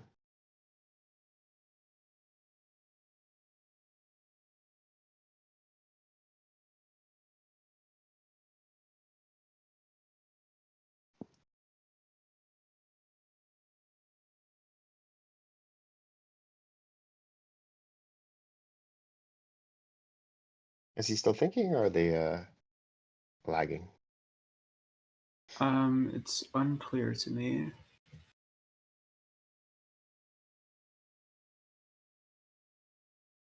Both players' mice are stationary. We might have lost them.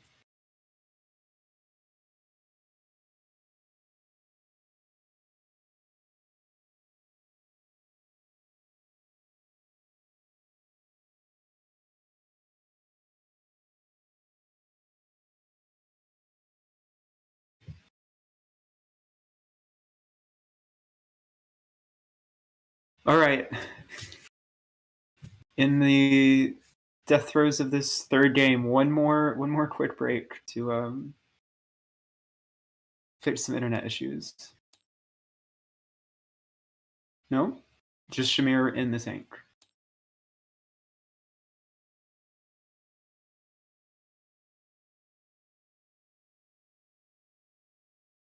Well, regardless, they both line up pretty well with each other. Get a snack, get a drink. We'll be right back with the conclusion to this game.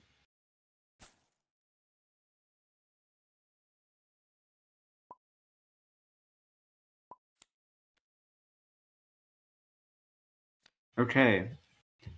We have decided to banish the Unravel Aggression. That's going to be a pretty hard punish. Which is going to be brutal. I mean, it is a better investment for late game. And we did, in fact, bottom the second chi, which makes sense. Played the Dense Blue Mists. Activating new. What's the card on top? It's a Dense Blue Mist. Oh my god. Never punished. Never punished. Well, the CNC is still for 4. Well, you get to keep a leave no witness here, so at least you're coming back with a breakpoint. Like, it's not a great position, but, you know, it's better than nothing. It's a lot better than nothing. It's better than death, which was the alternative. This has to feel pretty hilarious here, Shahmir.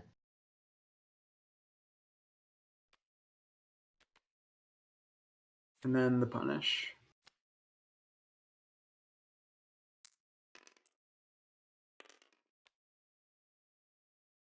It feels so bad when you're given an attack -2 and it's still a break point and you're at 1. Mm-hmm. There is an obvious block, though. All right. Now, every turn cycle that passes, Pierre's hands block worse and worse. Yeah, This, but the thing leave is, no witness. at It this could do point in the something here. game, it can, but at this point in the game, he's literally dead to Pierre having 5 chi. Oh, and there's a D-react as well. Oof. The D-react is pretty rough. I mean, the good news is he's with this hand, he's only taking 2 cards from Shahmir. Mm-hmm. Unless he tries to draw into a card off What rounds I was only, about but to say. Yeah, well, if there's a world where he leaves a card on top there and then draws it with this rounds on me, which is kind of hilarious. Yeah.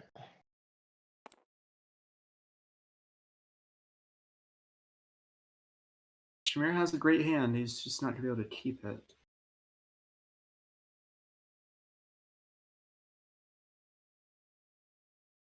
And again, you're in this situation where you, even if you manage to keep the codex, these spectral shields are going to be coming in for 1 even after the frailty, so it's just not getting the job done.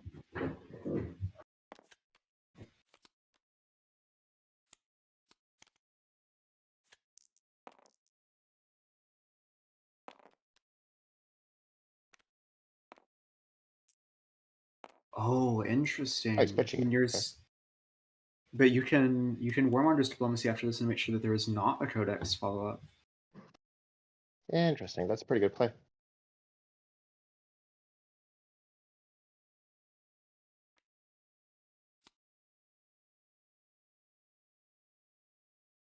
Does he value stopping codex this turn cycle, or does he just want to keep a blue block 3 in his deck? Because there's a real argument for both.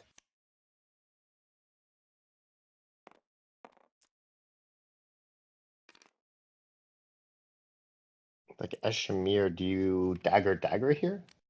Or do you dagger Arsenal Codex? I almost feel like you dagger. You've got a dagger, I think. Oh, no, yeah.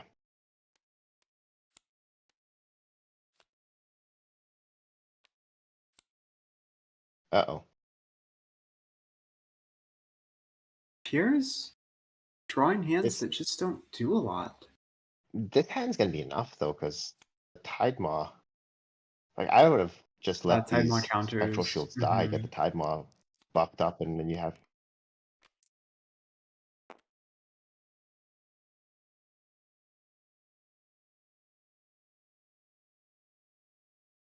Tide Maw, make a new shield with the Stir the Pot.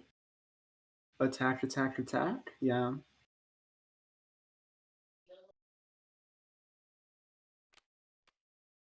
Oh, never mind. Maybe just make a Spectral attack with all 3. Yeah. Just attack for 2, Tide Maw, attack for 1. Yep. And you have a pretty decent board setup. Like, you keep even 1 card and your board, you're going to go 2-2-1.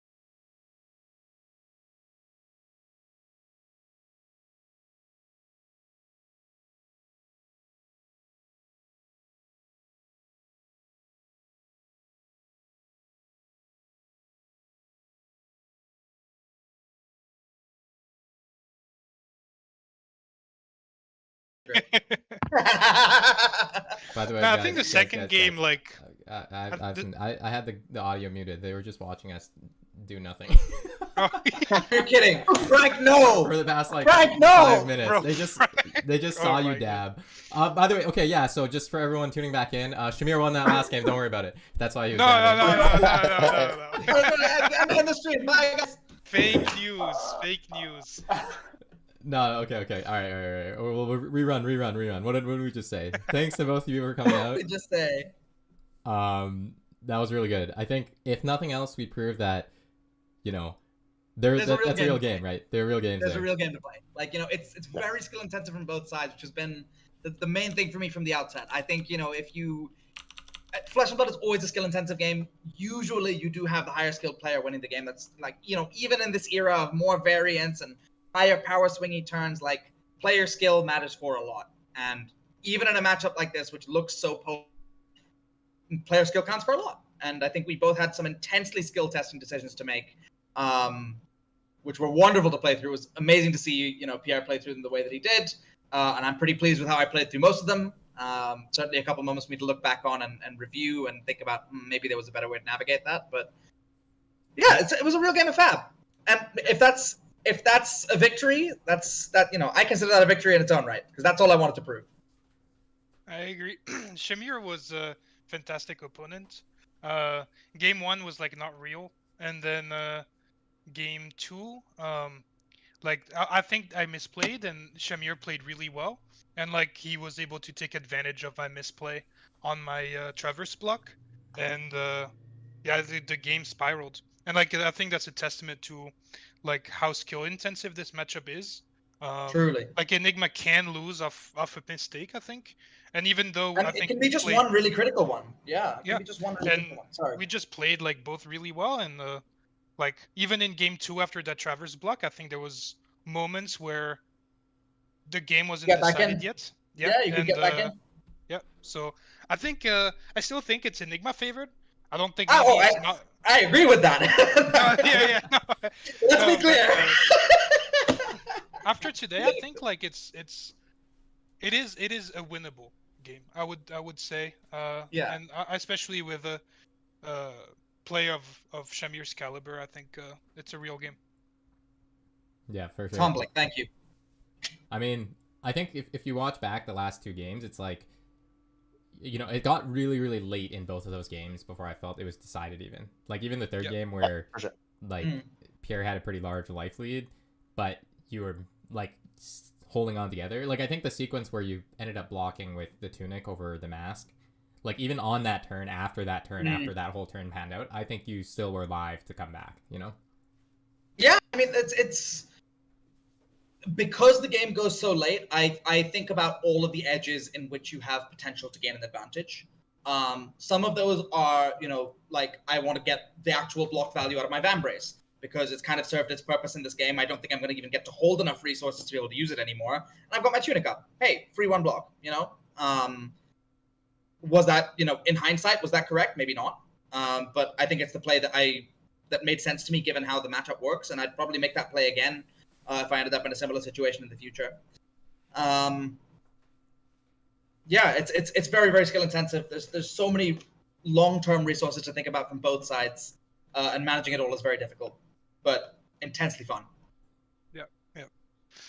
And even on Enigma's side, like you have to be aware of funny interactions, and like Siren's Call is very real.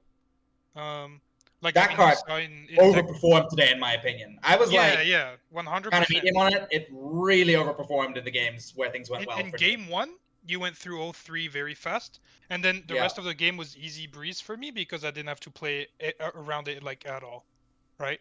And then in game 2, like they were much more distributed, and so that made me like have to misplay. And in game 3, I think similar thing happened. Where like you played 2 like kind of one early, one mid, and then you drew into 1, but you had to block. But like had to block with it, yeah.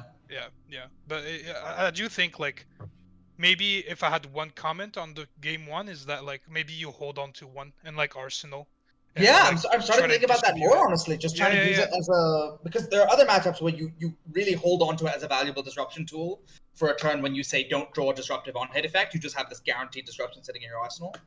And I didn't tend to think about it the same way in this matchup. I usually think about it, oh, you just want to flush the hand, and because of that, you want to get the tempo as soon as you can. But seeing these games pan out, honestly, I'm so interested to see what happens. Yeah, if you take that kind of a strategy where you sit on it and you really think about when is the optimal time to get this kind of disruption and make them flush their hand. Yeah, I agree. Also, like, you know, this the list that Pierre is playing is like based on Noah's deck, and it has a like these Junko blue cards in for the matchup. Like you banish New and you're like, I'm gonna play a first tentative Chi Moon. It's like, oh, okay. I mean, it's not bad, but it's not like an exciting card versus. Hey, then draw a card. Yeah. But it's also, I mean, I think Enigma should be able to side out powerful blues. I think it's essential to any hero that wants to beat New. You know what? I'll give you all this spoiler for free. You want to beat New? Take the best blues of your deck. If you can, take them out. Because you can't like neuter your threat base entirely, but there are some things that you simply can't afford to give them the chance to get back into the game with. Levels of Enlightenment. Case in point, yes. I mean, that card is busted when you play off New's ability because there's guaranteed to be one blue in the pitch zone, very likely to be two. So you're minimum getting two modes, and you're playing the card for free. I feel like even honestly, like that third game, if there was one Levels of Enlightenment in the banish zone, I think you just win. Oh, yeah, changed entirely. No, 100%. Yeah, which is crazy. That means it's a match which, like, so much of the outcome can be also determined by sideboarding. But also, you know, isn't that some of the best Flesh and Blood matchups where if you don't sideboard correctly, you really feel it? Yeah, for sure. And it was I saw a tweet from Nathan Crawford yesterday, and it was like, the reason you're losing into New is you're not siding out your like levels or something. It's like actually correct. Like. It's 100% fact. Yeah. He's giving the pro tips. Mm-hmm. There you go. Nathan Crawford giving the pro tips. You heard it here first. Yeah. Okay, so before we wrap up here, maybe let's just go around the circle to the four of you and just what's like your big takeaway from the match and anything that you think is important for, you know, people that are planning for their Nats to recognize about the matchup. Maybe start Daniel, your top left here. Snag is a bad card. You shouldn't play any in your 80, please. Yeah, it's not great. Just don't put that card in your deck. It doesn't block. Why would you want that? And True, it's a blue. facts. You can play it. Leave that card at home, please. Okay. Please, I'm begging you. My family can't afford this. All right. Let me have my fun. Pierre-Nicolas, let's go to you. I think, I mean, this game kind of shows that, like, I think New is not a bad choice for your Nats. I mean, I'm gonna be on Enigma, so like, I guess please bring New, but like, in general, but I mean, in general, I think it's a deck that has valuable matchups and like some very favorable ones, and yeah, I think all three MST heroes are very strong. But also, you know, playing against New is very skill intensive. Like, if the new player is like actually like a good player, it can get pretty messy. And like we saw in game 2, like just New takes advantage of one mistake and you're off to the races. So yeah, and I think like train against New, like play against New, and like understand especially if you're Enigma, like when to play your instance, like when to play in reaction, or your instance on reaction or on resolution, etc. Like there's a lot of little tiny bits of skill that I think add up to being a decent match. That kind of technical play is essential. I fully agree. Yeah, 100%. I think that just matters if you're playing illusionist in general, but Enigma specifically. Mm-hmm. All right, let's go to Shahmir. My big one that I was the big kind of thesis for me was like pick your battles, and the biggest outcome out of this for me is like, and I still haven't solved it. I need to figure out whether this is a battle that I'm going to pick or whether this is a lunch matchup for me if I face it at my nationals. There's a very good chance that I take New to UK nationals. I think the deck is, as Pierre-Nicolas says, I think it has some fantastic matchups. I think it is very skill intensive to play against, and I think it really fits my play style. So there's a very strong chance that I take it, but I have to kind of pick my battle here. Is Enigma going to be one of those things where I say, hey, if I face them, I've got to just outskill them. If I need some help against them, how much help is the right amount to have in my deck? You know, this list that I brought today, I think brings a pretty realistic amount of tech to the matchup. It's not like insanely tech to beat Enigma, but there were concessions in deck building that I had to make when I was thinking about, you know, what would this 80 cards look like if I had all of this stuff in here and then had to sideboard for other matchups. And there were concessions that I made when I built the 60 that I played into Pierre-Nicolas today. So pick your battles and do some research, do some thinking, do some future sight if you can. You know, you gotta make a call on what you think the meta is going to be, and take a stab in the dark and say, this is what I'm going to gun for. This is what I'm going to ignore. And with a little luck on the day, that's the key to a good top 8. Yeah, for sure. Okay, that sounds awesome. And then we're gonna end on Rhea here. What's your takeaway going into Nats aside from you're gonna jam Enigma? From this set of, that everyone knows that. From this set of games, I was really underwhelmed with Justin Nick.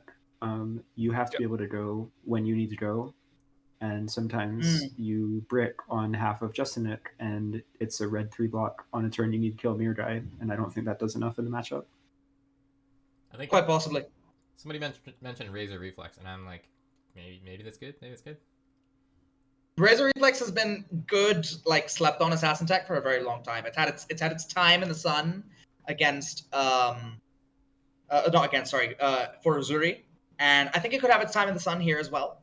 The one cost is a little rough, I'll be honest, when there's other choices out there, but it's worth thinking. What do you mean? It's literally Red Hiss. It's one resource for Red +3 Hiss. go again. It's literally Red Hiss. Literally Red Hiss. But the difference is you can't play it onto a surgical, which is actually pretty... That's honestly, that the main thing that I love about the current reaction suite in New is like everything targets almost everything. Your awkward cards are like Command and Conquer, which you're playing because it's such a fantastic codex target and just generally an excellent card, and Just Nick, which is like, as we said, sometimes it's so worth it. And other times it's kind of like, what the fuck is this card doing in my deck? All right, cool. Well, thanks everyone for joining. I'm gonna kill the stream here because we're also losing our time, losing our viewership. But final tally on the total here. I think we're up at $675 once you get through. Oh, very nice. We made like 200 over the stream. Let's go. That's sick. Yeah, that's sick. Thank you, folks. Yeah, so that's awesome. I'll do a tweet summary at the end. It might be in a couple hours because I'm just gonna try to decompress after dealing with all these streaming. Frank, you've been through hell. Thank you for putting on a show for us and being a showrunner through difficult circumstances. We really appreciate it. Short chat does too, even if they're gonna be YouTube chat about it. Yeah. Well, actually, and maybe the last thing before we sign off is just the last shout out to the MSK Cancer Foundation, which is going to be where we contribute 75% of the proceeds of the donations, as well as the PCRF Palestinian Children's Relief Fund for Shahmir. And yeah, really stoked to be able to contribute to both of these, actually. I think it was a really awesome choice. Yeah, that's awesome. Very, very worthwhile endeavor for all of us. Yeah, and thanks everyone for casting. Yeah, Daniel. Hope you guys had fun. I can't wait to watch it back later. That was awesome. Free labor, dude. I just asked my friends to do stuff for me. Easy peasy. All right, okay. I'm gonna end the broadcast. Thanks, everyone.